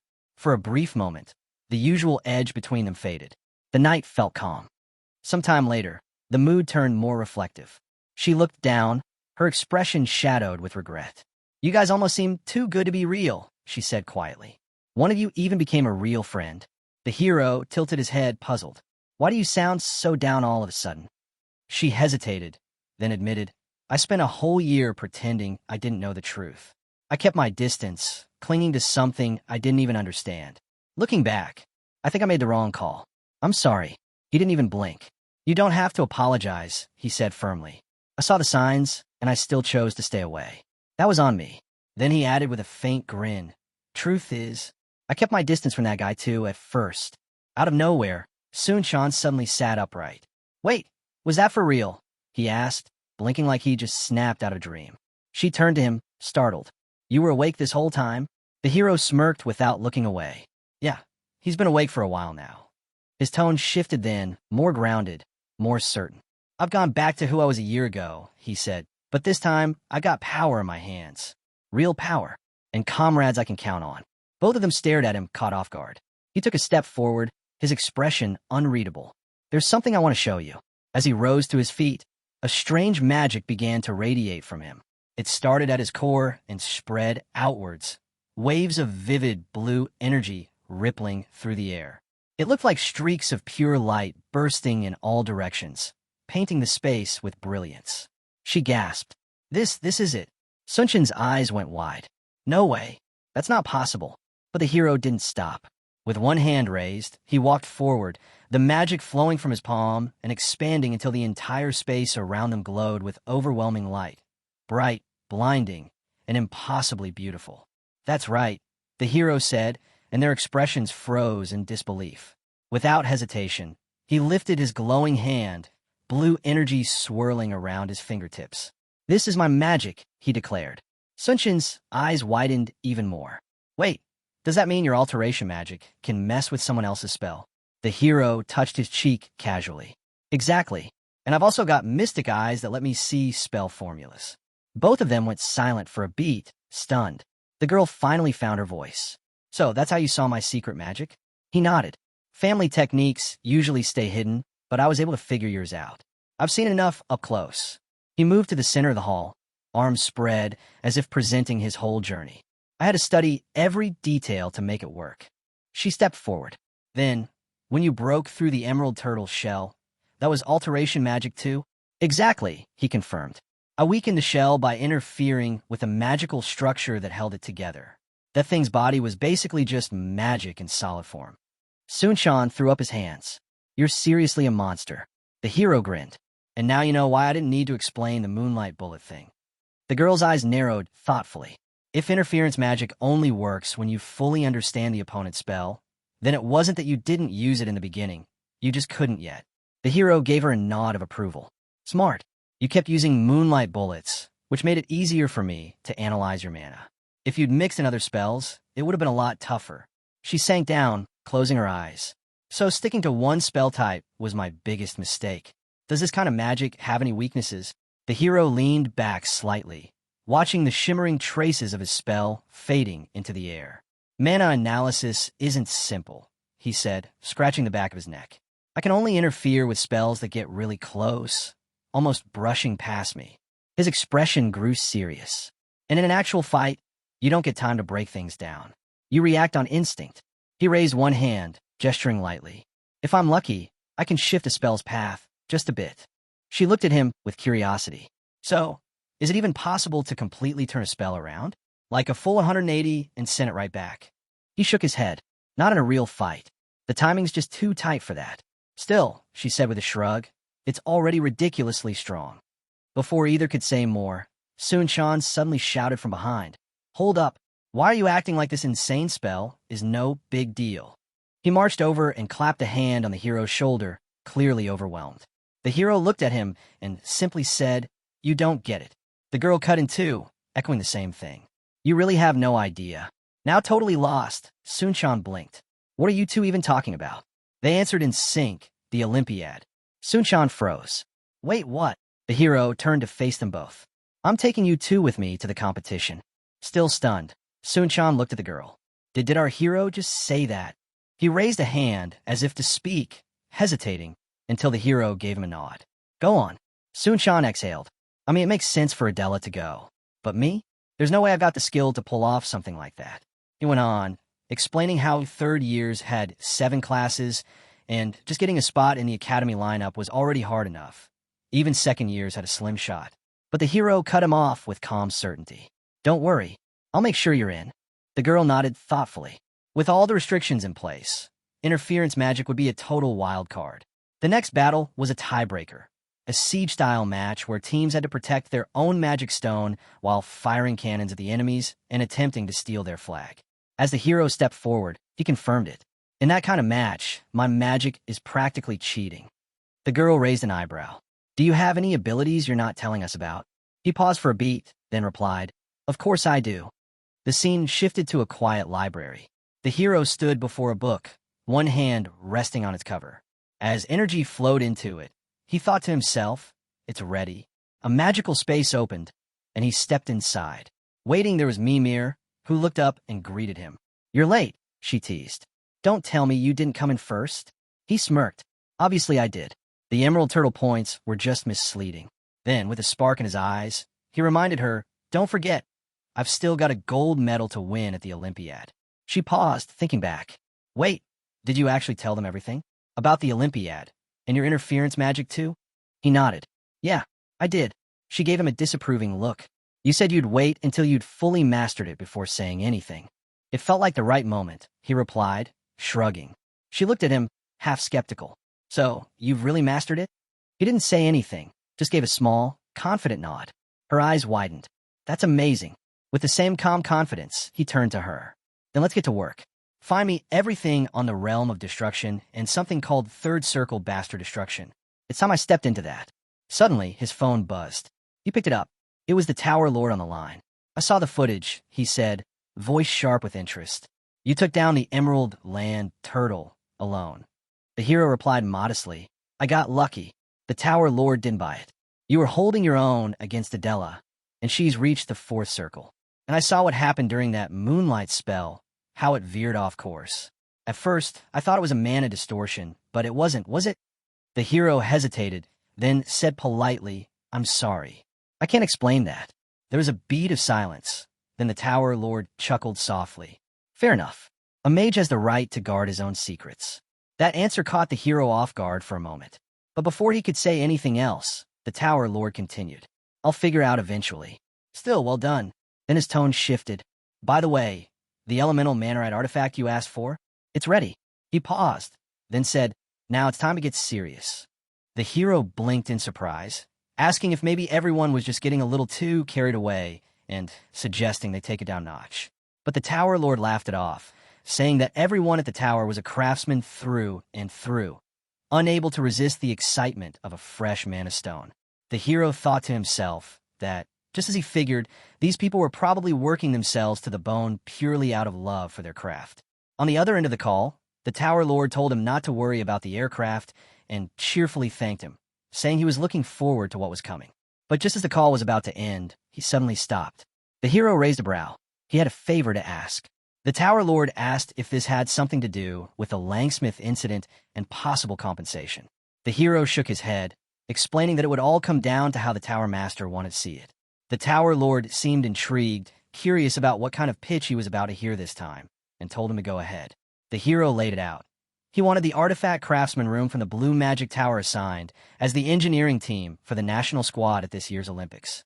That's when Mimir cut in, stunned, asking if he really intended to go up against a Fifth Circle mage.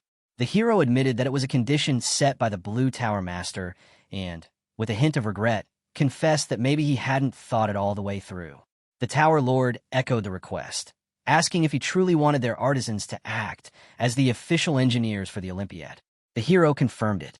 At first, the Tower Lord flatly refused. The hero stood frozen, thinking maybe he really had asked for too much. But then, the Tower Lord continued. If Hale could win a one-on-one match against a Fifth Circle mage, then they'd talk. That caught the hero off guard. He softly repeated the condition. The Tower Lord reminded him that 2 of the foreign competitors this year were Fifth Circle mages. He made it clear he wasn't questioning Hale's skills, but explained that deploying their tower's craftsmen was an enormous financial burden, too big a decision to make based on pride alone. The hero stared at his phone, absorbing the weight of what had just been laid out. The Tower Lord ended by saying he needed clear proof that Hale could actually take gold at the Olympiad. Mimir wanted to know what the plan was, saying that from her point of view, taking down a Fifth Circle mage as the grand successor sounded nearly impossible. The hero responded that he'd secured a 10-day grace period. She asked if he was planning to come up with a counter in that short time and finish the match with it.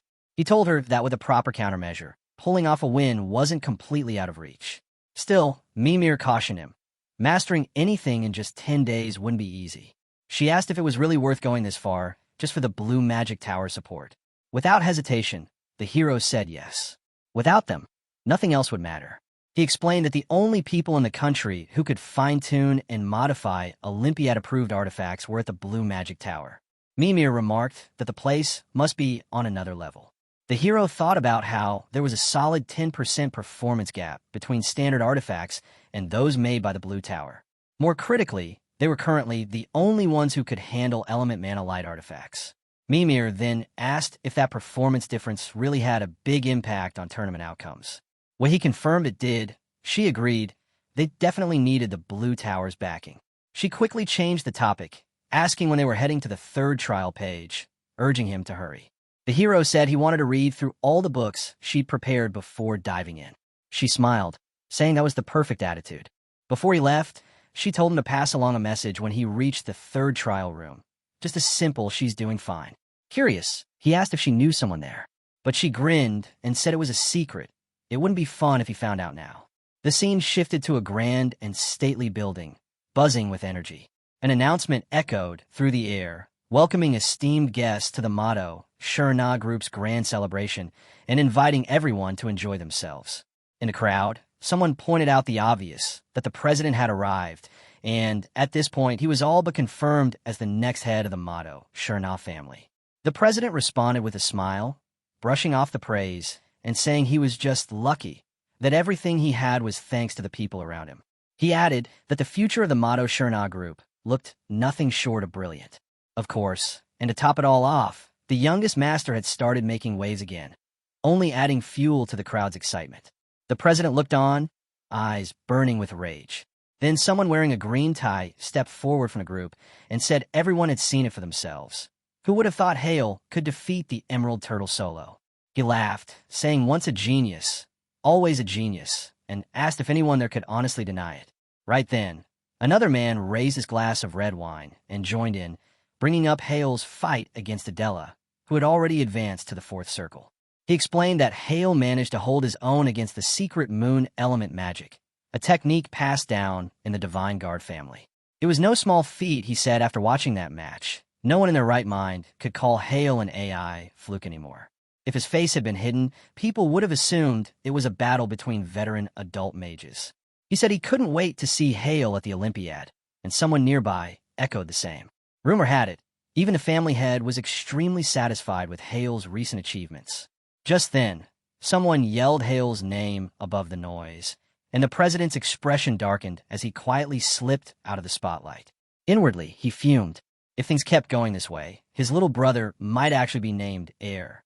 The room was getting too loud, people showing off fire magic like it was some kind of stage act. He hated all of it. Grinding his teeth, he muttered under his breath that everyone was talking too freely and that kid was getting too full of himself. With clenched fists, he admitted the truth. There was no one he despised more than Shin Hale. Just when he thought he'd finally pushed him out of the picture, Hale was clawing his way right back to the top. Back at the gathering, the boy in the green tie glanced around and asked where the president had gone. When had he slipped away? The moment the question left his mouth, someone nearby dropped their wine glass. It hit the floor and shattered, sending a ripple of silence through the group. Meanwhile, the president was already storming toward the exit, fury etched across his face. He muttered to himself that this was all wrong. This couldn't be happening. Out on the terrace, standing alone with the city lights stretching out in front of him, he whispered the one thought that had taken root in the darkest corner of his mind. That guy has to die. The scene shifted to a quiet, expansive hall. The hero sat alone, surrounded by towering piles of books, flipping through one with focused intent. As his eyes paused on a particular page, they widened slightly. Then, without another word, he shut the book and said, simply, "Good." Mimir, who had been waiting nearby, walked over and asked if he was finished. He gave a nod and looked around, confirming that this was everything. Mimir told him he'd now read through all the material on destruction. With a hint of curiosity, she asked if his understanding had deepened. But the hero answered plainly, no, it hadn't. She raised an eyebrow and asked if at least the vague parts had become clearer. He replied that he could at least start to see the structure. She reassured him that being confused was perfectly normal. Trying to understand destruction was like telling someone without wings to just flap and fly. It didn't make sense until the right conditions were in place. The hero let out a soft sigh, glancing at a complicated sketch in one of the books, and gave a small, defeated meow. The drawings were rough, he admitted, but he felt like he had a grasp on the general concept. Mimir muttered something under her breath about her magnum opus, clearly frustrated. Meanwhile, the hero was silently thinking about the conditions she mentioned. He came to a realization. If he wanted to meet those conditions, he'd have to go into the page of the third trial. Mimir confirmed it. That's where he'd find the answers he was searching for. Still uncertain, the hero asked if the person she told him to pass greetings to was the same one who would be teaching him about destruction. She smiled and told him that if he really wanted to know, he'd just have to enter and find out for himself. After all, he'd already finished the readings. Not quite satisfied, The hero asked if there was some kind of rule that kept her from speaking about the third trial. But Mimir shook her head. It wasn't a restriction, just a promise, one made between the two of them. She repeated that same quiet line again, like it held a memory too heavy to share.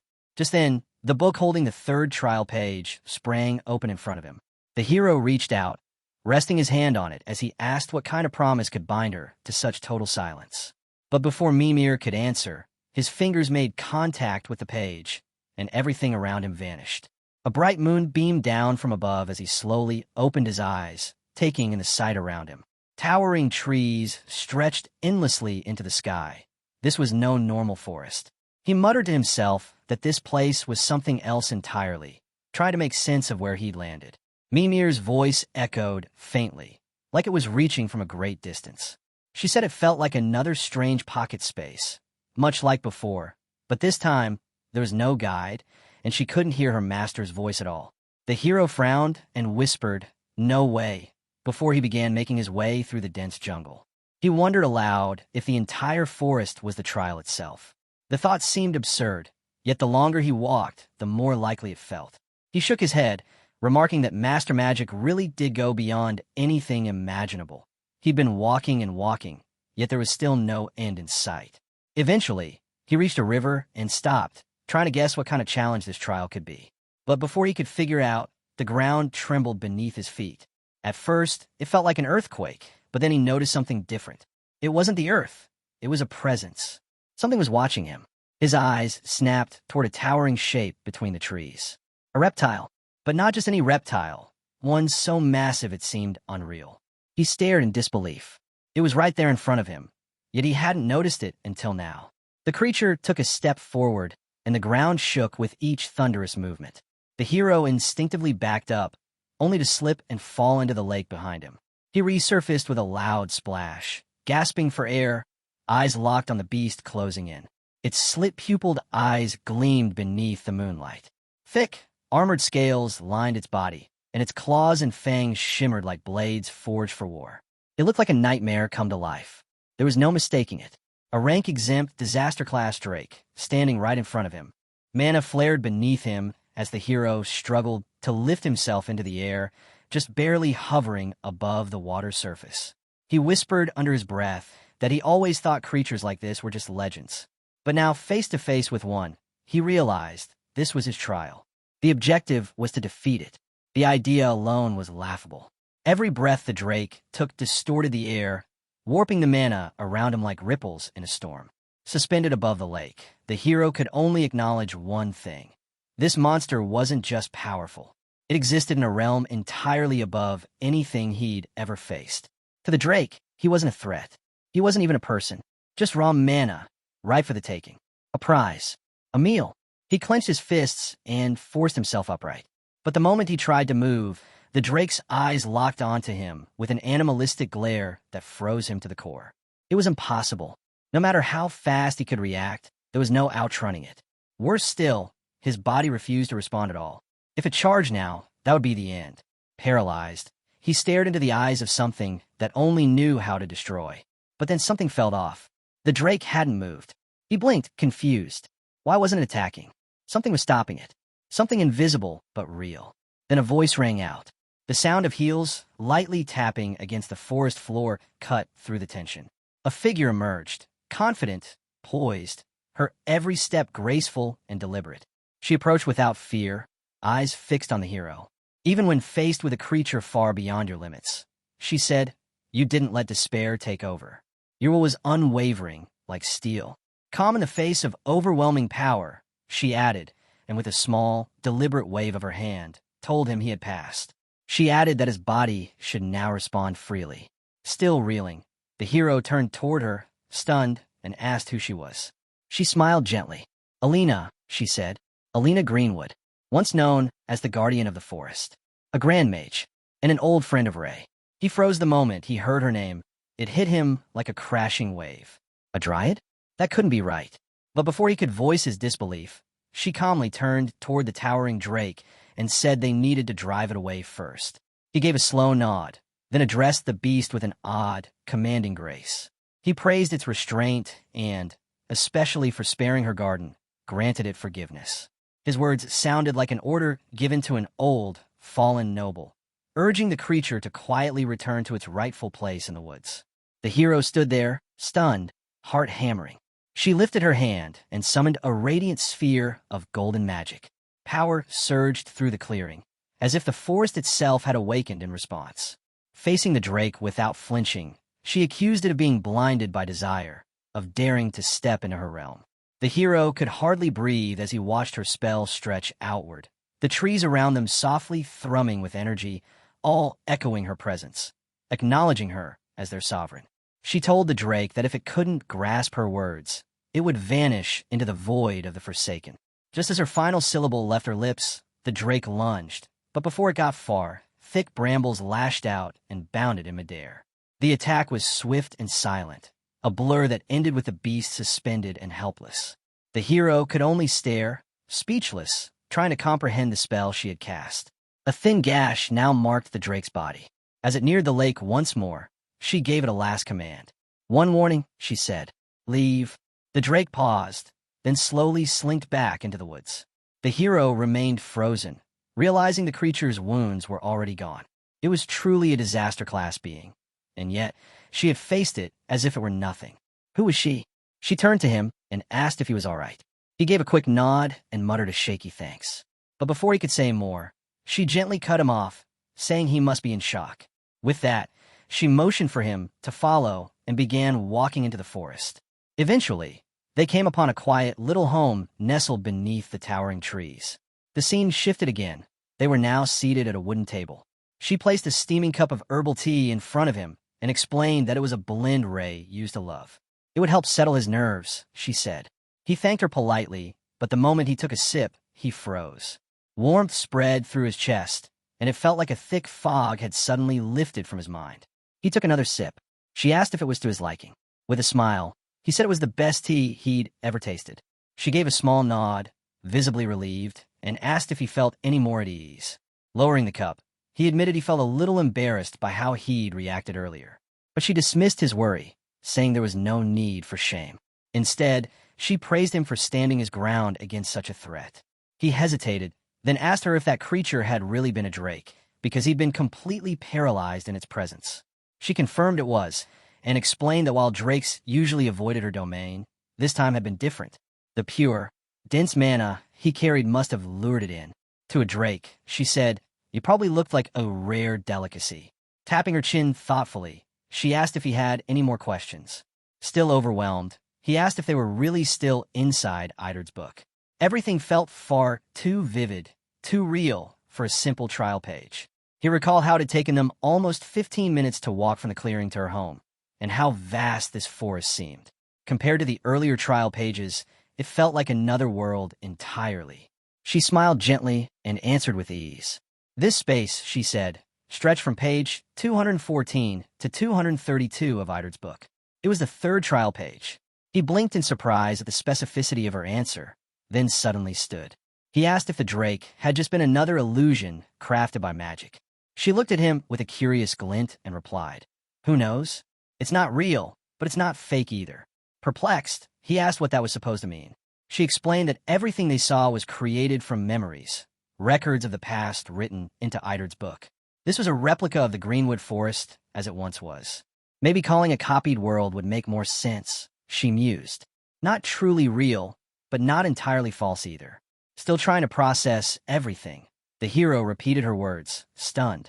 They had recreated an entire world exactly as it had once existed and sealed it inside Idard's book? How was that even possible? She admitted she didn't really know the full workings of it. Only Ray, or someone who inherited Ray's magic, could truly understand such a feat then. Almost casually, she added that one day, that person would be him. Once he reached Ray's level, it would all become clear. That took him aback, but he pressed on, asking why their master would go through all the trouble of creating a place like this. She answered plainly, it was meant to pass down a specific kind of magic.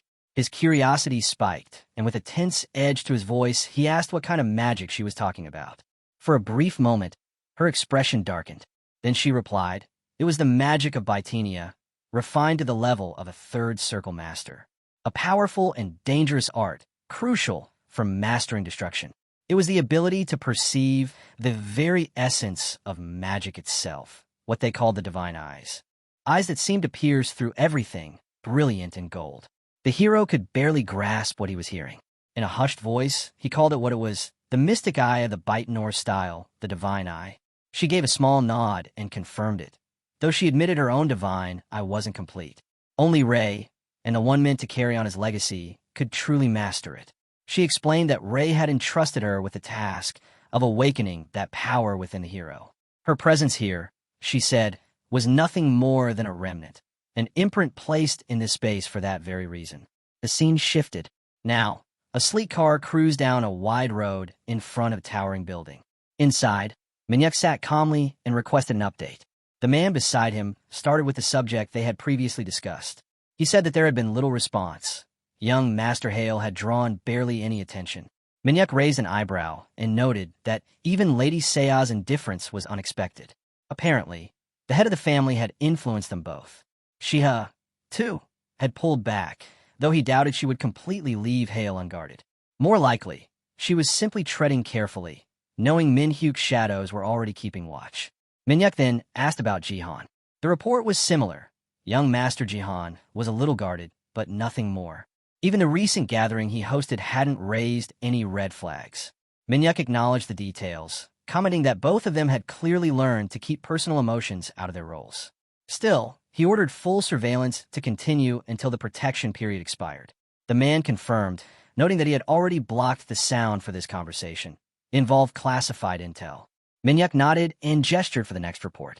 This one concerned possible ties between certain family members and the Black Magic Tower. So far, they had investigated 32 individuals, including several elders who were openly displeased about Hale's return and senior executives from related companies. Minhyuk looked over, eyebrows raised, as the man went on. The tower itself seemed clean. But before he could say more, Minhyuk interrupted. Just because the tower appeared untouched didn't mean the rot wasn't somewhere else. He agreed. Out of the 32, 5 had backgrounds that stood out, too suspicious to ignore. If this had gone on any longer, it could have drawn attention from the hyenas. Minhyuk narrowed his eyes and said he'd take care of those individuals himself. The scene shifted once more, returning to the hero and Elena. She stood, arms outstretched, and announced that they would now begin his training in the divine eye. The hero didn't flinch. He told her to push him as hard as she could.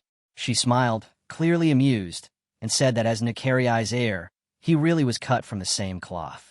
She instructed him to close his eyes, and when he did so without hesitation, she praised him. Then she began slowly channeling mana into his body, careful and precise, as she started to explain the foundation of the divine eye.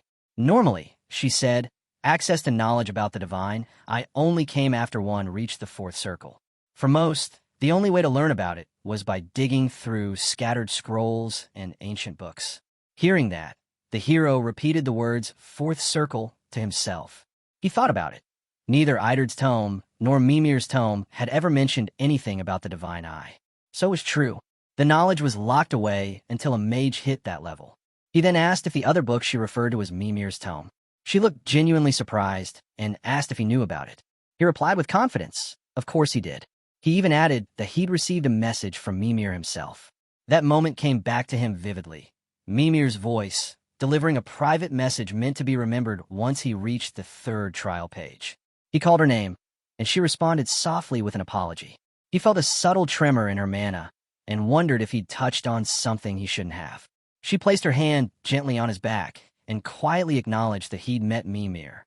That was good, she said, comforting even, but she suggested they set that topic aside for now and return their focus to the divine eye. She went on to say that the reason this magic was revealed only at the 4th circle wasn't because of some hidden rule or ancient restriction. It was simply due to her being tied to the 3rd trial page of Idard's tome. He blinked in confusion and asked if that meant she was part of the book itself. Elena nodded with a smile. Ray had placed her there and tasked her with explaining everything. She chuckled, adding that there were limits to how much information could be packed into the tome, and Ray had a way of pushing people to their edge. The hero thought back to something Mimir had said. How just the creation of the trial page and the successor verification spell had required so much power that they couldn't contain everything in one book. That was why Idard's tome only held the essentials, and the rest had been compiled separately. into Mimir's tome. As Elena's magic settled, she finally stepped back and, with quiet certainty, told him it was time. "Open your eyes," she said. The hero did so slowly and instantly sensed something had changed. His eyes darted around, unsettled. Elena's mana was now fully entwined with his infinity circle. The connection was flawless, so smooth he couldn't even tell where her energy ended and his began. Looking around in confusion, he told her something felt off. Elena gave a small nod and said, "Strange, isn't it?" Then she revealed what she'd done. She had blocked his optic nerves using mana. His eyes went wide. "You cut off my vision?" he asked, stunned. She remained calm. "This was just the beginning," she explained. "The divine, I wasn't part of the five senses he relied on. It was something else entirely, a sixth sense. To awaken it, all his other senses needed to be erased." She placed a firm hand on his shoulder and continued. "Soon, touch, smell, and taste would vanish too. Even sound would fade until nothing remained." He stood frozen as it all started to happen. The feeling in his fingers disappeared. The scent of the forest was gone. No more warmth, no more sound, only silence and stillness. He whispered in disbelief, "It's real. Everything's gone."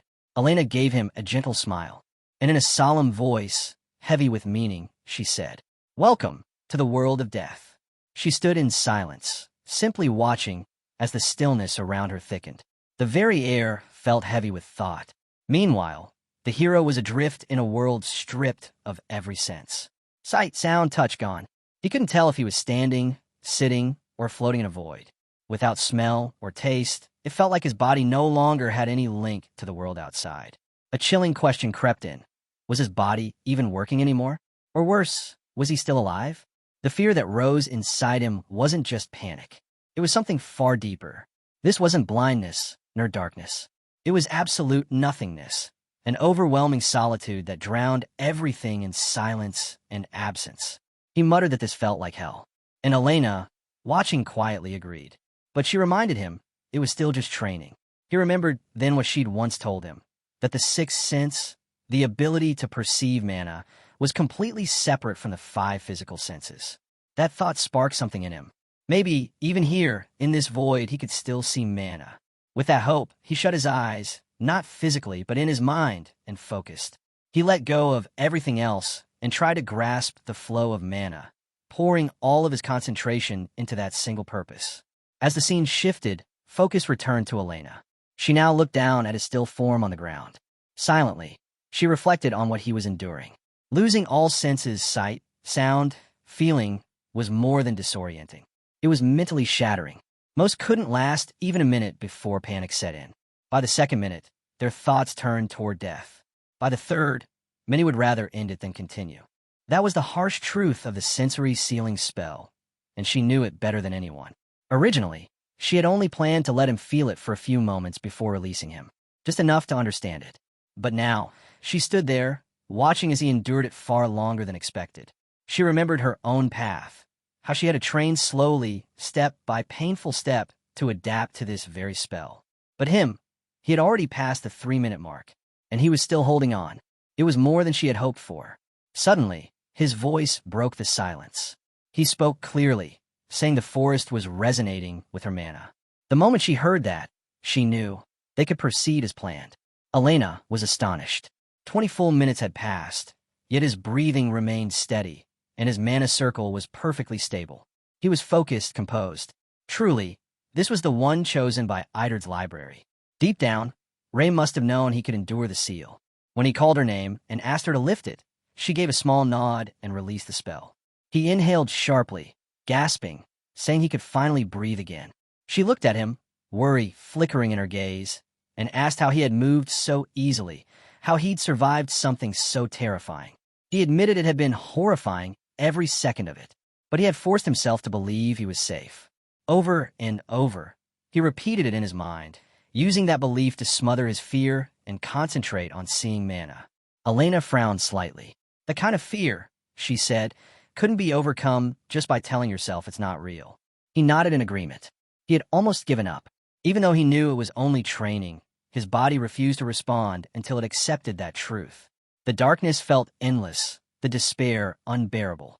But just as his focus began to crack, a memory rose. He remembered a day from a year ago, the moment he discovered he wasn't compatible with AI magic, when his family rejected him and his own father cast him aside. That day, he lost everything. That had been real despair. Compared to that, this was nothing. He held on to that thought, and it carried him through. Outside the room, near the trees, Elena whispered softly that the sensory seal really was better. He nodded. Just another trial, he said, on the path forward. She looked at him, ready to ask how far he'd come to reach this point. But before she could, he smiled and said he was all right now. The past was behind him.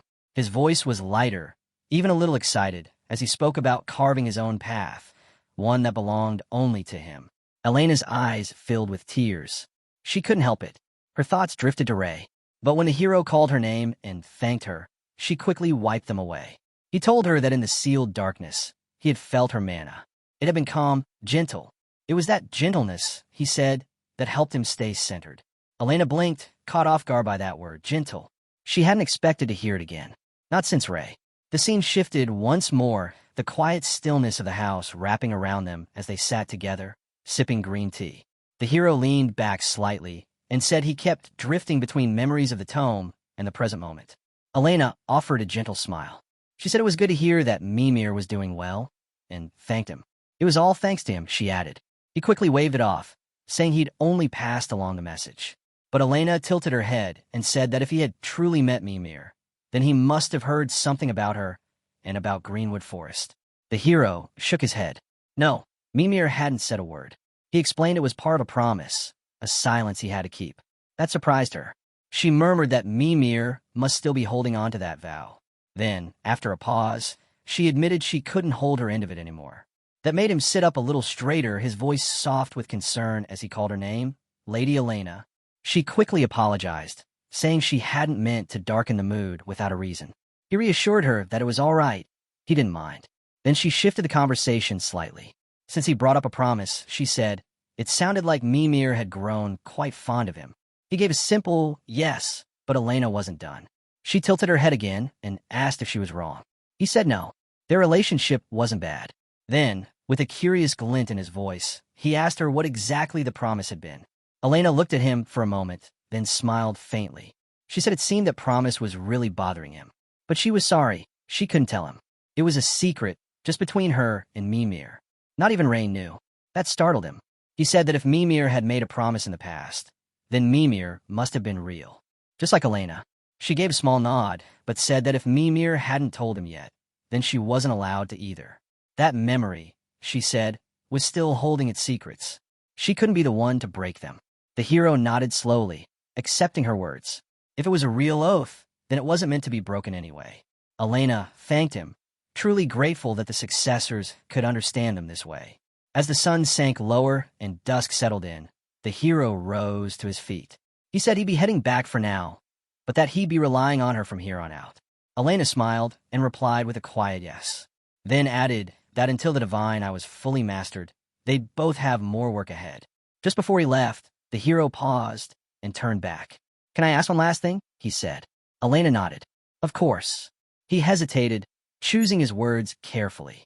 What kind of relationship did you and Mimir have? She looked at him and replied simply. We were friends. Distant like constellations scattered across the sky, but always connected. We protected Beitner's magic together, alongside Ray. The scene shifted. The hero opened the book once more and instantly found himself face to face with Mimir. She looked surprised. Back so soon, she asked. He grinned. I've got school tomorrow, so I figured I'd return early. She gave a small nod. Did you actually go through the proper training? Of course, he said, clearly still buzzing with excitement. As he looked at her, he noticed something odd. Mana drifted slowly around her, sluggish and unfocused. With a playful tone, he pointed it out. She narrowed her eyes. What? He smirked. Your mana's still a little unstable. But I can tell you've been training. Mimir stepped closer, placing her hand on his cheek. Strange, she said quietly. After training like that, you shouldn't be this composed. He just smiled. I know, but your real mana, it feels cold. Controlled. She looked at him for a long moment. Maybe because I really am cold. They sipped the last of their tea, and she leaned back. So, you went through the 5 senses sealing spell, and you're fine? He nodded. I'm good. She crossed her arms and sank into the sofa. Did Elena go easy on you because she's too soft? Or was it the forest's magic helping out? He blinked. Forest magic? Her eyes narrowed. Don't tell me you didn't go through trauma cycle therapy? I don't think I developed any trauma, he replied, a bit confused. Mimir went quiet, thinking. Something's off, she murmured. Then, suddenly, wait. You had a trick, didn't you? That's the only way someone survives that madness without side effects. Come on, what was it? The hero hesitated, then started to tell her about what had happened a year ago, the same thing he had told Elena. She listened closely, then asked what exactly happened back then. When he finished, she muttered a curse under her breath. If it were me, I'd have handled it differently. But he cut in gently. Back then, I was completely lost, crushed under everything people expected of me. And when it all fell apart, the weight of it dragged me into despair. But looking back, that was the moment that trained me the most. That pain, he said, built the strength I needed to be who I am now. He said that even having all his senses sealed hadn't been that bad. Mimir stared at him, clearly stunned. She said she'd always sensed a shadow in him, a quiet darkness, and now she understood why. He'd grown used to that kind of emptiness. The hero glanced at her, expecting her to shrug it off with her usual sarcasm. But her serious expression caught him off guard. If you try to understand us, she said softly, then we'll become people who understand you too. He laughed awkwardly, scratching his head. Maybe just a little. Mimir tilted her head and looked at him like he was losing it. You really think you'll handle everything before the deadline? The hero just grinned. I will, no matter what. Then his tone shifted, calmer, more grounded. That year in despair. It made me realize how lucky I am to be a mage at all. He knew there was no time to waste. As the successor of legend, the only path left was forward. The scene transitioned slowly to the quiet of the Obelisk Academy dormitory. In the stillness of a small room, 2 books rested on a side table. The hero lay on his bed, eyes fixed on the ceiling, mind replaying Elena's words. The divine eye, an evil eye in form, but tied to the boundless flow of the infinity circles. At the first circle, it revealed the color of mana. At the second, it showed the broken fragments of magic formulas. And at the third, it exposed the core essence of magic itself. He pressed a hand to his face, surprised. To truly master it, he would need the ability to see mana at will, to call on the divine eye as easily as breathing. He extended his hand. Blue light flickered to life, dancing across the air in shimmering waves. I can do this, he thought. Just then his phone buzzed. A message flashed across the screen. It was from the Blue Tower Master. Opponent confirmed. Ju Hanwook, 5th Circle Mage. Age, 29. Blood type, B. The hero read it, eyes narrowing. A grin slowly spread across his face. Oh, this is going to be interesting. The scene shifted to Obelisk Academy's indoor training grounds, where the air crackled with magic and spells zipped across the room in every direction. Off in a corner, Sun-chan sat stunned on the floor, staring in awe and whispering to himself, questioning whether these people were even human. Their mastery of magic felt unreal. At the center of the chaos, Adela was locked in a fast-paced duel with the hero. She hurled precise 4th circle spells, which he countered effortlessly. As they exchanged blows, she casually mentioned receiving an email from the Blue Tower Master. It included a detailed strategy guide. The hero responded calmly, reminding her that he'd already mentioned it wasn't just a profile. It laid out a full combat approach. Dodging backward mid-sentence, Adela's interest peaked. She asked what he meant exactly, but before he could answer, a wave of magic surged through the hall. Trying to rise, she slipped and fell back. The hero approached and offered his hand, asking her what she thought. She took it, stood up, and asked if she could take another look at the file. He smiled and told her to go ahead. As she read through it, her eyes widened and she let out a surprised breath. It really was more of a strategy manual than just a profile. The hero just nodded knowingly. That's when Sun-chan wandered over, eager to see it too. Adela praised the analysis, then quickly shifted focus, saying they shouldn't get too caught up in it. They needed to work on their own growth. Maybe, she mused, this was the Blue Tower Master's way of lending a hand. The hero admitted that with how outmatched he was, the help might be genuine, a small nudge to balance the scales. Sun-chan chimed in, saying help was help, and they should take it. The hero agreed, but added that progress came from training, not overthinking. He clapped his hands and announced that break time was over. Sun-chan groaned dramatically, saying he hadn't even had a chance to breathe, and begged for 5 more minutes. The hero just grinned and said stamina was built in the tough moments. Then, with a wicked smile, he declared they were doing an hour of running. Sunshan looked like he was about to collapse, cursing under his breath and muttering that Shin Hail had to be some kind of demon. Watching the others resume their sparring, Sunshan shook his head in disbelief. Using high-tier magic like that indoors? He couldn't wrap his head around it. That evening, the setting shifted to the dorms. Adela trudged down the hallway, clearly worn out. She pushed open her door, frustration written all over her, then dropped straight on her bed. Muttering that she should at least change first, she let out a long sigh and shut her eyes. But her mind didn't rest. She replayed the moment from training, specifically the hero's moonlight bullet. His spell had been faster, stronger, more refined. Her eyes flew open. "This is so frustrating," she said sharply, sitting upright. She'd put in endless effort, yet the gap between them still felt enormous. She clenched her fists, telling herself she couldn't let it stay this way. Now when everyone was going all in with their hidden techniques. Springing off the bed, she said there was no time to waste, not tonight. She needed a cold shower and had to rewatch their training. As she rushed out, a magic book floated into the air behind her, glowing faintly in the fading sunlight. Outside, the moon rose high above the trees. Elsewhere, the hero had arrived once again at Elena's house. He walked slowly, lost in thought, finding it odd that he no longer needed to rely on the 5 senses seal so soon. Just then, Elena stepped outside. He greeted her respectfully. She smiled, noting that it looked like he'd finally learned how to see mana properly. He nodded, admitting that while it still gave him headaches if he focused too long, he could now see it whenever he wanted. Elena gave an approving nod and told him they were ready for the next stage of training. This time, she said, he'd use his mystic eye to examine the structure of her magic circle. He blinked, caught off guard, but she went on. By closely observing it, she explained, he would begin to understand the very fabric of the spell, its essence. With time, he'd notice small vulnerabilities, gaps in the flow. Gaps, he repeated, trying to grasp the concept. With a graceful motion, Elena drew a glowing magic circle in the air. She explained that every spell, no matter how complex, had a weakness. Find that gap, she said, and the entire structure could be unraveled. That, she concluded, was what they called destruction. The hero stood frozen for a moment, echoing the words under his breath, erasing a magic circle. Elena nodded and explained further. The mystic eye, when pushed to its limits, could completely dismantle a spell.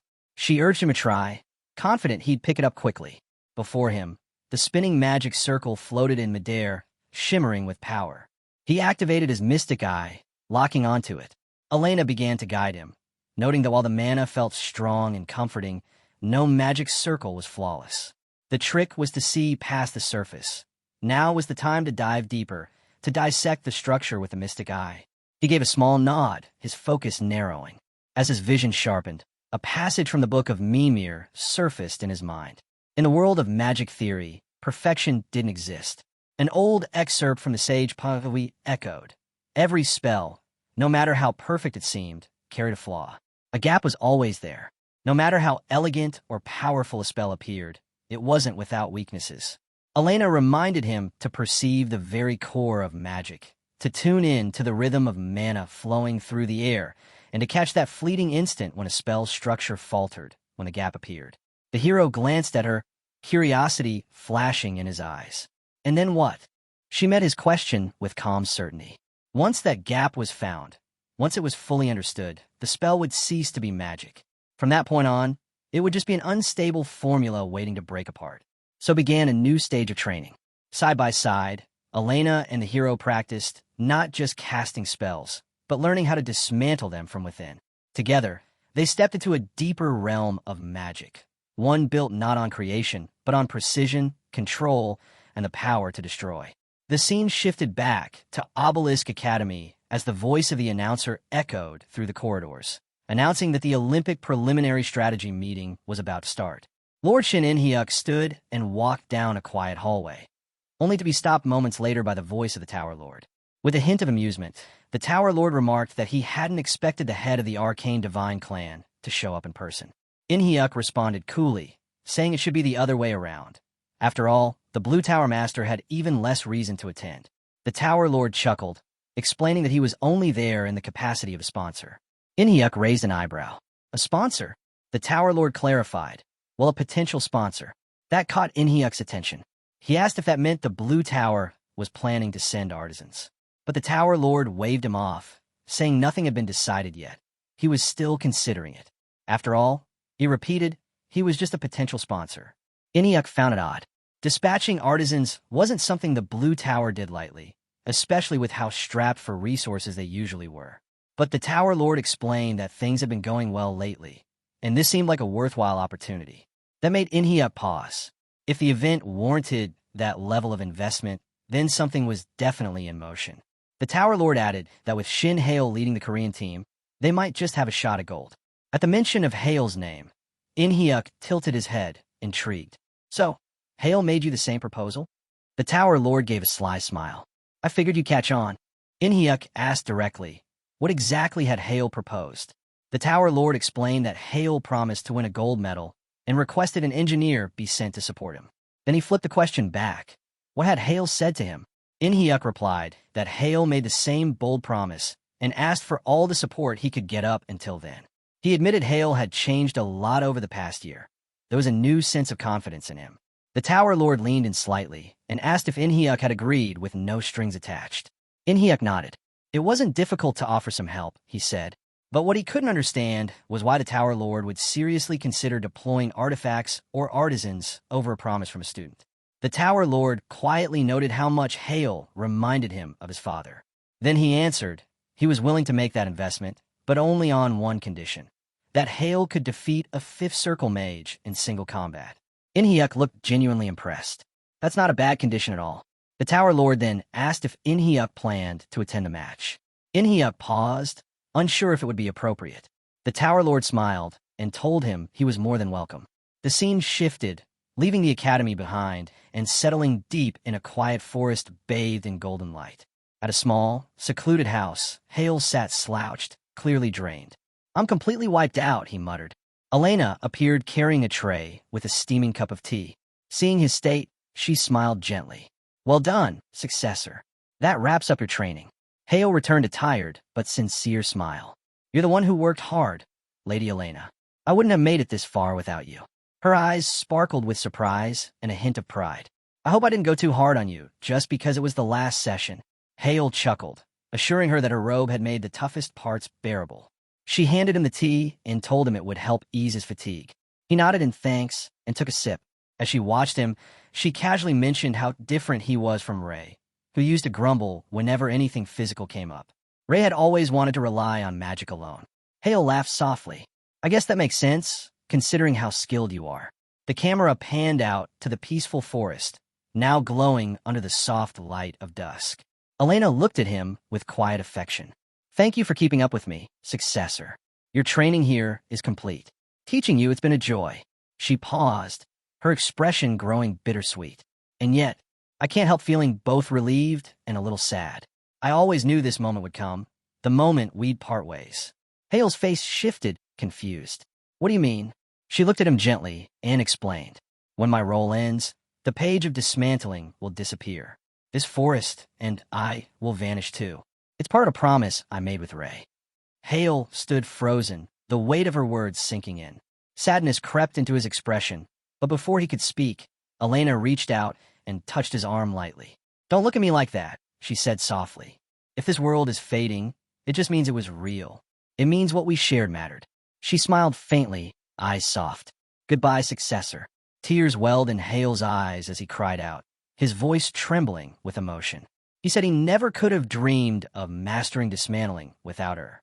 Elena smiled, her own tears falling, and told him she was truly glad he ended up as Ray's successor. It gave her peace, knowing someone so deserving would carry on this magic. Still, she admitted one thing made her sad. She wouldn't get to see how far he'd go from here. Overwhelmed, Hale rushed toward her. Elena reached out, gently taking his hand in hers. No matter what happens, she said softly, don't give up. Ever. Then, with a small smile, she added, and take care of Mimir, okay? She gets lonely, and, well, she could be a little much sometimes. Hale nodded, promising he would. With one last look, Elena told him this was goodbye, forever. A sharp ache bloomed in his chest, a sorrow deeper than words. Then, as if in response to the moment, a glowing book materialized before him, bathed in white light. Elena's voice echoed within him. "Congratulations," she said. "You're now a third circle master." Reverently, Hale reached for the book and opened it. Inside, the page of dismantling was complete. He whispered his thanks to Lady Elena, vowing to carry the memory of their time in the forest close to his heart, and the weight of this farewell as strength for what lay ahead. The scene shifted. Now at the Blue Tower's dual training grounds, tension filled the air. The Tower Lord stood and announced the start of the match. Shin Hale versus a fifth circle mage. Sun-chan wore a deep scowl, his nerves plain to see. Beside him, In-hyuk leaned in with a thoughtful hum. Sandwiched between the two, Sun-chan sat stiffly, looking completely out of place and quietly wondering how he'd gotten roped into this at all. The scene shifts once more to the Blue Tower's dual training grounds, where anticipation hangs thick in the air. Tower Master Kim steps forward, voice steady as he announces the duel is about to commence. Off to the side, Sun-chan mutters a quiet curse, frustration bubbling just beneath the surface. His father watches with a furrowed brow. "When's this thing supposed to start?" he asks, clearly unsettled by the whole setup. Kim looks like he's enjoying himself a little too much, while Sun-chan is pacing like a wreck. The contrast makes him feel like the only rational person caught between two extremes. He sighs, wishing Adela were with him, but she's already down in the arena, helping Hale prepare. Sun-chan keeps pacing restlessly, murmuring that they need to hurry things up. Across from him, Hale stands motionless, calm, composed, completely focused. Kim suddenly breaks the silence. "You think Hale has a shot?" He doesn't wait for an answer. "I'd say maybe 10%. Hale's father folds his arms, voice flat. "That's higher than what I'd give him." Kim turns to him with interest. "Oh, then what would you say, Lord?" 2%. "At best." Kim smirks. "That's cold. What about you, Sun-chan?" Sun-chan looks up, startled. "Me? Yes. Forget you're his friend for a second. Just give me your honest take. What are his chances?" Sun-chan hesitates, then says 50%. Kim blinks. "That's generous. Why so high?" Sun-chan scratches the back of his head. "No real reason. Just a feeling. If Hale gets serious, if he really goes all out, this could be a fair match. He's been improving so fast, and I don't think we've seen everything he can do yet." "You're saying he's been holding back?" Sun-chan nods slowly.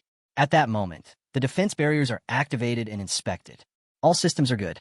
The arena is set. Adela walks back from the field, passing Sun-chan, who's still visibly tense. She gives him a quick nod. "Nice work." She takes a few more steps, then glances back. Something about him feels off. She almost asks, but the thought fades as the camera moves toward the arena. Hale stands across from his opponent now. The countdown begins. The crowd falls silent. His opponent eyes him carefully. Didn't expect to end up dueling someone from the arcane Divine Clan's elite bloodline. The referee's voice rang out, marking the start of the match. Neither fighter moved. With a relaxed smile, Hale spoke first. "Please go easy on me, senpai." His opponent chuckled. "I'll let you have the first move, Junior." Without wasting a second, Hale launched Wind Cutter. A red and a yellow magic circle ignited beneath him. He immediately followed it up with Flare Ball. "I gave up the first move," he muttered under his breath. "So this one has to count." His opponent observed calmly. "So this is the adaptive magic I've heard whispers about." "Interesting." Hale tilted his head. "You seem a bit too comfortable for someone in a duel." "That's because I have the luxury to be," the man replied evenly. Hale's smile sharpened. "We'll see how long that lasts." Multiple spheres, flaming red and crackling blue, erupted from his hands.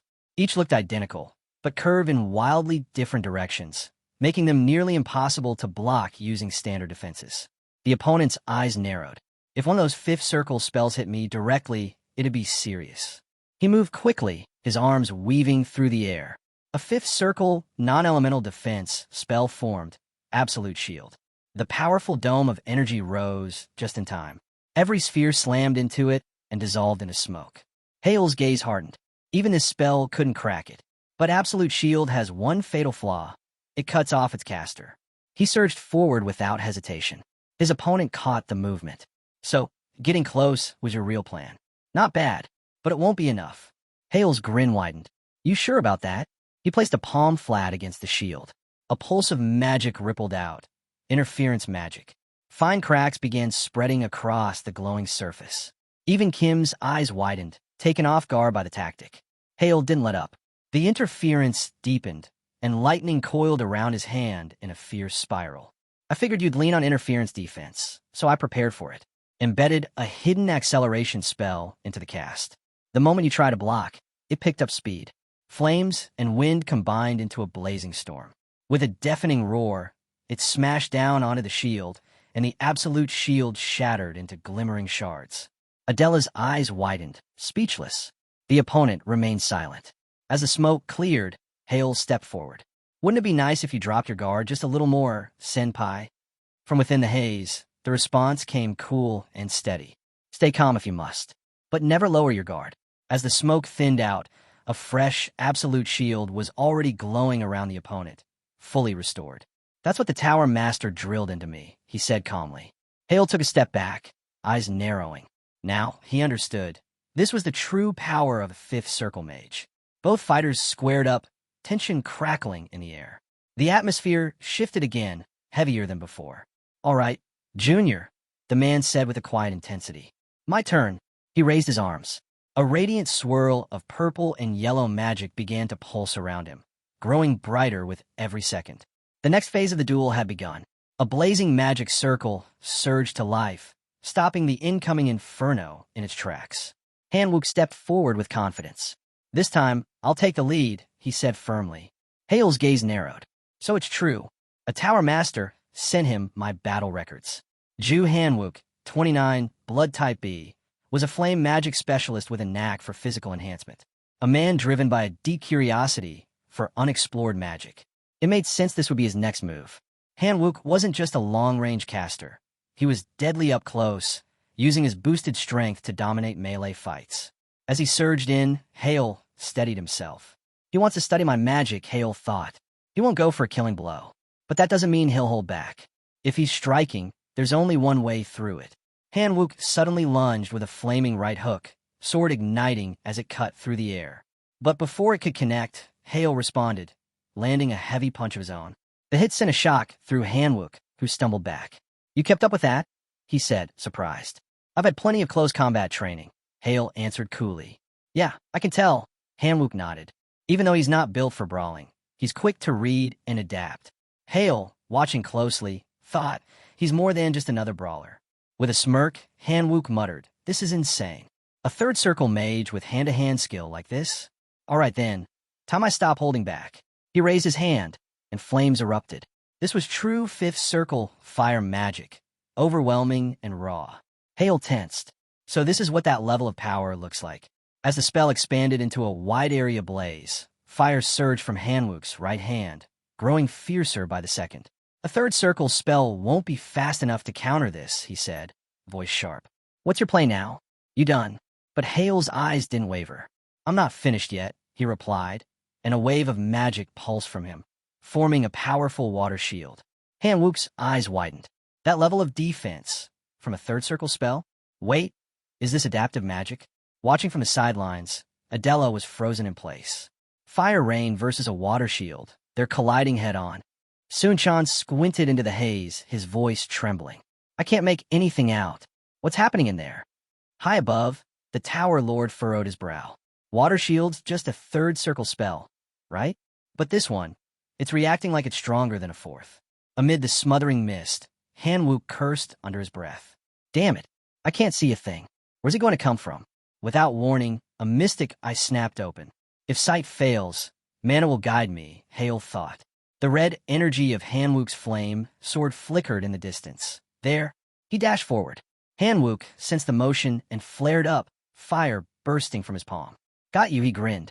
Lightning fast, Hanwook fired off a blast of flame magic, but Hale was already at close range. How'd he get here so fast? Desperate, Hanwook tried to conjure an absolute shield. No time, it's too unstable. Then, a surge of yellow mana erupted through him, flowing across his chest and arms. Earth magic formed instinctively. A shield took shape, but before it could fully materialize, Hale struck again, cutting it off mid-cast. Hanwook's eyes went wide. He's faster than I thought. Hale's fist ignited, hurling a fire-charged blow toward Hanwook, who stood frozen for just a beat too long. Blue mana flared. Is that a water laser? But Hale tanked the blast, unmoving. He came at Hanwook again, fire roaring in his punch. Hanwook responded with a wall of water. The impact created a thick cloud of smoke as the two collided. Hanwook growled at himself. These damn tricks, that mystic eye, it's throwing everything off. His frustration boiled. Enough. I'll put an end to this now. Flames blazed around him, his aura surging like wildfire. But Hale didn't flinch. With his mystic eye locked on a Hanwook's mana signature, he focused deeply, searching for the precise gap in the spell. The flaw is there. Just then Greenwood extended her hand. Energy pulsed outwards, her power resonating through the battlefield. Hale's eyes glowed with intensity. His control, his presence, it declared one thing. He had transcended magic's limitations. With that, he struck a crushing final blow that cut through Hanwook's defenses. Hanwook staggered, stunned. Sweat ran down his temple. My inferno, it's gone. The second you think it's over, that's when you lose, Hale thought, charging in like a raging storm. As the clash reached its peak, a voice echoed across the field. Match over. The winner is... Shin Hale stood tall. Hanwook was down, defeated. Inside the waiting room of the Blue Magic Training Hall, Hale sat still, sweat rolling down his face as fatigue weighed heavily on him. I'm drained. His thoughts felt like they were dragging through mud. The Tower Lord entered, surprise in his voice as he commended Hale's performance. Resting a hand on the doorframe, he paused, clearly still processing what he'd just seen. Facing Hale, he admitted, at first, I couldn't figure out what you were doing. But when it all came together for that last magic nullification, it was like watching a masterfully played game of chess. He held out his arm. The goosebumps were real. Clapping a hand on Hale's shoulder, he brought up the final spell, Tempest Circus, a 4-circle spell. He was especially curious how Hale had bypassed the limitations of memorize. Hale, unfazed, replied casually, what if I told you I reworked memorize using transformation magic? The Tower Lord blinked at him, clearly skeptical. I can follow spells up to the 3rd circle, he said. But that wasn't just a patch. You took out the flaws entirely, flipped the whole logic on its head. Hale said nothing. His thoughts wandered to how fast his casting had become, nearly instantaneous. His free-form magic, it no longer followed convention. The Tower Lord leaned in slightly, voice softer now. You even neutralized his magic. So what exactly are you using? Hale's eyes gleamed faintly. Sweat clung to his skin. He was just about to answer when the scene cut. At Blue Magic Tower HQ, the Tower Lord now sat in Kim Kangen's office. Without turning from her monitor, Kangen spoke, I'll take care of the engineer for the Olympiad by tomorrow. He nodded, sipping from his cup. Make sure the new assignment doesn't disrupt the contractor's schedule. As he set the cup down, Kangen gave him a curious look. What's that supposed to mean? Instead of explaining, the Tower Lord threw her a question. Do you really think we can take gold at the Olympiad? Kangen replied, calm and even, not impossible. He chuckled. Funny. Just yesterday, you said even bronze was a long shot. Kangen smirked without missing a beat, her fingers still dancing across the keyboard. Things are different now, she said simply. The Tower Lord's eyes gleamed. You feel it too, right? It's incredible. Kangen rested her hand beside the keyboard and gave a small nod. Yeah, it really is. He laughed. You got so caught up in it, you forgot you were one of the judges. Kangen shot him a playful glare. Don't start. He shifted gears. What do you make of Hale's magic? Kangen explained that the entire match had been monitored using the Eye of Ruby. I saw it through the eye too, the Tower Lord said. Even then, I couldn't pin anything down. He used steam to mask his presence, layered misdirection into his casting. Honestly, it was kind of scary. He paused, then added, I could see how he disrupted the Inferno spell structure during the fight, but I have no idea how he pulled it off. Kangen admitted she was stumped as well. And the Eye of Ruby isn't some basic tool, it's top tier. But even then, I couldn't figure out what sort of magic he was using. The Tower Lord nodded slowly. Bothered me so much, I went and asked him straight after the match. She glanced up, and he just smiled, the Tower Lord said with a shrug. Told me something I once said myself, that a mage has the right to keep their magic secret. So he refused to answer, said I'd have to work it out on my own. Kangen raised an eyebrow. Do you think it's illegal magic? He shook his head without hesitation. No way. The mana was too pure, the structure too refined. Nothing shady about it. Reaching for a tablet, he tapped the screen. That's all I've got so far. He thought back again to his earlier question, the one about modifying memorize through transformation magic. Hale's answer had been evasive. The Tower Lord murmured to himself. Doesn't feel like it's just transformation. He leaned back in his chair, a grin forming. This year's Olympiad is going to be wild. Then, standing up, he grinned. Come on, let's go grab some food. Kangen's eyes lit up, and in her mind, one mischievous thought surfaced. He's definitely footing the bill for this overtime. Back at Obelisk Academy, the alarm blared at 7:30 a.m. Hale's hand rested beside his phone, unmoving. He fumbled for the screen, glanced at the time, and let out a quiet sigh. 8 hours of sleep. Still, the exhaustion clung to him, a lingering weight from using both resonance and dispelling. His mana flow had completely shut down during resonance. Even the master's robe had been useless. That wasn't something he could ignore. He had to tread carefully from now on. Sitting up on the bed, he dropped his head into his hand. Sweat rolled down the side of his face. Then his phone buzzed again. A new notification. It was from his father. The message was brief but thoughtful, acknowledging that yesterday's fight must have taken a toll. Another followed. His father had arranged medical leave, so he could take the day off. Hale thought back to how he'd left right after the match, saying nothing. His father must have worried he was upset. He nodded to himself. That's good, then.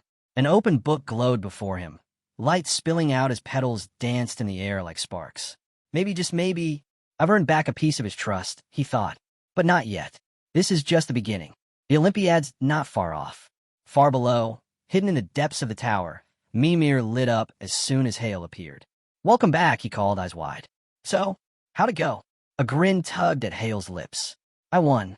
Mimir leaned in, suspicious. You sure? You look like you're about to pass out. Hale chuckled. It was close. Too close. If even one thing had gone sideways, I'd be out. I gambled everything off the Blue Tower Master's intel. He paused. So no, it doesn't feel like much of a win. Then, his face turned serious. He held up 4 fingers. It's time, he said.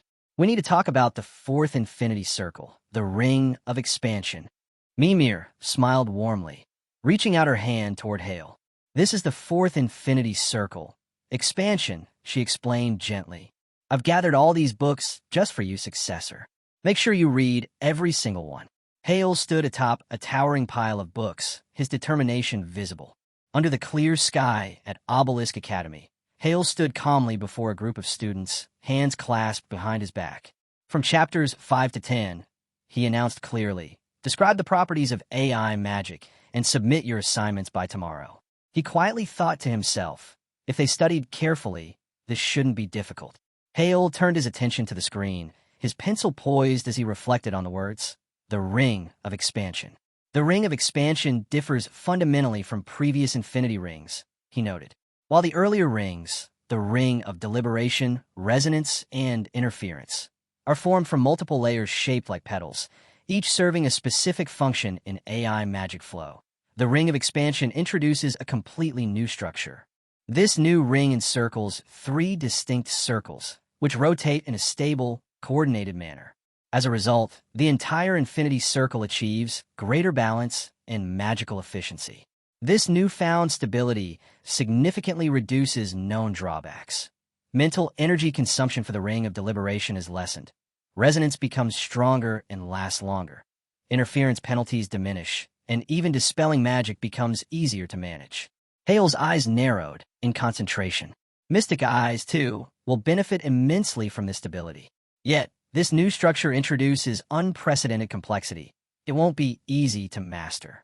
He sighed internally, recalling the critical passage from a book he had read earlier at Mimir Spring. Forming the Ring of Expansion typically takes at least 1 year. And the more circles one masters, the harder they become to control. He leaned back, frustration flickering across his face. I don't have that kind of time. Later in Obelisk Academy's indoor training grounds, Hale carefully observed students pushing through intense drills. 5 more minutes, he called firmly. Sunchan faltered slightly, breathing heavily, sweat dripping from his face. Adela remained composed and focused, her determination unwavering despite obvious fatigue. Finally, Hale announced decisively, that's it, 10-minute break. Sunchan immediately collapsed onto the floor, gasping weakly. I feel like I'm going to die. Adela knelt beside him with concern, her voice soft yet encouraging. Are you okay? Hang in there. She leaned in slightly, a small smile on her lips, and reminded him gently. Remember, we promised to keep pushing harder. Sun-chan stared back at her, wide-eyed in disbelief, exhaustion momentarily forgotten. Sweat poured down Hale's face, his exhaustion evident. He looked at his teammates, his voice strained, and asked, could we postpone the feedback? I just finished a match, and I'm completely drained. Sun-chan immediately raised a finger, clearly frustrated. This isn't the first time, Hale. Feedback has to be done the same day, no matter how tired we are. Adela, looking pale and tense, spoke gently, suggesting, maybe we should rest today and continue tomorrow. Everyone's already pushed to the limit. But Sun-chan shook his head, firmly disagreeing. Skipping feedback is like throwing away 30% of our training. Remember, true improvement happens when you're already exhausted. A knowing smirk appeared on Sun-chan's face.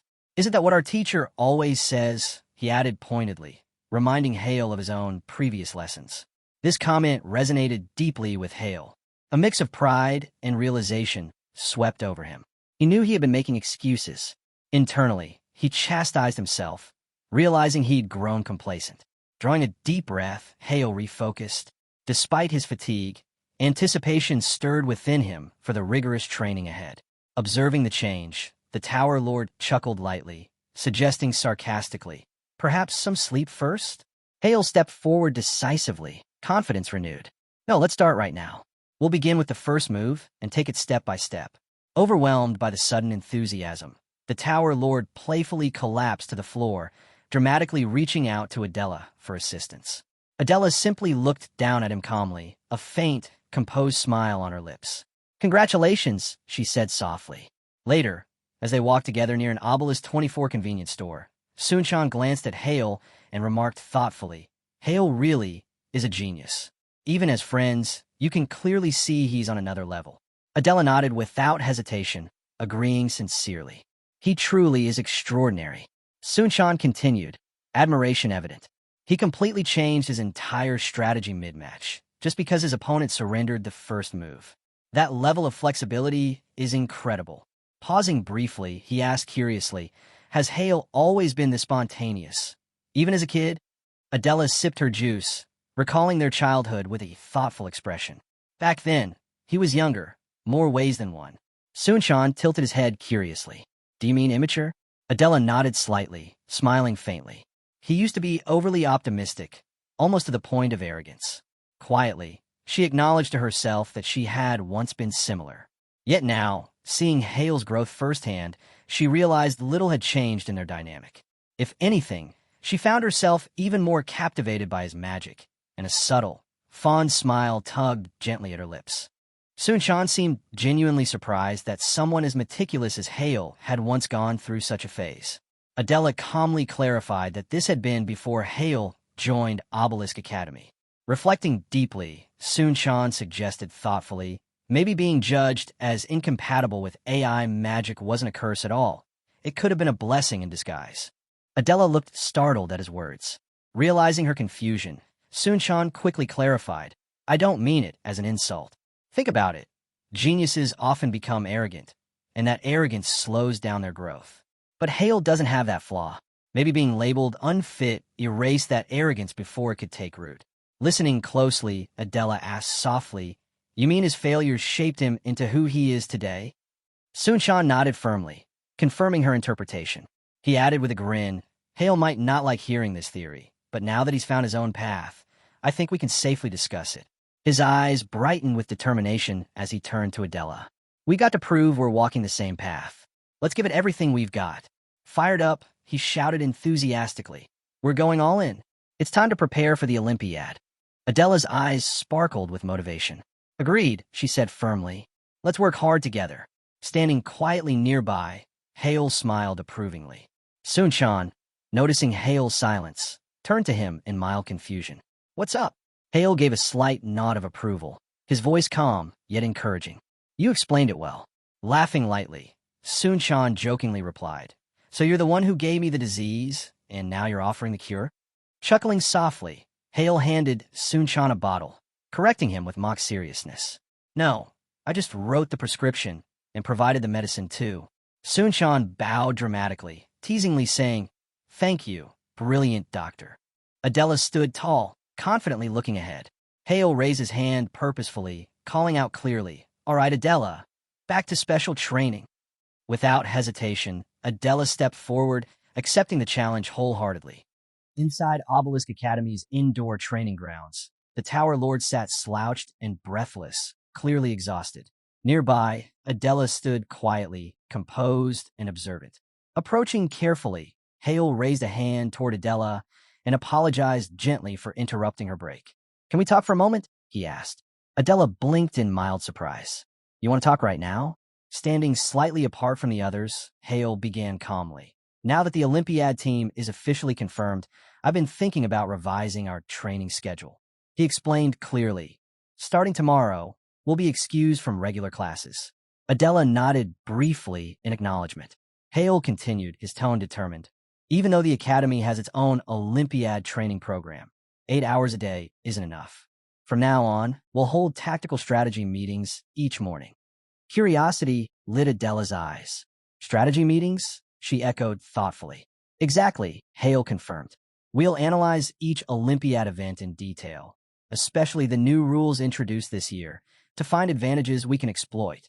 Intrigued but still uncertain, Adela tilted her head slightly. "Why are you telling only me?" Hale's voice softened slightly. "Sunshan is already overwhelmed just with physical training. Explaining strategy to him now would be pointless. He's too exhausted to absorb it." "That's fair," Adela admitted thoughtfully. Hale added, "Zhang Sua from the Blue Magic Tower is already busy analyzing international competitors around the clock. Keep that in mind. We'll use that information starting tomorrow." Adela paused, raising a practical concern. "Developing strategies is fine, but do you really think the third years will listen to second years' plans?" Hale's lips curled into a subtle, confident smile. Calmly, he reassured her, "There's a way to handle that." Nearby, third years Kong Shinwoo, Ma Jinseok, and John Hyun glanced over, more curious than cautious. Hyun remarked quietly, noting, "They're even more confident than I'd heard."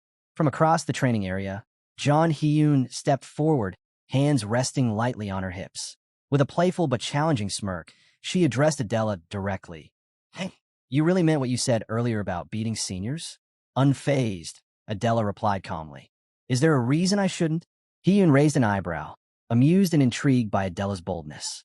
Hale, observing the exchange closely, wiped sweat from his brow and raised 3 fingers, quietly pointing out, "Everyone except us is a third year.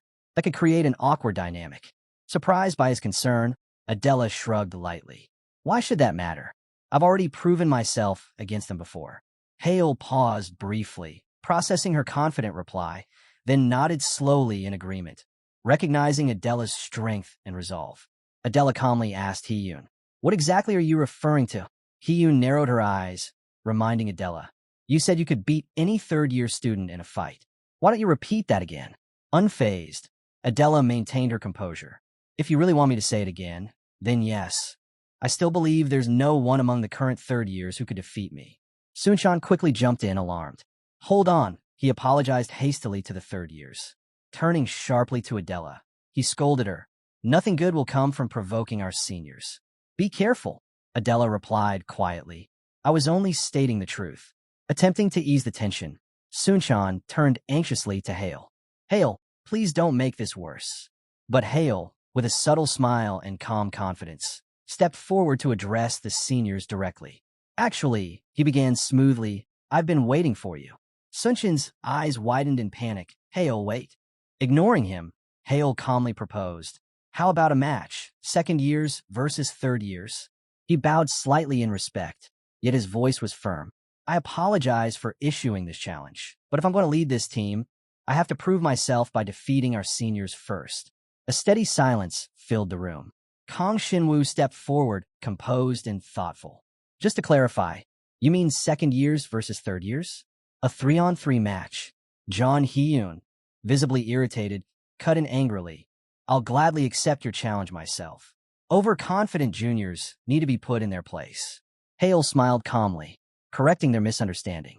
"Actually, what I'm proposing is an all-out match. All second years against all third years. 3 of us against 7 of you."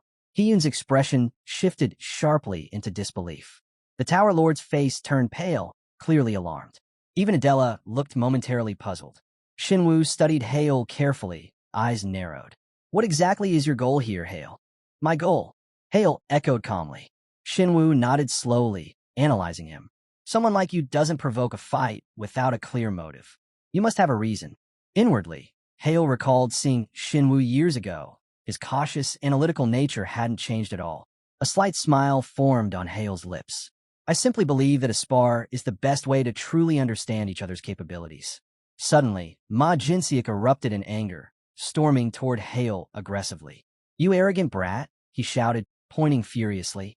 Are you trying to embarrass us seniors by showing off your skills?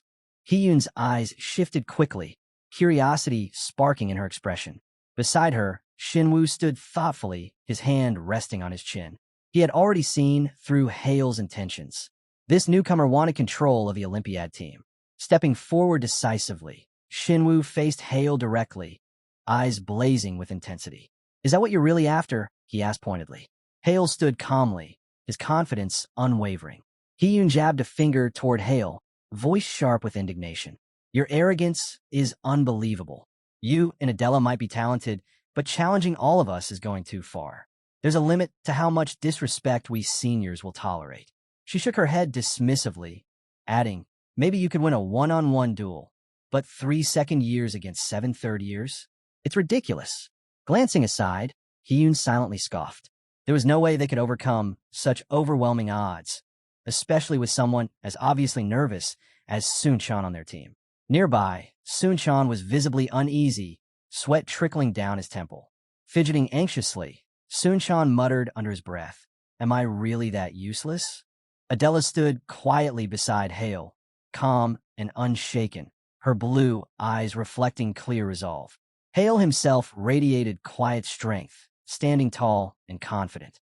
Hiyun crossed her arms firmly, stating with authority, Apologize now, and we might consider dropping this. It's your last chance. Shinwoo nodded in agreement, his tone calm but stern. Hale, you've clearly crossed the line. Hale's expression remained cool and composed. He exhaled slowly, his voice quiet but firm. All this talk is getting tiresome. Shinwoo's mouth curved slightly into a smirk. Behind Hale, Sun-chan covered his mouth in panic, whispering anxiously, He's completely lost it. Adela's calm expression finally tightened, anger flickering briefly across her usually serene face. Then Hale spoke again, his voice unwavering and direct. Who exactly are the useless ones here? Silence fell sharply. Hale's eyes narrowed, locking onto theirs with determination. Enough talking, he declared firmly. Let's settle this with action. Taking a decisive step forward, his gaze powerful and commanding, Hale addressed them clearly, confidently uttering one final word. Seniors. While standing beneath the bright sunlight beside the jogging track, Shin Hale and his team boldly challenged their seniors. His friend Sun-chan attempted to stop him, but their other companion, Adela, stood firmly with Shin Hale and motivated him further. Upon hearing the challenge, the seniors, already in an aggressive mood, accepted the fight.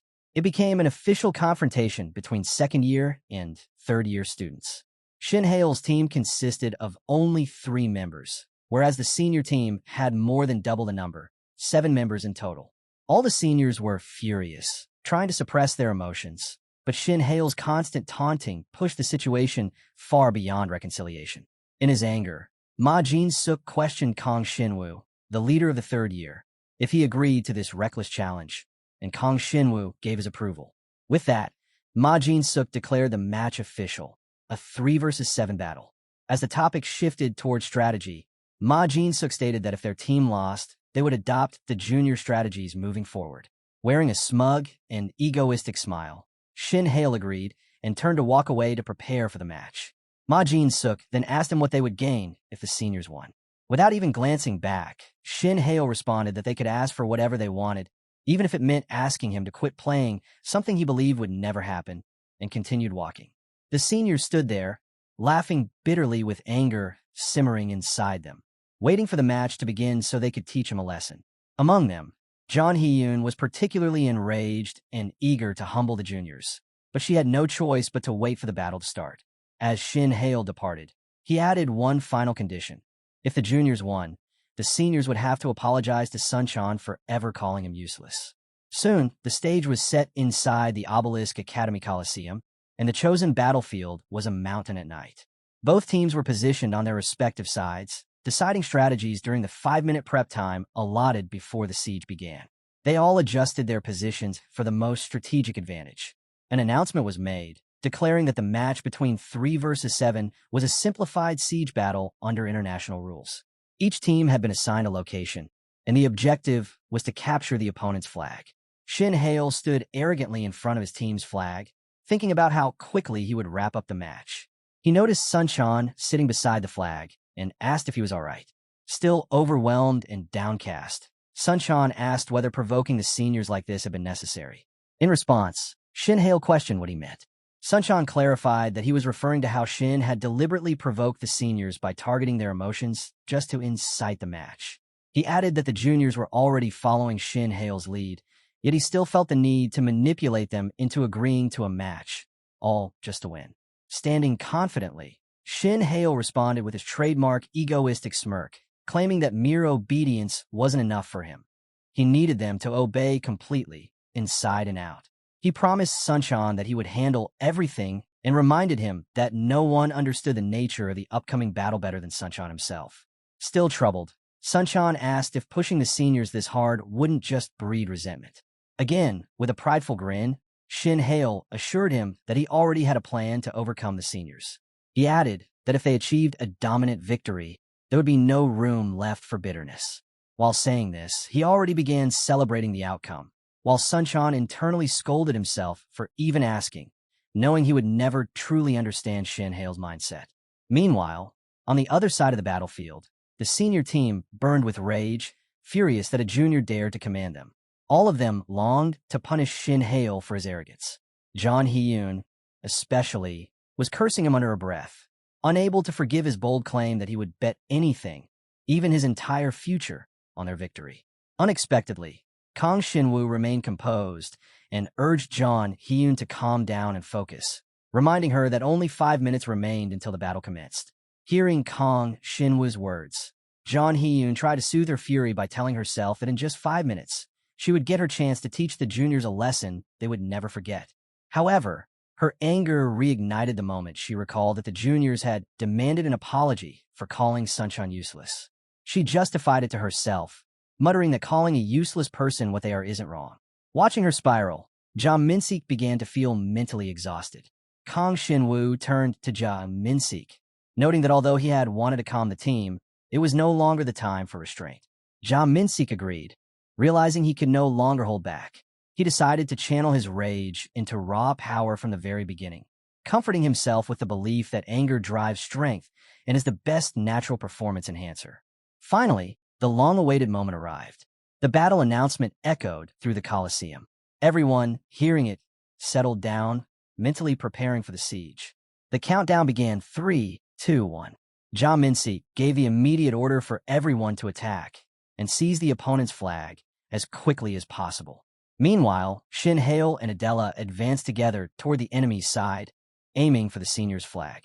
They left Sunshine behind to defend their territory, fully confident in his ability to guard their flag. Standing resolutely, Sunshine prepared to protect their position from any incoming enemies. 5 minutes into the match, John Hee-yoon had already infiltrated their area. Perched silently on a tree branch, she was stunned to see that only one person, Sunshine, was guarding the flag alone. She immediately contacted John Min-sik to inform him of her discovery. He asked who was guarding the flag, and with a devilish grin, John Hee-yoon replied that it was none other than the so-called useless guy, standing there by himself. John Min-sik began to question whether Sunshine was alone or if someone was lying in wait to ambush them during the assault. Given the darkness of the field, John Hee-yoon couldn't be entirely sure either. John Min-sik warned her to remain cautious, suggesting there could be someone else nearby in hiding, and instructed her to proceed carefully with the attack. Without wasting any further time, John Hee-yoon jumped down in front of Sunshine, confirming that he was indeed alone. Once again, she mocked him by calling him useless. In response, Sunshine admitted that he was defending the flag all by himself. She asked if he had expected her to be the first to attack, and Sunchan calmly confirmed that he had. Curious, she then questioned how he had known it would be her. Without hesitation, Sunchan explained that Shin Hale had predicted it and referred to her as the gorilla who would come. However, as he recalled, Shin Hale had mentioned her by name. It was Sunchan himself who had labeled her with the insult. He went on to explain that Shin Hale knew she had a short temper and figured they would assign her to attack rather than defend. After hearing everything, John Hyun grew even more furious, realizing the juniors had provoked her intentionally so she would be the first to attack. Infuriated, she launched her offensive move. Flame Sniper, her strongest attack, surged towards Sunchan. But to her shock, he effortlessly blocked it. In that moment, Sunchan remembered the reason behind his placement. His technique made him the ideal defender, and the flag was the most vital position to protect. The siege battle had already commenced, and the assault on the juniors had begun. Sunchan was doing his utmost to defend the flag from John Hyun, who had already launched her most powerful attack right at the start. However, Sunchan effortlessly blocked it, which left her slightly unsettled and increasingly enraged. Before the match had even begun, Shin Hale had spoken to Sunchan. He reassured him that he was not useless and affirmed that he was the only one naturally born to be the tank of their team. Shocked by this claim, Sunchan had asked why he was being called a tank and why he had been chosen. With a radiant expression, Shin Hale explained that a tank was someone who safeguarded his territory and protected his teammates at all costs. Shin Hale went on to brief him about the enemy mages who would be attacking, clarifying that they possessed primary attributes, each with its specialty. He mentioned Kim Kanjin of the Blue Magic Tower, who specialized in water attributes, James Filler, the master of the Red Magic Tower, who primarily utilized fire attributes, and John Hyun, who also mainly wielded fire attributes. Shin Hale elaborated that when these mages used their primary attributes, their mana consumption was significantly reduced, while the impact and intensity of their attacks increased, causing more severe damage to the enemy. Finally, Shin Hale disclosed that Sunchan had no primary attribute, and it would be wasteful to include him in the offensive lineup. Instead, he emphasized that Sunchan was uniquely gifted in defense magic, and it was his responsibility alone to guard the flag from enemy attacks using his powers without requiring any assistance. Now, on the battlefield, Sunchan was successfully blocking John Hyun, and her relentless attacks proved to be ineffective against his formidable defense magic. No matter what strategy she attempted, John Hyun found herself unable to break through. Frustrated and fuming, she cursed while begrudgingly acknowledging that Shin Hale and Adela might have been the ones behind Sunchan's strength, unaware that he had always possessed the qualities of a true tank. Despite channeling all her fury and magical attributes, John Hyun continued to mock him, claiming that he was delusional and insignificant compared to Shin Hale and Adela, labeling him as nothing more than an extra. Though her words momentarily disheartened Sunchan, he refused to give her an opening. Instead, he turned the tables by mocking her, calling her weak and taunting that if these were the extent of her powers, then he could guard the flag effortlessly. John Hyun grew even more incensed upon hearing his remarks, but before she could retaliate further, 2 additional team members arrived to support her. Shin Hale had already warned Sunchan that 3 enemies sharing the same primary attribute would come, and only he could withstand their combined strength. Now facing a trio of mages, Sunchan defiantly stood his ground, taunting them as losers while they launched their coordinated attacks. Unfazed, John Hyun yelled at him to stay quiet and prepare for her chest impact attack. Yet, once again, her powerful strike proved utterly useless against Sunchan's impenetrable defenses. He continued to dominate, standing resolutely in front of the flag. Unwilling to concede, John Hyun struck again, but still, not even a scratch appeared on Sunchan's shield. Astonished by its strength, she began to question what material it was forged from, realizing how incredibly difficult it was to penetrate. Meanwhile, the senior spectators speculated about the unique form of defense magic Sunchan was using, one they had never witnessed before. Convinced that a synchronized attack would finally succeed, John Hyun commanded her allies to strike together. Arrogantly overconfident, she failed to consider the consequences that awaited her. Just as all 3 mages charged at Sunchan simultaneously, a magical bullet suddenly descended from the sky, striking the senior mages with incredible force. Caught completely off guard, they collapsed, stunned by the unexpected interference. Initially, John Hyun assumed it was Shin Hale attacking from the shadows and cursed him. But as more bullets rained down, she realized they were Adela's moonlight bullets and cursed her as well. It had all been a pre-planned strategy devised by the juniors. Adela had set a trap so that when the seniors grouped, the bullets would fall precisely on them. However, Ma Jin-suk's voice rang out, calling to John Hyun and accusing her of joking around, informing her that both Shin Hale and Adela were right in front of him, and he was completely alone. Regret flooded him as he cursed himself for sending support to John Hyun while leaving himself defenseless. Now, there was no turning back. He stood isolated before Shin Hale and Adela, lamenting that his decision had left him exposed. Senior Team 1, upon hearing that Shin Hale and Adela were present on both flanks, grew increasingly confused. While they were struggling against Sunchan with no chance of advancement, they were now simultaneously being bombarded by Adela's random, falling attacks. Desperately trying to dodge the projectiles, they found themselves utterly overwhelmed. Cursing her in frustration, they soon fell to the ground, breathless and defeated, with no option left but to surrender. Meanwhile, the second senior team, led by Kang Shin-woo, faced its dilemma. Originally dispatched to support John Hyun, they now received urgent calls from Ma Jin-suk. Torn between the two, they scrambled to decide which location required immediate reinforcement. Kang Shin-woo, analyzing the situation swiftly, ordered his team to retreat and rush back to protect Ma Jin-suk and defend their flag from further enemy advances. Back on the battlefield, Shin Hale stood before Ma Jin-suk, smiling with amusement. He calmly clarified the situation, assuring him that the match would soon be over. Beside him stood Adela, eyes gleaming with a fierce intensity, declaring that he was finished. Ma Jin-suk, standing in front of his team's flag, wore a strange smile. He tried to convince himself that this was all a mistake, but he knew deep down it was too late to undo anything. He admitted to himself that he might have been able to defeat Shin Hale alone, but with Adela beside him, his chances had dwindled to none. In his mind, he imagined himself cornered by two ferocious beasts, a dragon and a tiger, both ready to devour him. With no other choice, Shin Hale and Adela launched their attacks, and in a matter of seconds, Ma Jin-suk was overwhelmed. Accepting his inevitable defeat, he collapsed. As Kang Shin-woo and his team arrived at the scene to offer backup, they were greeted by the sight of Ma Jin-suk lying on the ground, admitting defeat with a sense of resignation. Gracefully and proudly, Shin Hale stood with the flag raised high, symbolizing their victory. Elsewhere on the battlefield, John Hyun was also down, gasping for air in the aftermath of her team's defeat. Meanwhile, Sunchan stood triumphant, celebrating his hard-fought victory over the senior team. After the friendly match, everyone gathered in the Obelisk Academy conference room. Since the results were in favor of the juniors, they were quite confident, standing in front of their seniors with pride in their victory. On the other hand, the seniors sat quietly in their chairs, unable to speak, weighed down by the embarrassment of their loss. Suddenly, John Hyun punched Ma Jin-suk's arm out of frustration, blaming him for the defeat.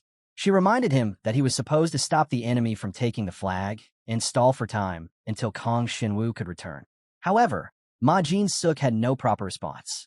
He argued back, saying it wasn't only her who had to deal with two opponents, so why was she blaming him alone? He added that it was her fault for giving the wrong information about the enemy's location.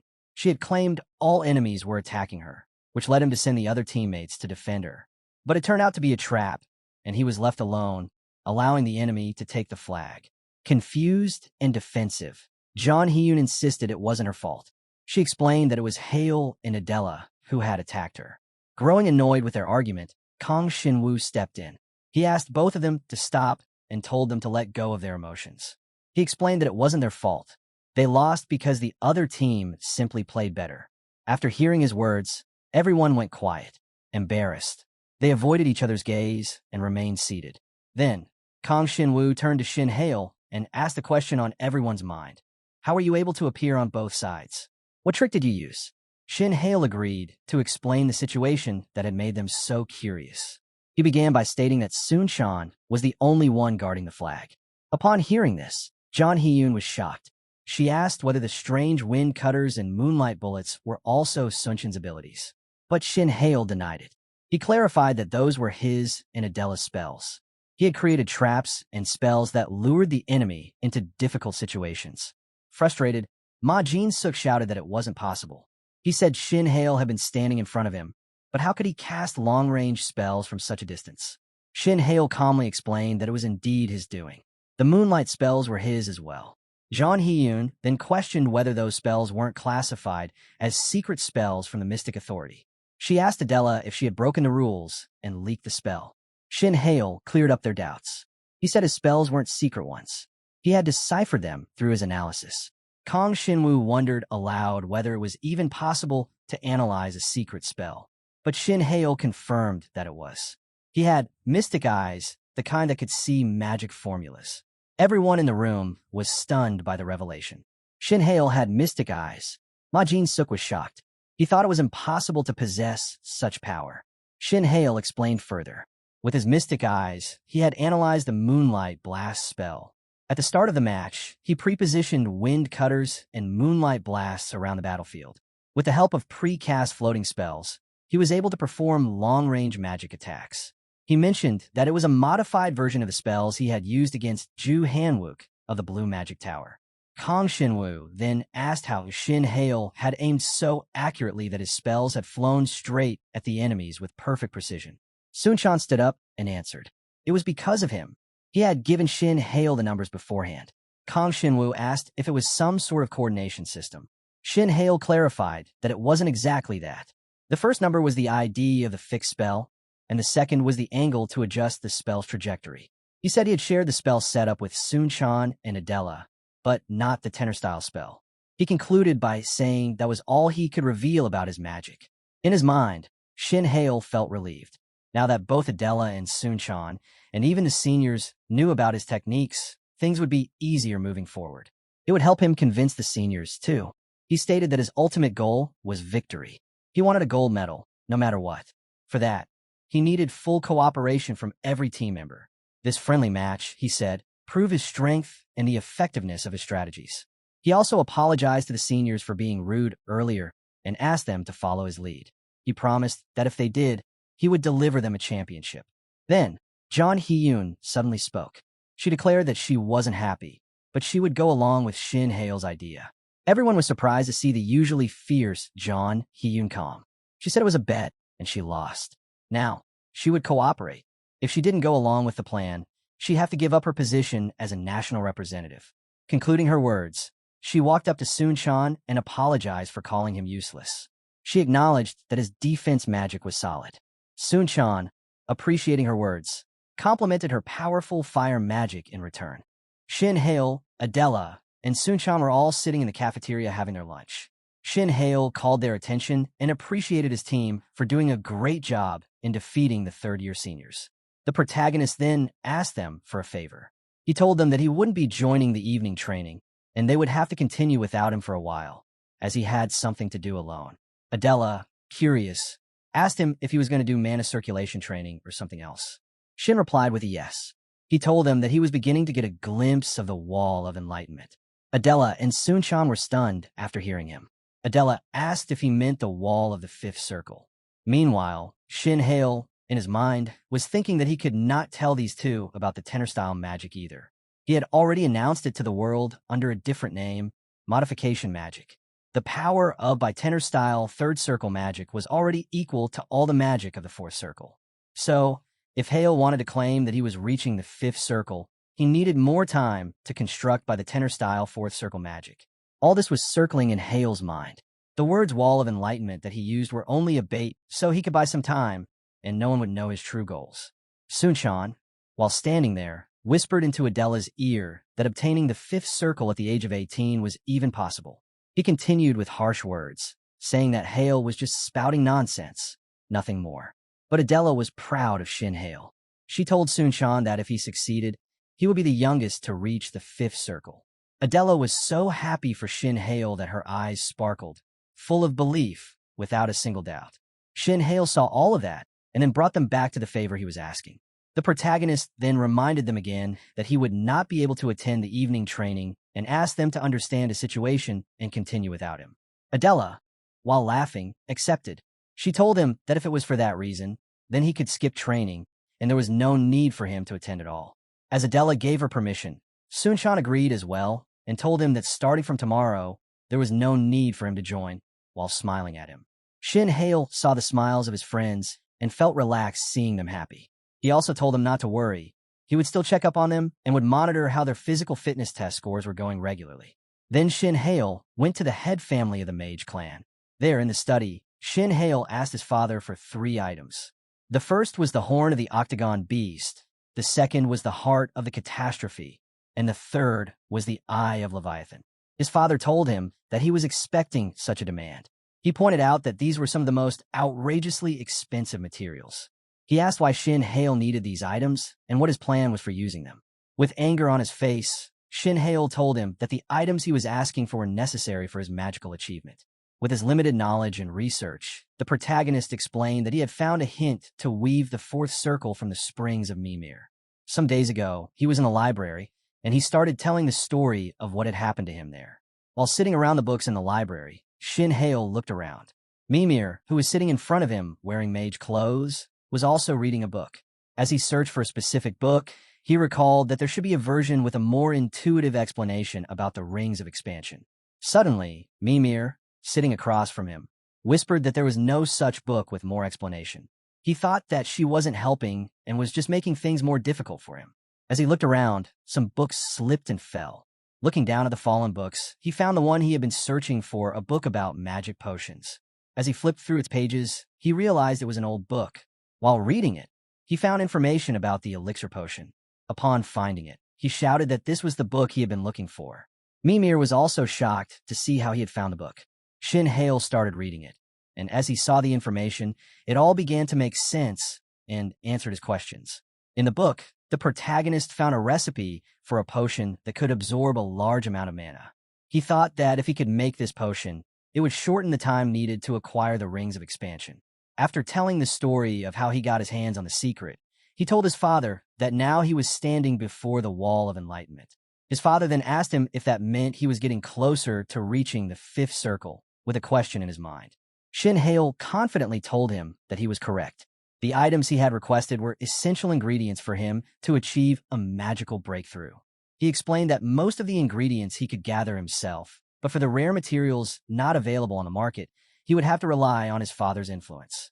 His father, after listening to the story and the request, concluded that Shin Hale was not lying. The materials were indeed for making a potion. Shin Hale confirmed that his theory was correct. His father also asked where he had gotten the information about the potion, since he had never seen such a formula before. Shin Hale told him that he got it from an ancient book. With a thoughtful gaze, his father whispered the words "ancient potion" and agreed to his demand. He told Hale that he would give it to him. Upon hearing that, Hale welcomed the decision. His father then recalled how Shin Hale first took an ancient rope from him, and now he wanted to make an ancient potion. Smiling, he said that he had no idea what Shin Hale was really up to. As they both sat in the car, his father started asking him questions about his magic. He asked about the spells he had used in the duel with Ju Hanwook, and also about the questions the Blue Tower Master had asked him. He asked everything that Shin wasn't expecting, but Shin didn't respond to any of it. He was sure that in time, he would end up answering, because nothing would remain hidden. As they reached the monster byproduct street, Shin Hale went in to find the items he needed, ones that were easy to get. As he started window shopping, there were many items, but none were suitable for him. Then a woman tried to grab his attention and asked him to buy products from her shop. She even showed him her rare items, but he refused to buy them. He told her that she was a fake and revealed the truth about what she was selling. In his mind, Shin thought that the shopkeeper believed he was an easy target, but he had already memorized 40,000 spells and knew every monster byproduct, so he was not someone who could be fooled. To make the spell, Shin Hale required ingredients, and for that reason, he went to Monster Byproduct Street. Shin Hale had thought about making his ancient potion. Also, he was careful not to buy something useless, as there were a lot of swindlers who were trying to sell fake monster byproducts.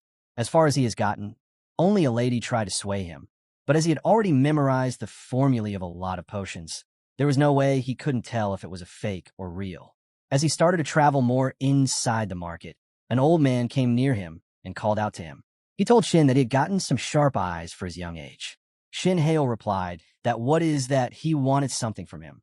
The old man saw his attitude, but still he told him that he wanted to help him get what he wanted, as the shop he was in before was backed by an organization. Shin Hale smilingly told that it is no problem, and if somebody gets swayed by such shops, he would be a big fool. Old appreciated him for being funny, and he told him that he would give Shin Hale a good deal, so he should come by his shop for a bit. Shin replied by agreeing with him, and asked if he happened to have black bull horns. The old man wrapped his arm around Shin Hale and started to push him towards his shop, and told him that he had gotten the black bull horn just yesterday. As they reached the old man's shop, he asked Shin Hale to wait, and he would bring the item out for him to take. After a few minutes, he came out, while he had the horns in his hand, and he offered them to Shin Hale to hold. He also said that this is a flawless grade item with purity over 90%. He said that if there is any doubt, he could check its purity from the manometer, as they do not lie. So Shin Hale checked the purity, and he was correct. The meter showed more than 90% reading on the meter. The old man was happy for him, and said that this was fate, and asked for 27 million won against that horn. He also said that such high-grade byproduct usually goes for more than 30 million won. But today is Shin's lucky day. But there was a twist. Shin, with a devil smile, asked when the horns of an African bull became the horns of a black bull. Upon hearing him, the old man got cautious and knew he had been caught by him. Shin Hale, in his mind, cleared the picture that the previous lady openly tried to sell him the fake product, and he caught her easily. But this old man used the manometer proof, but since he was a master in knowing the fake product, he was not swayed easily. With his devilish smile, he then asked the old man will he would still make a joke out of him, or does he have the real item and not waste his time at all? The old man then changed his style of walking and told Shin that he was not an ordinary kid, asked him to step inside his shop, and apologized for swaying him. Shin's father was traveling in his car with his secretary. His secretary saw a huge amount of money being transferred from the young master Shin's card given by his father, and he told Shin's father about the transaction and questioned him why he would be doing that. In return, Shin's father told him that he had given Shin permission and the card to freely use and get whatever special ingredient he wanted. His secretary asked what kind of ingredients he was purchasing from the market, which cost such a high price, and what the young master would do with them. Shin's father replied that he was making an ancient elixir. The secretary, with suspicion, and asked again if Shin Haniel was doing something unusual. He also told him that he would check the quality of the byproducts he had bought, but Shin's father told him that there was no need. Shin Haniel had already mastered all monster byproducts from the age of 5, and he didn't raise his son to be stupid enough not to tell the real from a fake item. Shin's father then asked what happened to the octagon beast's horns. The secretary replied to him, confirming that they're finished with the deal, just the price negotiation is being held. Shin's father was also told that it would take about 1 week to import the item, too. Shin's father then silenced his secretary and asked him what happened to the internal audit he ordered earlier. In reply, the secretary said that they were investigating it carefully and someone was colluding with the Black Magic Tower. He also said that he deliberately leaked part of the Black Tower-related report and saw signs of tampering, but he was not able to identify who was behind it, and he also apologized for the situation. He elaborated the situation to Shin's father that they have narrowed the suspect down to high-ranking individuals capable of altering top-level family reports. But even after conducting an investigation, they had found no suspicious clues. Shin's father was not surprised upon hearing no suspicious clues and being too clean. He whispered that if they are too clean, that means they are suspicious. He then told his secretary that if they are too clean, then it would probably be meaningless to investigate further, and asked them to wait until the traitor makes contact with the Black Magic Tower. They should all be ready for that. While Shin Hale went back to the library and was fully exhausted, the girl there called him master and appreciated that he was able to gather a lot of byproducts, and only a few were left to complete the potion. Shin Hale, while reading the book again and thinking that if the elixir potion is made and he can use it and enhance its mana, he can easily weave the ring of expansion. The girl then asked when the left item would arrive. So Shin replied that he had asked his father to get them for him, and he said that it would take a week for the item to arrive. The girl then told him that it would be perfect for him, as that lined up perfectly with the Olympiad. But Shin was not satisfied. He said that even if the elixir is finished, he can't use it right away. He told her that the book stated that to maximize the effect of the elixir, it must be consumed in a place where the ambient mana concentration is high, and the person using it must perform mana circulation afterward to draw out the elixir's full effect. The girl in curiosity asked that does he had such a place. In return, he replied that he has a place in mind. The girl was even more curious now and asked where, so he told her that in Bangneon Island. Shin told her that the research shows that it's the island with the highest mana concentration in the country, and recently, the mana concentration there has been steadily rising. The girl told him that he had a plan to go there. In return, he told her that yes, he had one plan. While Shin went back to his friends and told them that they would go to a training camp on Bangyang Island. Upon hearing him, all of his friends were excited to go there. Shin Hale joined the others in the training and broke the news to them. Shin Hale told everyone that there had been a change, and now they were welcome to join a training camp on Bangyang Island for a week. Shin explained to them that it would be 5 nights and 6 days of special training, and he personally asked the Blue Magic Tower Lord for this special arrangement, so everyone should prepare for it. John Hee-yoon, upon hearing the news, leaned onto Adela and smilingly said that it would be a lot of fun in the camp. Kang Shin-woo also thought of it as a great opportunity and suggested starting preparations for the training. Soon-chan also mentioned that it would be less tiring since the Blue Magic Tower had prepared it for them. Ma Jin-suk also told everyone to take it easy. Shin Hale, while seeing everyone together, was assured that the atmosphere was now settled, and the conflict between second and third years also seemed to be resolved. Hale told everyone that he had already managed everyone's training schedule. In his mind, Hale thought that now, with the help of the Blue Magic Tower, he had naturally begun to earn everyone's trust. Shin then announced that first, they all had to head to the Blue Magic Tower right now and undergo a unique mana test. As they all went to the Blue Magic Tower headquarters, a lady stood in front of them, waiting for their arrival. She introduced herself as Young Sua from the Blue Magic Tower. Young Sua then asked those who had to go under the unique mana test to follow her. Secretly, she asked Hale if the master of the tower had requested to see him alone. As Shin Hale reached the office of Kim Kanjin, he was warmly welcomed, and Kim asked how his training was going. Hale replied with a smile that his training was going well because of him. Kim asked if there was any discord or issue within the team, as they were seniors and juniors, but Hale told him that he had already resolved every issue, and now they were working as one unit. Everyone was trying to work together, and since it hadn't been long, everyone was giving their best. Kim was happy to hear that they all were trying their best, and so he assured Shin that if things kept going like this, he would take care of everything. Shin was very thankful for Kim's help, and even thanked him for the Bangyang Island matter. Kim laughed and told him that it was nothing, it was easy for him to rent out the whole island, and then he got to the point for which he had called him. Kim asked Shin Hale if he had a rough idea of what he was asking. Shin replied, "Artifact." Kim confirmed that he was right. He wanted Shin to prepare to engrave his unique mana onto the artifact. While they talked about the unique engraving, Shin's team was going through the test, specifically the ones needed for the unique mana engraving. Kim, in the end, told Shin that he should also hurry to complete the mana test before the group training begins. Shin told him that he would complete his test after 8 p.m. He also questioned Kim about whether the unique mana engraving had been mentioned, which meant the outline for completing the artifact was taking shape. In return, Kim replied that yes, things would go quickly, and at least 2 to 3 weeks would be taken, and without any doubt, they were planning to complete it during the Olympiad period. In between the test, Shin Hale went back to the library, and there he finished reading the ancient book he had found and told Mimir that he had finished the book. So Mimir used her magic and gave him a new book to read. Mimir then asked him how the preparation was going so far. Shin asked her which preparation she meant, about the Ring of Expansion or the Olympiad. She asked that he tell her about both. Shin then told her that his preparation for the Olympiad was going fine, but there was no real progress with the Ring of Expansion. Mimir then asked him if it was really hard to weave the Ring of Expansion, but Shin told her the opposite. He had theoretically mastered it completely, but the problem was that his body was overwhelmingly lacking in mana. So Mimir realized that, in the end, the blessing of mana was the key. Also, Shin told her that, fortunately, the materials that were supposed to be delivered 1 week later were going to arrive soon, as the law had been revised and now was easier to import items. Mimir was shocked that the law had suddenly been revised. With a devilish smile, Shin whispered that his father must have done something to change the law, and upon hearing him, Mimir called him lucky to be his successor. The next night, in the Blue Magic Tower headquarters, Shin had just finished his test and was all worn out. Kim appreciated him for doing the hard work and asked how the test was, as it was the first time Hale was taking this type of mana test. Shin told him that it was simple and fine, but too long. Kim told him he couldn't say that.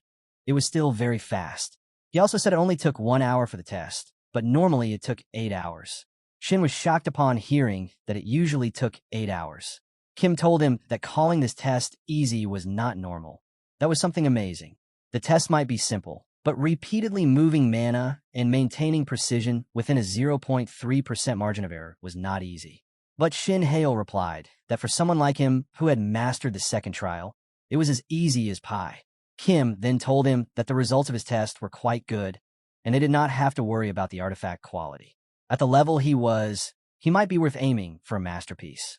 Shin Hale laughed and said that wasn't a masterpiece. A bit too much? Shin told him that in the Blue Magic Tower, there was an S-Class 4th-tier artifact, an Imperial Ring, that could be used. Kim told him it could be done, as Shin could control an artifact that didn't fall short of the Imperial Ring. Upon hearing that, Shin Hale realized he would now be able to weave an artifact of at least S-Class and 4th tier. Shin smiled to himself, his thoughts solely focused on the Imperial Ring. In the lab, after the test results of Shin Hale came out, it showed that he could weave a S-Class 4th-tier artifact, which was a great achievement for him. Upon hearing the news, Shin Hale only had one thought in his mind, that now he can weave the Imperial Ring as it is much as level as he can offer. Shin Hale was way too excited and was only thinking about what to do next.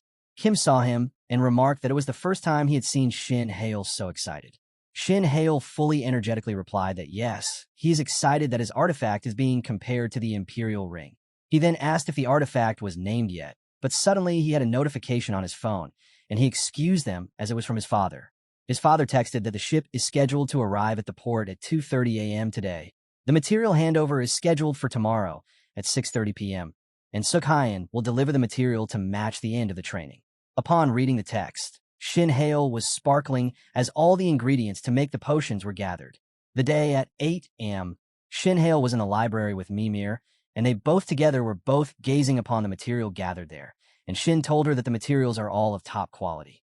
Mimir was smiling and happy to have them, but the size of them was also perfect. She also told them that with all this, they can get started on the potion right away. So she started to prepare the ingredients. They both kept some of the materials saved so that if they got into any trouble with the formula going wrong, they could try once more. Stepwise, they both started to cut the excessive material. First, they cut the crystals carefully so that they would not be wasted. Then they had some tentacles which they carefully cut off to the perfect size they wanted. Some ingredients were weak in front of the light, so they carefully took some of their parts for the potion. After some time, they had separated the simple material and were now left with the most important and main materials. Mimir then asked that they take a short break first, and Shin agreed with her, as he was also very tired. Lastly, the materials left were the Octa Deer's Horn, the heart of a catastrophe, and the eye of a leviathan. Shin Hale told himself that these are the most expensive materials, and on top, he won't be able to get these materials ever again in such high quality. So he should not mess things up at all. Then he took a short tea break and relaxed. After some time had passed, he was back on his feet and was ready to complete the potion making. He then grabbed the Octa Deer's Horn, and then he injected as much mana as possible into the carving knife. Then he started to peel some of the part of the Octa Deer's Horn slowly and steadily. Mimir, on the other hand, said that the heart of catastrophe must be soaked in water mixed with ground fairy wings powder to completely drain the blood. While they do it, they need to maintain the water temperature at 25 degrees. As the process was so delicate, she told them that while this all happened, nobody should move their eyes off it for 6 hours. Finally, it was the turn of the Leviathan's eyes. Mimir told him that he has to coat the eyeball with mana, but with care, or else it will explode while boiling. As with all the ingredients were pre-processed. Now, it was the last step to simmer the ingredients while stirring constantly for 10 hours. It was morning already. Mad Shin Hale was lying on the ground, fully exhausted from the stirring and hard work, and Mimir was smiling at the efforts he had put into making the potion, the blessing of mana. Now it was time to go to the island for the training camp, as they all were settled in the ship and they were having the time of their lives. The weather was also great, while Shin Hale stood on the side waiting to reach the island, thinking that now all the preparation was done to weave the expansion circle. Sunchan suddenly came and wrapped his arms around Shin Hale, telling him that he was posing like he was a model and asked him they take a selfie together. With a wonderful sea in the background, they both clicked a photo. As he was done taking the photo, he thought that something was missing. Hale didn't understand him, but Sunchan told him that Adela was missing from the photo, and so he called her to join them in the selfie. After Sunchan insisted her, she also joined to take the selfie with a sea background. After a long-awaited journey, Shin Hale with his companion reached Bangneong Island. Everyone was standing at the top of the ship, gazing upon the island. After landing on the island, they went straight to the hotel where they were going to stay and train, named Harleton. Shin Hale told everyone that this is the accommodation prepared by the Blue Magic Tower. And everyone, upon hearing him, was more excited than him. First, as they checked in, a huge feast was prepared for them. Seeing the food prepared for them, Sun-chan and John Hee-yoon were smiling, as a lot of dishes were prepared for them. Then Shin Hale came and announced that they should finish their food quickly, and in 30 minutes, gather around in the training area, and they will begin the training soon. He told us to arrive at 3:30 at the training ground in short. On Bangneong Island, a magic training ground, everyone gathered around, and Shin Hale stood in front of them to lead them in their training. Shin Hale then told them that before they start their training, there is something they need to do first. He explained to everyone that this island has denser mana concentration than any other region, so everyone will feel a strong sense of discomfort when they try to absorb mana through the circle. He then told everyone to circulate the mana once. He then called everyone's name and told them what to do. He first called Senior Shinwoo and Adela, telling them that they do not need any help from him. They just need to do what they are doing, then he called. Senior Jin-suk told him that he should lower his circle output by about 20%. Then he called Senior Hee-young and told her that she should increase the circle output by about 20%, the opposite of Jin-suk. He then called Sun-chan and told him to reduce his output by 50% and adjust his posture to fit his body type. Sun-chan, in return, told him that he is now feeling more comfortable doing them. He told the other seniors the same, to increase and reduce their output for the best results. And lastly, he told them to stay in this posture for at least 1 hour. Sun-chan called him in terror and told him should kill him instead of making him do so, but the other just stayed still. As soon as 1 hour passed, Shin Hale then told everyone to stop, and they were all relieved and took a huge breath of being freed. He then saw everyone and noticed that Shinwoo and Adela were the only ones who were not tired, and were even starting to help others catch their breath. John Hee-yoon and others said that it was too tiring and tough for them.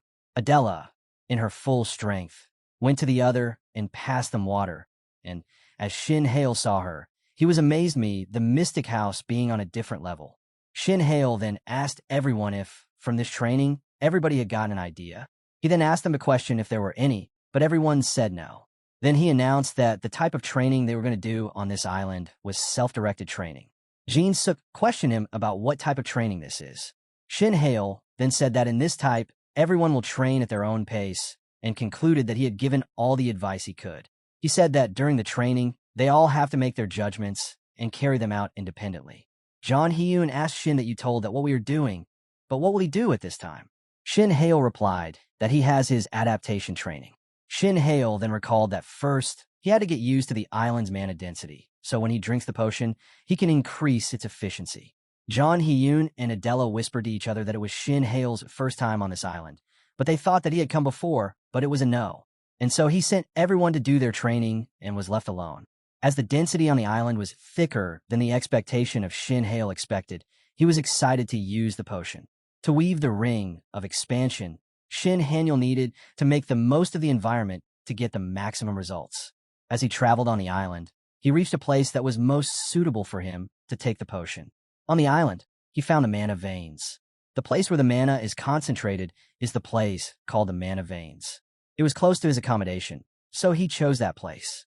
It also had more mana density than anywhere else, almost 5% more. From his 5 potion bottles, he chose one to drink, the elixir of mana. Shin Hale was all prepared to drink the elixir. As soon as he drank the potion, he felt the bad taste of it, but he couldn't take it out, had swallowed it completely. Then he waited there to see how it worked. Suddenly, by the tenor-style infinity circle started deploying the 3rd circle from his body. He was quite amazed that it was a real spell, and now the mana is flowing into his body multiple times more than usual. But suddenly, he sat down as the mana amount was immense, and he told himself to control it at any cost without failure. As if he did not do it, it would go berserk. He then sat there, prepared himself to control it for 1 hour, and for the path of the ring of expansion to rotate, he needed at least 20% mana from every bottle. As 30 minutes passed, Shin Hale was trying his utmost to control the mana flowing. It actually started to work and was becoming stable, but then suddenly, he vomited blood into his hand. In a luxury hotel at 11 p.m., somebody made an offer to assassinate Shin Hale. Somebody from the Mage Association called the Black Mage Tower to kill Shin Hale, and as he was their VIP client, they agreed. While on the call, the man asked them if it was possible to kill him, and they replied that yes, it is, but also they asked that does they wanted them to avoid the eyes of the Shadow Unit led by Kim Suk-hyun. And he replied that yes, they have too. It was a condition for the work. The assassin explained to him that it would be difficult for them to do so. It was too much to handle for them. The assassin told him on the phone they wanted to do the work as he was their VIP customer, but his one condition did not match with theirs. They then told him that if he wants to, he has to wait and hold his breath and lie low, and when the target is alone, they will try to kill him with one strike. The man from the Mage Association told them it would be too late if they didn't kill him. They should act now and kill him, no matter what the condition is. The assassin then asked why he was saying such. What reason does he have? So the mage replied that it's Kim Suk-hyun, and he is trying to support Shin Hale. The assassin recalled and asked him the closest aide of the current head of the mage family. So the man replied that he is right, and if Kim Suk-hyun sides with Shin Hale, he won't be the only one in trouble, but others too. The Dark Tower assassin then told the other person that he hopes he becomes the new head of the great mage family. But also, they explained to him that it was difficult to kill Shin Hale without getting into the eye of Kim Suk-hyun, as he is very powerful. The answer Hotmin given was that he also knew that much, but was told that he knew it was hard, but there's always a way. The assassin then appreciated him for being a VIP customer and having sharp instincts. Then the Dark Tower assassin told him that there is a good method of dealing with Shin Hale, as the target was on the island of Baekneong. So over there a special method could work, which, upon asking, he told that they would cause a mana disaster on Baekneong Island and disguise it as an accident. The mage asked them if they were planning to artificially trigger a mana disaster, and if that was even possible. He got the reply that it was possible on that island because of its current state, it's able. He asked will they would increase the mana concentration, so the assassin told him yes, they would. Also told the Dark Tower assassin told that it is classified information, so he shouldn't be telling him. The assassin then called him by his name, Mr. Shin Ji-han, and as he was his VIP customer, he would share the information and started to tell him what was hidden on the island. Currently, on the other side of the island, there was Shin Hale vomiting blood because of the elixir potion he had drunk to boost his mana. And so his mana was overflowing in the body, which was causing trouble. He was confused that this wasn't an ordinary mana overflow, as a moment ago, it felt like it was absorbing mana with a vacuum cleaner, and now it was like every pore of his had turned into a black hole. Shin still didn't stop and sucked every mana over there, no matter how strong the mana was, but he had no idea how the hell the place was releasing so much mana. He told himself that he was to endure it and get a grip on it with all his focus. The pain that he was feeling was like he would lose consciousness, but Mimir had told him that whatever happened, if the potion ever causes his mana to rampage and get out of control, he should never go unconscious and hold on to it. And if he doesn't, he will be killed. He then held in there and tried to focus with all his might. As it turned to morning, he was all exhausted and on the ground and was unable to move his hands at all, nor was he able to feel mana inside his body. He then told himself that it was normal, and he thought that this would have happened to him in any situation. He might be lucky that he is still alive, which was thanks to regular mana circulation training and Mimir's advice. Still, he was unable to recall why the mana overflow happened there, and the mana vein where he was sitting had also dried up fully, as he has never heard about the mana vein drying up or losing its power. But suddenly something happened to him. Next, Shin Hale was in the training room having a duel against Sun Chan, and Sun Chan begged him to have mercy on him. Shin said that he will try to go easy on him as he cannot see his face begging him. As the match starts, Sun Chan quickly makes a defensive shield around himself to protect himself from Shin Hale's attack. Shin Haniel first used his first circle deliberation and charged at Sun Chan with a hard impact. Sun Chan shouted at him to go easy as he wanted to kill him, and told him to control his strength. Shin Hale was totally in his mind. He was just testing his new power and was amazed to see that his magic output had increased a lot, and his mental strain had been reduced. Shin Hale then used his attack of Ring of Resonance, as he hasn't used it for a long time because it gave him strain and he was lacking power, and then he charged his ability. Sun Chan watching him warned that he should not kill him, and with that all Shin Hale attacked on him, and in no time Sun Chan was on grounding cursing him for using such power. Everyone there was amazed. Even Shin Hale himself was satisfied by seeing his results. And now it was time to weave the ring of expansion. Everyone was having their training on the Bangnyeong Island. Shin Hale just came out of a shower after the training he did to test his powers in the training room. He again checked and confirmed that the ring of interference had been stabilized. He also felt that the overall strain on his body was lessened and the range was increased. He was still a little hasty as we forgot to use his dispel in the duel, but later on, he will be easier to use it at the daily level. He also had an upgrade in his divine, yes too. He then sorted out that as the mystic eye grows along the circle, the divine eye has also grown. He noticed that the output of it has increased and the duration of its usage has also extended. And he could now see the colors, magic formulae, and even the essence of the spell more clearly. But he also noticed the atmosphere there. The mana around the Bangnyeong Island was getting denser and denser day by day. He concluded that this change is occurring very quickly, and at this rate, it might interfere with his training, and he might spend all his time just adapting to the place. He then searched that there was supposed to be a research lab at the center of Bangnyeong Island. With that, he went to rest, deciding that tomorrow he would go and look thoroughly. While Shin Hale slept, something strange was going on at the central research lab of Bangnyeong Island. The director there was tampering with the machine, and he just twisted the axis of the domain a little more, and he shouted in that empty lab that his work was for the sake of the Black Magic Tower. The next day, in morning, after the training of mana circulation was finished, Shin Hale told everyone that he had to be somewhere, and he was leaving. Shinwoo was quite suspicious of him about where he would be going in such a hurry. So Sun-chan told him that I asked him, and he said that he was going to the lab. Shinwoo confirmed with him that it was the mana research lab. Jin-suk also confirmed that there is something going on the island. The mana here has been weird since yesterday, so he would have gone to investigate. Everyone there seemed not to see the situation as serious at all. The Central Research Lab of Bangnyeong Island is an institution that both observes the current state of Bangnyeong Island and researches the overflow mana of the island.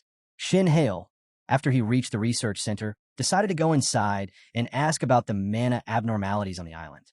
As he entered, he was welcomed by a lady. Shin Hale apologized to her for being late at this hour, and he was forgiven and told that they were the ones who asked him to come at this time. She told him that as the situation was serious and they had no option or time to waste, they firsthand had to contact him urgently. He then questioned whether this was about the abnormalities of the mana on the island, and also asked that has the cause had been identified. But she refused to accept that they hadn't identified the problem and had made no progress in that situation. She just told that the leading hypothesis is that a mana vein explosion. Soon, she guided Shin Hale into another room, suggesting that further details would be discussed by the director directly. She then asked him to wait until the director arrives. As Shin Hale was waiting for the director, someone came and apologizing for the delay and said that he was the director of the research center. Shin Hale was shocked by looking at his face, so the director asked if there was something on his face, but Shin Hale told him there was nothing, just that he wasn't expecting someone younger. The director laughed and asked him for some tea, but Shin Hale was laughing in his mind, as he had already checked the details about the director. He was still not believing that he was the real director, as he was claiming to be at least at the 7th circle or higher, and a person on that level is a grand mage, and fewer than 10 such high-level mages are in the entire country, and one of them is being in front of him serving, just as a research director. The director then served him some coffee, and Shin Haniel thanked him. Shin Haniel was not sure that he was hiding his powers, or if he was a fake. Shin Haniel, in curiosity, decided to verify it quickly and looked into the director by his ability of Divine Eye. As he looked, he was shocked that there was a lot of mana flowing around the director. The director then asked a question about his training on the Bangnyeong Island and asked if it would have been a hard time for him with everything piling up. While smiling, Shin Haniel, that the island has the perfect environment for magical training, but even the adaptation training alone is overwhelming. The director then told him that the density over the past few days has been an extremely rare abnormality. The director also said that it wouldn't be strange if something happened, so he should avoid overtraining. Suddenly, Shin Haniel saw the ability with his divine eyes, which the director was using, 6th non-elemental illusion magic, a fake illusion. Shin Haniel was then certain that he was using a spell that concealed the user's identity with a special mist and made them look like someone else. And he concluded that he was a fake. And suddenly, he realized that this was an ominous black mana, and it is the same as the instructor Smith had around him. And he pointed out that the director is a mage of the Black Magic Tower and called the place the Den of Vipers. After talking to the director, the main character realized that the director of the lab was a fake. With his divine eyes, the main character was able to see through the director, and he had threatening black mana around him. The main character pointed out to him that he was a mage for the Black Magic Tower and thought of the lab as a den of vipers. But he had no choice but to stay calm at the moment, because if he tried to fight with them, not only he but his friends and seniors on the island would be in great danger too. The director then asked him why he came to visit, and he explained that he wanted to ask about the mana density issue on Bengniang Island. The main character smiled at him and told him that indeed he was here for that reason, as he wanted to continue his training, but there was a problem that he was facing due to mana density, which kept changing, and it had caused some trouble for him in adjusting to the atmosphere. The director laughed at him and told him that if he was having a hard time, there was a problem with the mana density. They both continued for a while, and the director explained everything about the problem to him. Later on, the main character thanked him for explaining to him, and he left. The director told him that it was nothing. He enjoyed talking to him. And as the main character left, the director and the assistant turned into their real forms. The assistant asked the director if he wanted to put a surveillance on the main character, but he told him to leave it as it was because he had already put a shadow on him. While the director covered him with the cape, the black aura that he was hiding became visible, and it was also around the assistant. He told them that they should not leave a single trace about themselves plotting the scene, and also assured them that the main character had not left enough time to live now. The assistant agreed to his orders, and she also called him Lord Turkish. They both then opened a secret path which led them down into the underground, where the real thing was settled. The assistant asked Lord Turkish that she was confused because the main character, came to the lab in search of a question and thought that the main character might know about their plan. But Lord Turkish told her that it was nothing to worry about because now it was too late for him to do anything. He told her that the spirit core was already at its limit while he watched the mana crystal, and told that tomorrow afternoon, the whole place and island will explode. Also, he assured that whatever power somebody uses now to stop it, but there was no way that it should go against nature's power. Also, he said that after this accident, the whole world will be in darkness, and this whole plan was going according to the Black Tower's idea. The main character, after leaving the lab, started to run towards the hotel. He was sure that something was not right in the lab, as he questioned why Black Magic Tower mages were at the research lab, and also thought that he was being chased by someone. He was curious that the director was a seventh circle and an executive-level figure and was in the Black Magic Tower. So why would somebody this strong have to come to an island, which was nothing in comparison? They thought that it was Jihan who had hired him to kill him. He also questioned whether it was Jihan. Then he would have the idea that he had a shadow attached already, and he would be that dumb to take on high-level risk to kill him at the moment. The main character's thoughts were filled with imagination. His brain was telling him different scenarios. He thought again about another situation, that it could be possible that the target of the Black Magic Tower was not him, but something else on the island, and he started to think step by step. Now he first thought that there was the mana amplification on the island, and the director of the research lab was an executive from the Black Magic Tower, and it was quite a good reason to tell that he was already doing something insane on the island, and then Jihan suddenly requested them to train at the island, and his group training matched the time with great precision. He then realized that if they were causing all this chaos and the mana overflow or a mana vein stormed, it would be a perfect time for them to kill him, and nobody would get any evidence on this island. It was all that he had expected. The answers to everything were in the research facility. He then called Mr. Sukhayan and asked him to investigate the director as quickly as possible, and he decided to leave the island with everyone as soon as possible. The next morning, the main character and his friends came to the boats to leave, but they were informed that it couldn't happen because the weather was not in a condition to sail the boats at the moment. The main character was curious. He asked them what if they used the mana lines, and also asked if it was only normal boats that were affected by the weather, but he was told that the mana lines were out, and it was because the density of the mana was quite thick and abnormal. And the ship's captain told them that whenever he tried to start the ship, the engine automatically started to heat up, and so it was not possible, and as there was no mechanic around, there was nothing they could do right now. The main character was angry to hear them, as he thought that the Black Magic Tower had already prepared something like this if they tried to leave. The main character's friends asked him about the situation, and he told them that he would request the mana lines from the Incheon port as fast as possible. Kong Shin Woo and Ma Jinseok also talked about helicopters, but as the weather was not good, it was impossible, and they decided to return for their training. The main character smiled at them, as it was no big deal, and told them to return to the hotel. All he was thinking was not to let them panic at the moment. As they all left, the main character felt something was off. Mr. Suk-hyun had replied to him, and he told the main character that they couldn't find the director in the lab or on the island, and the Black Magic Tower's executive had already disappeared. The main character was in anger. He was now 100% sure that the Black Tower was behind all this, and thought about what the Archmage was planning. The guards came to the main character and made a shield for him to avoid the rain. The main character asked what the situation was, so he replied that after receiving the messages, they quickly went to the lab to investigate, but the place was empty and the data was also erased from the computers. The guards told him that they had been searching the entire island since last night in search of the director, but they couldn't find any answers related to him. The main character was confused. He was not able to understand, as he thought that they had just got what they wanted or something else had come up to them, and they had to leave as their actions were very fast. Mr. Suk-hyun told the protagonist that he felt that the research lab was different. The main character asked him if he too felt that. Suk-hyun told him that the rain was also strange, and he had an idea that the mana overflow was causing the rain like this. But still, it was too early for them to get to any result, and also, the Black Tower mages disappeared because their objective was completed. The main character told him that they should check the lab, but as Suk-hyun tried to think that they just did, he stopped as he thought about the main character's father. Then he told the main character that he was just like his father at work and told him that he would accompany him.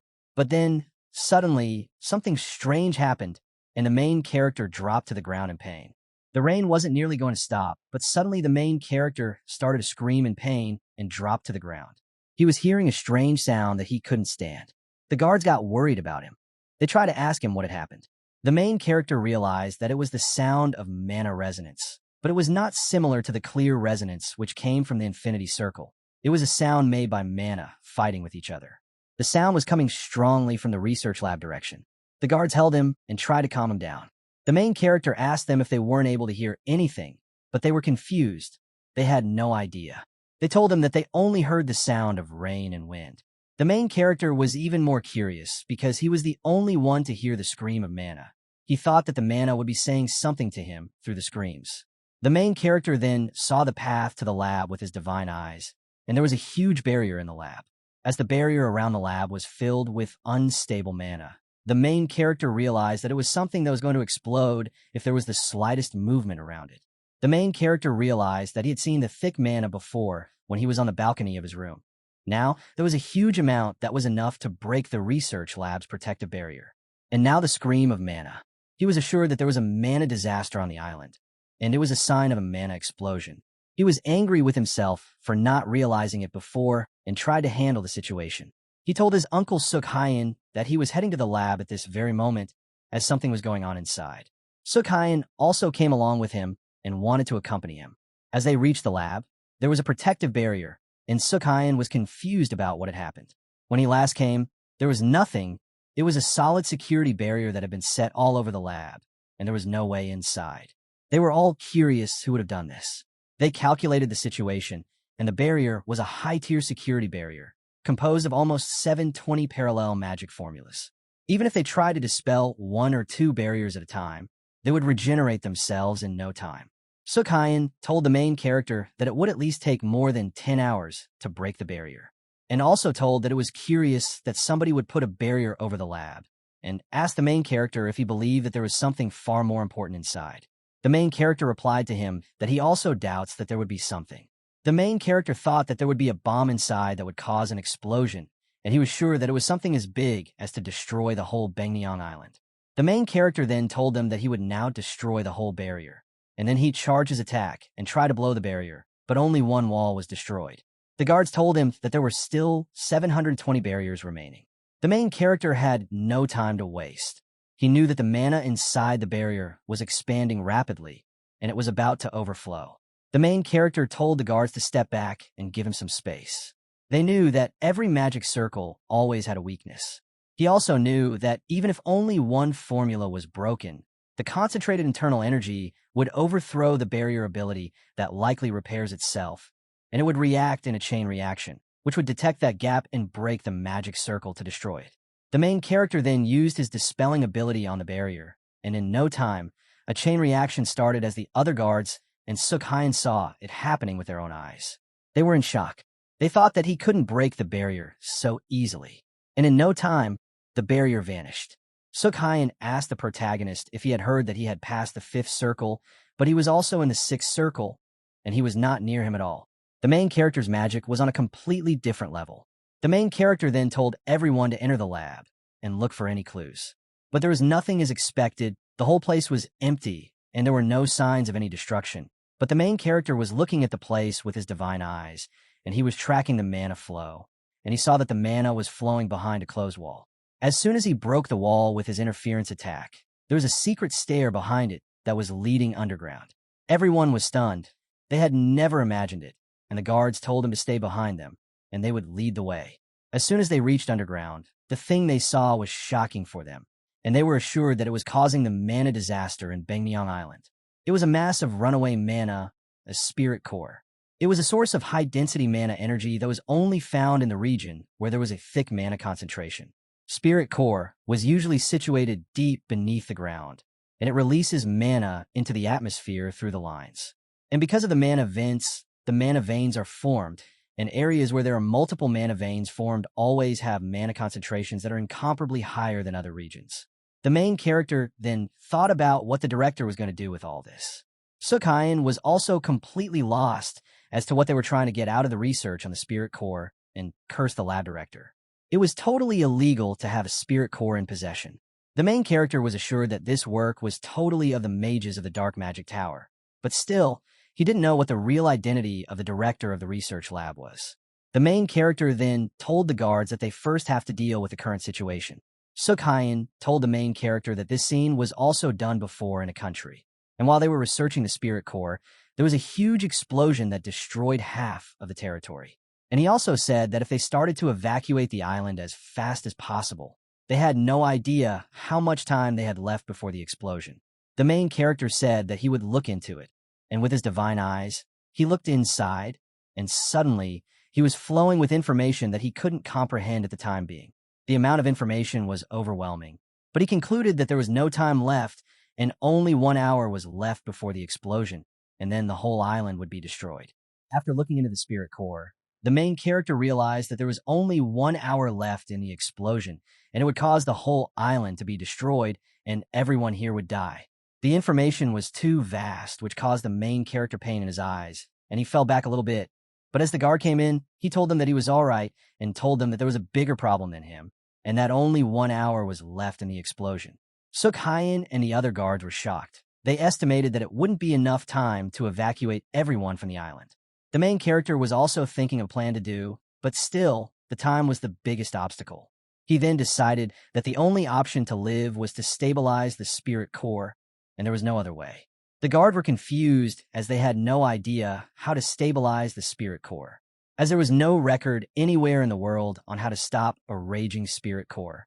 The main character then remembered that when he read the book in the Mimir's Well, it was written inside that it was nearly impossible to find a spirit core because it was stated that the spirit core was under the ground closer to the outer core. And if in a scenario, if there was one closer to the surface, it would release mana so immense that pinpointing its exact location would be nearly impossible. And on top of every debate, it was said that if the spirit core is taken out, it loses its power because the surroundings of the inner surface are different from the outside of the surface. And due to all this, the functioning of the spirit core is changed from its original function. But now the spirit core function on the outside of the island hadn't changed its function. The main character cursed the mages of the Black Tower and thought about what they could have done to get to this point. The main character was also worried because there was only this information he had, and nothing else. But then his uncle Suk-hyun told he should not to worry and also to seek help from them, as they are always standing with them. The main character was a little bit relaxed after hearing him. He told Suk-hyun that they were lacking information and ordered them to collect all the data about the spirit core. His uncle Suk-hyun said that he would ask the head of the family and tell him the situation. The main character agreed with him. But still, he thought that there was no time to rely on his father or the head of the Blue Tower because they had no time and only 1 hour left. He was thinking of finding a solution to stop the mana catastrophe. While in the main estate of the great mage family, Suk-hyun told the head of the family about the situation. Without wasting any time, the head of the family prepared himself and thought that the 1 hour time limit was way too short to stop the explosion, but he had to do whatever he could in his power to save his own son from death.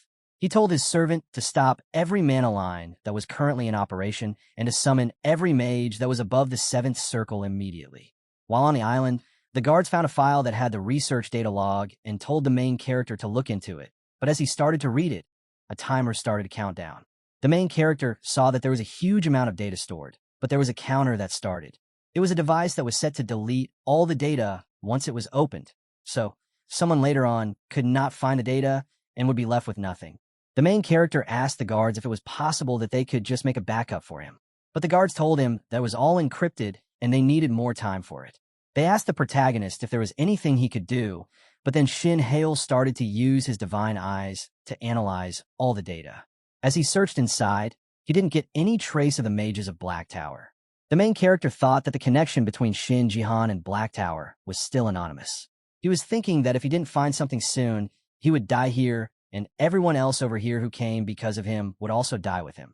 He cursed Shin Jihan and challenged him that he wouldn't die so easily. He angrily screamed at the sky, thinking of him and telling him that if he survived, he would kill himself. While the main character looked further inside, he saw a solution, and he was sure that it would work, and if it didn't work, he would die for sure. The main character then decided to go through the mana veins, which would eventually weaken the spirit core. The protagonist started to think about how he could use the mana vein, as there were not enough people with him who could absorb the mana. He then decided that there was no choice, and he ordered the guard to bring all his team members here, and also the bag from the lodging. As soon as everyone heard about the explosion in the next 40 minutes, they all got worried. The main character told them that he had seen it with his own eyes, and also told them that to survive, they had to stop the mana core rage. Kong Shin-woo asked if this was the reason the weather was abnormal on the island. Everyone was scared that if they did nothing, they would be dead in some time. Ma Jinseok asked the main character if there was any way to stop the explosion in time. Shin Hale replied to him that there was, and he opened his bag and said that yes, there was. The main character told them that he had called them all here to stop the raging spirit core, and showed them the elixir he had made, and told them that it was a blessing of mana, and also told them that it worked only on the mages below the 4th circle. The main character then told the function of the elixir, which was to increase the absorption rate of the surrounding mana into the body. His friends asked him why he even had something like that with him, but the main character told them that he had made this elixir by himself, and he had already tested it on himself, and assured them that it wasn't poisonous. Kong Shin-woo was surprised that he was able to make such stuff on his own. The main character told them that he had only 4 bottles left, and they had to use them wisely, and with them, they could release the mana out of the spirit core through the mana veins.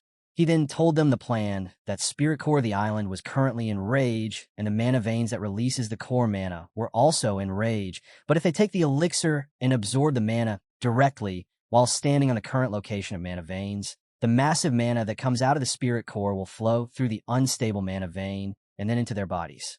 It will cause the veins in the body to rampage as well, but then those rampaging veins inside would allow the mana to overflow in the end, and will cause the mana to get into the atmosphere, and this will stabilize the spirit core. But then the main character said that there was only one problem, as he said that there must be someone to take the elixir and then stand on the veins to make that happen. He warned them that when a huge amount of mana surges inside the body, it can also lead to the worst case, not only the loss of their career as a mage, but their life could be lost. While Adela drank the elixir, she believed that it was the only way to save themselves, and there was no time left to waste. The main character told them that he would stay underground to see the stabilizing of the spirit core. He then chose the one to whom he was going to give the elixir. He told Adela, Senior Kong Shin-woo, Senior Ma Jinseok, and in the last Senior Jin Hee-yoon to drink the elixir and carry out the mission. After assigning the roles, everyone left outside. The 4th squad was told that they had reached the ley line number 4. The main character told Senior Jin Hee-yoon that she should get ready and drink the elixir, but she asked him a question that didn't matter more to be good in mana circulation control, but in the circle level. The main character replied to her that she was right, and so she advised him that Sun-chan was a better option to do that than her. Sun-chan thought that he could not be better than her, and the main character also agreed with her decision, as he had better control of mana than he did. The main character thought that it was a very serious situation, and someone with more control should take it. Then Jin Hee-yoon gave the elixir to Sun-chan, as she knew he had worked a lot harder than her, and asked him to help everyone in completing the mission. Sun-chan then took the elixir and assured that he would help everyone and that he would handle it carefully. Sun-chan also asked the main character if he was okay with the decision, and he agreed with him and said that he had his faith in him. While all this was going on, Lord Turkish was on a boat far away from the island and was looking at the situation at the current moment. He was only thinking about today, as it would be special for him. He was all prepared to see the island while it exploded in his luxurious ship. As he was thinking, somebody called him, and as he picked up the phone, he knew who it was and told him that he welcomed him for his thanks. But from the other side of the phone, the person was screaming. He said that his father had already noticed his mana core and asked what they should do. But Lord Turkish was laughing at him, saying he wouldn't have to do anything, but the person was angry with him and asked what he was barking about, as he had spent a lot of money on him for the job he gave him. Then Lord Turkish said that he didn't mean that he had to do anything. The situation was already taken care of, and there is nothing for him to do more. He also assured that the Bangneong Island would be completely vanished from the world in no time, and even the Eight Circle clan head travel all the way here. There was no time left to stop the destruction, and it was final that if they do anything else, or even stay calm, the main character would die today, and told the caller to just enjoy and see the show. But the caller told him that he should be more inquisitive because the whole chaos was happening under the storm, and no hell could get there. But hearing his theory, Lord Turkish said that he thought it was just a coincidence, and the storm hit the island at the exact time. Hearing him, the caller was confused. Then Lord Turkish told him that before the core explosion, the mana lines were broken and the engineer who could fix them vanished. And also the storms came into action, and the storm absorbed the mana from the core, and also the flight magic became unstable, which was not a coincidence, but all of this was his plan from the start. The caller was stunned that this was all his plan all along, and the explosion was planned to occur on the island in less than an hour. This ensured that the main character assassination plan would be a success. But he also asked that if something went wrong and he didn't die, what would he do then? So Lord Turkish told him that if some miracle happened, then he would go and kill the protagonist with his own hands. And Lord Turkish told that he should now just hang up the call and prepare his bonus. And wait for a while now. Suddenly, there was a huge light on the island, and Lord Turkish was shocked by seeing that he had not planned something like this to happen and praised the main character to surprise him. While on the ley line number 1, mana circulation had begun by Adela. Also on the ley line number 2, the circulation was started by Kong Shin-woo, and on the third one, the circulation was going on by Ma Jin-seok. While Sun-chan was going to drink the elixir and start the mana circulation, the main character was looking at them and thinking positively, as everyone's future was in their hands. As the mana circulation started, the main character judged that the mana swirling around the spirit core had already started to disperse, and there was a change in the mana flow. The guards also told him that the distortion in the communication with the ley line was also getting stabilized. The guards then started the hologram communication, as the mana communication was now getting more stable. As soon as the main character saw everyone, he was worried. He saw blood coming out of Adela's mouth and asked her comrades to remove her from there quickly. He told them that the core of this operation was to only cause a mana surge, and there was no need to do the mana circulation for more time at that place. The guards told the protagonist that Adela was safe and had been given first aid. The guards then ordered him that the mana surge at number 2 was also a success, and now Kong Shin-woo was also getting aid. Hearing that the main character saw the spirit core, he was able to see that the mana core's energy was decreasing. At the surge number 3, Ma Jin-seok was also successful, and he was also getting the first ad for the damage his body took to start the man surge. Now the protagonist was only waiting for Sun-chan to be successful, and he asked the guards to tell him about his status. But they said that Sun-chan's mana surge was not working properly, but he was already getting a lot of damage inside. And at the rate he was going, it was possible that he would die before the mana surge could occur. As the mana surge started in no time, the mana overdrive occurred in vein number 1, and then the mana overdrive occurred in vein number 2. After Adela and Kong Shin-woo got the aid, Ma Jin-seok in vein number 3 was also successful and started to get the first aid. The main character was able to see that the mana in the core was dropping drastically, and now only vein number 4 was left, and he asked the guards to tell the situation of Sun-chan. They told him that Sun-chan was facing trouble with mana circulation, and it looked like he would die before the full mana overdrive could occur. Jin Hee-yoon saw Sun-chan in pain and asked him to swap places and thought that it should have been her in the first place, but now it was too late, and the guards stopped her because there was no liquor left for her to drink. She was helpless and cursed herself for not doing anything for him. Sun-chan was in pain, and he was thinking that if he continued, his body was going to explode from the inside. The main character asked Sun-chan if he was able to hear him, and Sun-chan replied to him that he was. The main character told him that among the vein that releases mana from the core, the three of them were currently overdriven by the other friends, and now only his was left, and if he looked at the flow of mana, the only one left was coming towards his way. The main character told him that it was he who was forcing it and overdriving the circulation on his own. The main character then told him that he would help him and cut the mana flowing towards him for a while, and as he did that, Sun-chan should relax and catch up on his breath to start over again. Then the main character, with his magic, started blocking the flow of mana towards Sun-chan and took the pressure on himself. It was quite a pain, but he was ready to endure it for Sun-chan to recover. The guard saw that the vein surge was getting calm around Sun-chan and told him to catch up to his breath quickly. Jin Yun told Sun-chan that they were all going to die if he did not complete the mission and warned him that if he collapsed and died before doing the work, she would make his death even more painful, and so she told him to do something. Sun-chan was thinking that he was the only person who could control the vein, but his whole body was in pain, and he questioned whether anyone else had the same pain as him. But then he realized that Hale was already carrying his burden in the lab right now, and he couldn't let him down like this. The main character then called Sun-chan and asked if he was ready to continue, and told him that he would now restore the mana vein for him to overdrive it. Sun-chan told him that he would do anything to be successful. Then, as the mana circulation started in no time, the mana started to surge. The guards told the main character that the fourth mana overflow was confirmed, and they started to provide first aid to Sun-chan, while Suk-hyen was carrying the main character from his injuries. But he told that he was all right, and as he believed in Sun-chan, everything went as planned. Suk-hyen praised the main character for having such strong mages in his friends list. The main character said that it couldn't have happened alone. All his friends believed in him and followed his orders, and they staked their own lives. But it was not over yet. The island was still in chaos, and there was a state of tension because of the core. Even if the core that was accumulated at sea had dispersed, there was still a little time left for it to explode. The main character then told everyone that now it was his turn to do the miracle. The main character then activated his divine eyes, and he was able to see the structure of the mana core and the flow of the ley lines.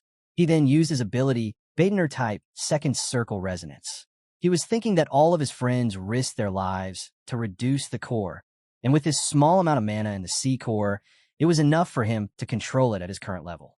He used the interference and then dispelled it, and with that, there was a huge explosion around the spirit core, and a huge light came out of it, which went straight into the sky, and in no time, everything was once again normal on the island. While Sun-chan was on the ground, and he was losing consciousness as he saw the yellow light going in the sky, he thought that it was the end, and Jin Hee-yoon dared Sun-chan to die at the current place, and she told him to look at the sky as everything was getting normal. The guards were also happy to see the sky all fixed, as well as the friends of Shin Hale. They were all praising the main character for doing such a great job in the end, as everyone's life was saved because of him. While Sun-chan was so tired that he thought he was going to die, he told others that it wasn't a bad ending for him, and then he went unconscious. While everything was normal, everyone was taken to the hospital, and when Sun-chan came back to his senses, he thought that everyone else had died with him, but they laughed at him and told him that he was safe and sound in the hospital. Ma Jin-suk told him that the island was safe and everyone was rescued, and while he was out, the news of the island spread like fire on the internet. He showed Sun-chan that the main character was featured in the news, and he had already returned to the academy, and now he won't have any rest as he would be handling the cleanup and the reporters nonstop. Adela said that he was amazing, as expected. While the head of the family was getting the report from Suk-hyen, he told the head that the main character was the one who detected the raging mana core with his divine eyes, and he used a magic that nobody else had even seen before to dispel the sea core, as well as save everyone. Suk-hyen said that he saw everything with his own eyes and can confirm it. While the head was shocked to hear it, he said that he was involved in such an event and had a solution in his hands so quickly, and ordered Suk-hyen to investigate and conduct a joint investigation with the Blue Tower because it was necessary to look into the problem as it was stopped this time, but they should be ready for such events to occur in future. While everything was back to normal, the main character went to see the Mimir, and she asked him what was wrong. After the chaos on the island was handled, the main character went back to the library and asked Mimir some questions. She looked curious and asked him what he wanted to know, as they both looked at each other and smiled. The main character asked her if she was thinking of something and was curious about that thing as well. Mimir was flying all around the place, and she replied to him, "What are you saying?" The main character said that he looked around, but there was nothing written about the black mana in the place, and asked her if she had any idea about it. Mimir thought for a few seconds, and then told him that if he was asking about the dark attribute mana, then she had something to tell him. The main character told her that he didn't want to know about black attributes mana, but instead something that matches the corrupted by darkness mana, and he was too curious about it. Hearing his demand, Mimir was shocked and looked at him as if she would kill him at that moment. The main character also got scared looking at her face, and then she asked him if he had even heard that name from corrupted mana. The main character thought for a second about where he had heard it for the first time, and he didn't even tell her about the Black Tower, and then started to make a storyline to tell her from the start. He then told her that it was not once, but more than once. Mimir got even more scared and asked her if the successor was being threatened twice by the Black Tower in this short amount of time. But the main character told her that first it was his academy teacher who tried to kill him, and then it was the director of the research lab on the island. And he also told that both of them had the same corrupted mana all around them. He continued with the story and elaborated on the situation when he first met them, and said that he felt a chill down his spine when he first witnessed the mana, and that whenever he meets someone like that, it feels as if there is danger approaching him from the Black Tower. Mimir was angry and asked him why he was telling him all this now. Shin Hale replied to her that he didn't have any dealings with the Black Tower after the Academy incident, but now he had an incident on the island. Mimir turned her face to him as she was angry that he had left something important. The main character tried to calm her down with some sweet words, but Mimir was not getting into his trap, and then she told him that she would tell him something important, so he should focus on her words now. She asked the protagonist if he knew that all the magic that existed had originated from Rei, and the main character agreed with her. She then continued, explaining that the Infinity Circle was also a form of magic based on the mana of nature. If that was the case, she questioned him further, asking what he thought about the origin of the dark magic controlled by the Black Tower, which he had mentioned. Did that too come from Rei? But the main character replied to her that he thinks it came from something else because it was a different aura from the dark attribute magic. Mimir told him that he was thinking right and explained to him that the dark magic was simply created by the dark magic, and the dark magic is totally different from the Rei magic. The dark magic had a completely different magical system. The main character asked her if she meant that the dark magic had a separate founder who created such magic. She then told him that there was a calamity of the world whose very existence corrupted the mana, and it also polluted the world. It was the start of the dark magic, and it was also called the Destroyer of Structure, and the one who was behind it was named by Veilstole. While in Shin Jihan's penthouse, he was breaking the stuff and was cursing Turkish for not completing the task he was given. He asked him what he was going to say now, as he was bragging about killing the main character on the island before on the call. Jihan also told him that because of the problems he created on the island and the main character easily overcame them, he has become a hero who saved the island from explosion, and even with the clan, he was getting the support, and now everyone is starting to like him even more. Jihan grabbed a Turkish collar and asked how he would now take the responsibility for the mess he had made. Turkish suddenly got angry and asked him to let his collar go and apologized to him for making a mess. He said that he was not really going to show his bare face, but now he would take the responsibility and would not make another mistake. Jihan asked him what he meant by taking matters into his own hands. Turkish told him that he doesn't care that Shin's reputation got improved or that he gained several supporters in the clan, and even if he was going to be nominated as the next head of the family, it wouldn't matter if he died. Jihan asked him if he was saying that he would kill the protagonist by his own hand. Then how would he do that? Turkish told him that the Olympiad was going to come soon, and as the target stays in the country, the eyes of the shadow are going to protect him every second, and he won't escape their eyes, but he also told him that when the target travels to another country for the matches, then there will be an opportunity. Turkish told that he would then take matters into his own hands and kill the main character by himself in the name of the Black Tower. Now the main character was resting in his bed while he was thinking about Veilstole. He was told by Mimir that he could only get more information from her if he was able to become a Fifth Circle Master. Mimir told him that he was a target of the Black Tower, and he should see them as enemies and take care of himself from them and their tricks, and also that he should get even stronger. The main character was frustrated at the moment. He wanted to learn the real name and the power of the Master Robe, but they were opened only after he reached the Fifth Circle level. He was sure that the things he was after were quite mysterious, and even getting to level 5 was hard, so it was definitely something bigger for him at the 5th level. But still, he was quite motivated because he had to get stronger to participate in the Olympiad after all. The next day, in the Blue Tower headquarters, the main character went to meet with the head. The head took him to the artifact work, which was the best thing the tower had, and he showed him some machines which had never been released.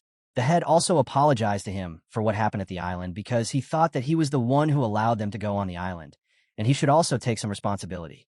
The head promised that he would give him as much support as possible.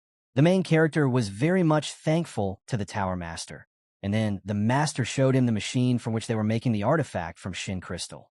The main character was very curious, as he had never seen such a machine, and the Master told him that Ed bought the machine just to make his artifact. The main character was amazed that it was just for his artifact and no one else.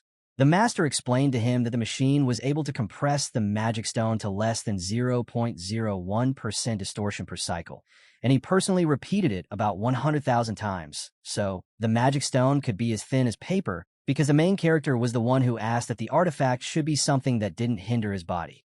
The Master said that they researched many methods, but this was the most effective one. He then showed him the world's first quadruple attribute composite artifact and the first eye contact artifact, and told him that it was the Blue Tower's greatest master police officer for the 4 seasons. As the main character went to the Blue Tower, the Tower Master told him that he had bought a machine that was only going to custom make his artifacts. The main character was amazed by hearing that.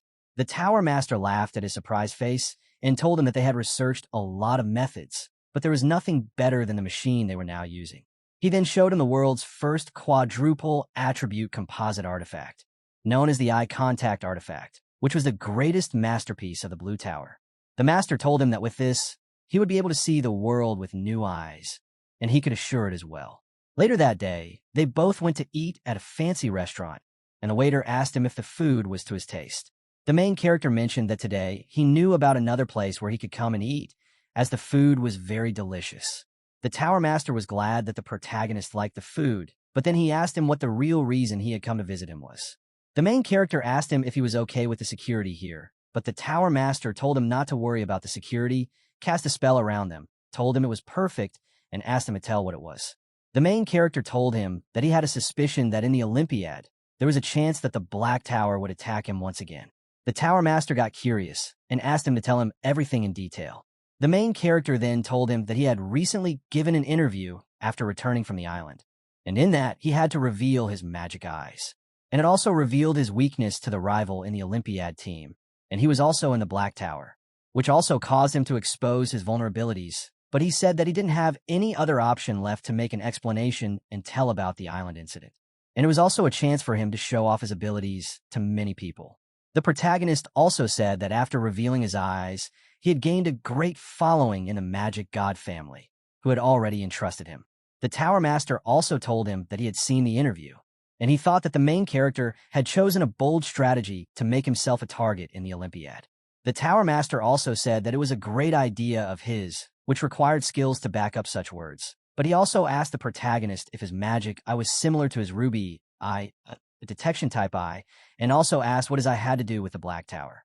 The main character, upon hearing that his eye allowed him to identify the mana by different colors, said that his eye allowed him to identify the mana by different colors. The Tower Master was surprised, and he understood the difference and said that the main character confirmed the unique mana of the Black Tower with his divine eyes. The main character then said that during the Langsmith incident, he identified the mana by the color he could see and soon realized that it was the doing of Black Tower. And then on the island, there was the same black mana of the Black Tower, which was coming out of the director of the research lab. The Tower Master then added the nuclear rampage incident with the Black Tower and told that it would be also their doing, and in the end, he told the main character that there would be someone within the magic god family who was behind him and wanted to kill him because the family was currently in a conflict over the next head, and so the one who was behind every incident was someone connected to the Black Tower. The Tower Master asked him if this was the meaning of all this. The main character told him that his theory was correct. The Tower Master said that if they went to the island just to kill him, then they could strike again at the Olympiad. Why would they leave such an option? The main character then asked the Tower Master for his promised victory in exchange for the tower's support. But with the enemies that were from the Black Tower, his life was constantly at risk. So during the time he would be out for the Olympiad, he needed the Blue Tower to protect him. As the main character was going back to his home, He was thinking in the car that the Tower Master told him that he cannot answer him right now. He said that he would think about it and give him a reply as soon as possible. The protagonist thought that, looking at the situation, it was like a refusal for him. But indeed for the Blue Tower Master, it was a 90% chance that he would agree, but only 1% that he could refuse his request, and it would be done when he would investigate and find something odd. The driver told him that they had arrived at the house. As the main character stood in front of the gate and thought that he could get a solution to his problem in his magic god family house. As he entered, his brother Jihan welcomed him and told him that it had been a while since they had met. The main character looked at him and thought that the first thing after arrival was that he would see his face. While Jihan told him that he was worried about him when he was notified of the incident on the island. As he saw him, he was relieved that the main character was all right. However, the protagonist was cursing him in his mind as he was trying to kill him in the first place. The main character told him that he was truly happy to hear that his brother was worried about him. The main character then told him that it was just a minor injury, so he would fully recover soon and feel great. Jihan was glad to know about his current health and was told that he was strong enough to overcome such a great crisis. And he also told him that it was as expected from his brother. He even assured him that from the next time something like this happened with him, he should rely on his brother for help, because that was the reason to have a brother in the first place. The protagonist assured him that whenever he faced a problem, he would come and ask for help. But he also said that he was a busy man, and in any case, he shouldn't worry about him at all. Jihan replied to him and said that he really cares about him, and he was glad to have a defendable younger brother in the first place. While they both praised each other, the maids were so happy to see their affection. They even said to each other that after Jihan becomes the head of the magic god family, it will become even greater, and the sight of them both was really good to see. Jihan asked the main character if he had heard that he wanted to win the gold medal in the Olympics. The main character said that he was correct, as he was participating. Bringing the gold would only help the family name grow higher. Jihan appreciated his idea. He was told that he was sure that he could win easily, and he was truly happy to have such a helpful brother. The protagonist told him that he was confident that with his brother's help, he could win anything. He said that he needed to become even faster so he could support the family. Jihan then told him that he was getting late and that he would be going now. While Jihan left, he told him to meet somewhere nicer for the next time, while the main character, in his mind, thought that his brother was planning something fishy in the next Olympiad event, and he was sure that something bad would happen to him on the trip. After talking to his brother, the main character, Jihan told him that he was getting late, and so they should meet somewhere nice next time. As he left, the main character cursed him, and he believed that he was planning some trick to harm him in the Olympiad. As the main character went to the mage clan's main house in Shin In-hyuk's study, he greeted his father and said that it had been a long time since he had seen him. His father told him to sit down, and they both had a long talk. After being in the Obelisk Academy student dormitory, the main character was resting in his bed while he thought about the conversation he had with his father in the main house. He had a lot of talk with his father, starting from Rung Smith and then about Beck Sayul, and lastly about the incident on the island, which included the Black Magic Tower. The main character was quite sure that his father would have already received the report from his uncle Suk Hyen about the island incident. And his father told him that until the Olympiad was over, he would be protected by the Eye of the Shadow elite members, which also included his uncle Suk Hyen. And now the main character was done for the day. But he only kept one thing from his father, which was that his brother Jihan had connections with the Black Magic Tower, and also that his magic was a Beitner style. Now, only 9 days were left for the competition, and the main character was practicing with his teammates. As another day passed, the protagonist told them that as the 8 days remain, they should start to manage their condition as well. Jin Hee-yoon said that she was feeling refreshed and bittersweet, and Ma Jin-seok said that if they kept training at the same rate, they would surely win the gold medal in the competition. While Sun-chan was agreeing with him, the main character was thinking that after the island incident, the team members recovered from their injuries and quickly came back to their training, while Adela asked the main character if he wanted something to drink as well, but he refused the offer for a later time.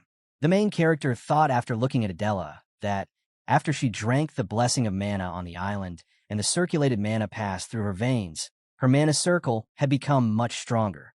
He also saw through Ma Jin-seok and Kang Shinwoo, but they weren't as affected as Adela was.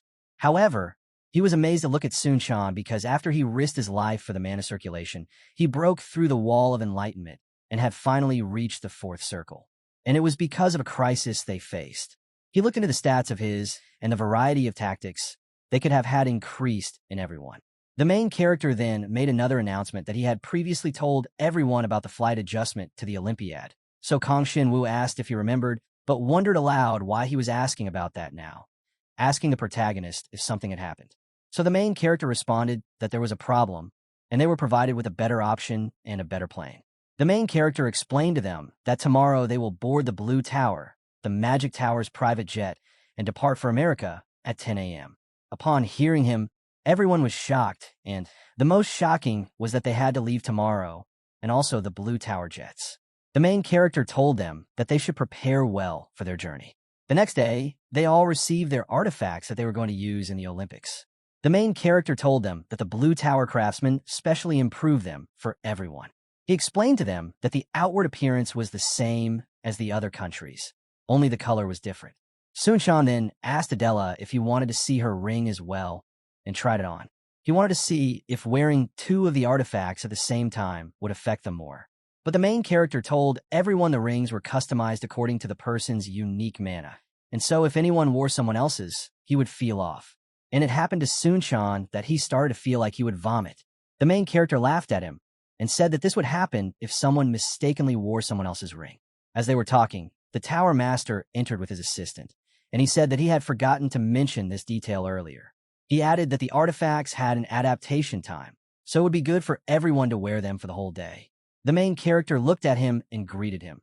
He even asked the Master if he was looking tired, but the Tower Master told him that it was nothing, as his mana wavelength was so unusual that he was the only one who kept falling with artifact mana engravings. But the main character, in his mind, thought that he heard they had finally succeeded because of the Blue Tower Master. The protagonist was sure that he must have been doing the work all night. The assistant then told him that the plane was ready to depart, and the Master told them to follow the plane immediately. As they all came inside the private jet, they were very much surprised. The Tower Master told them that there were still 40 minutes left until the plane departed, and told them that Miss Sua would show them around.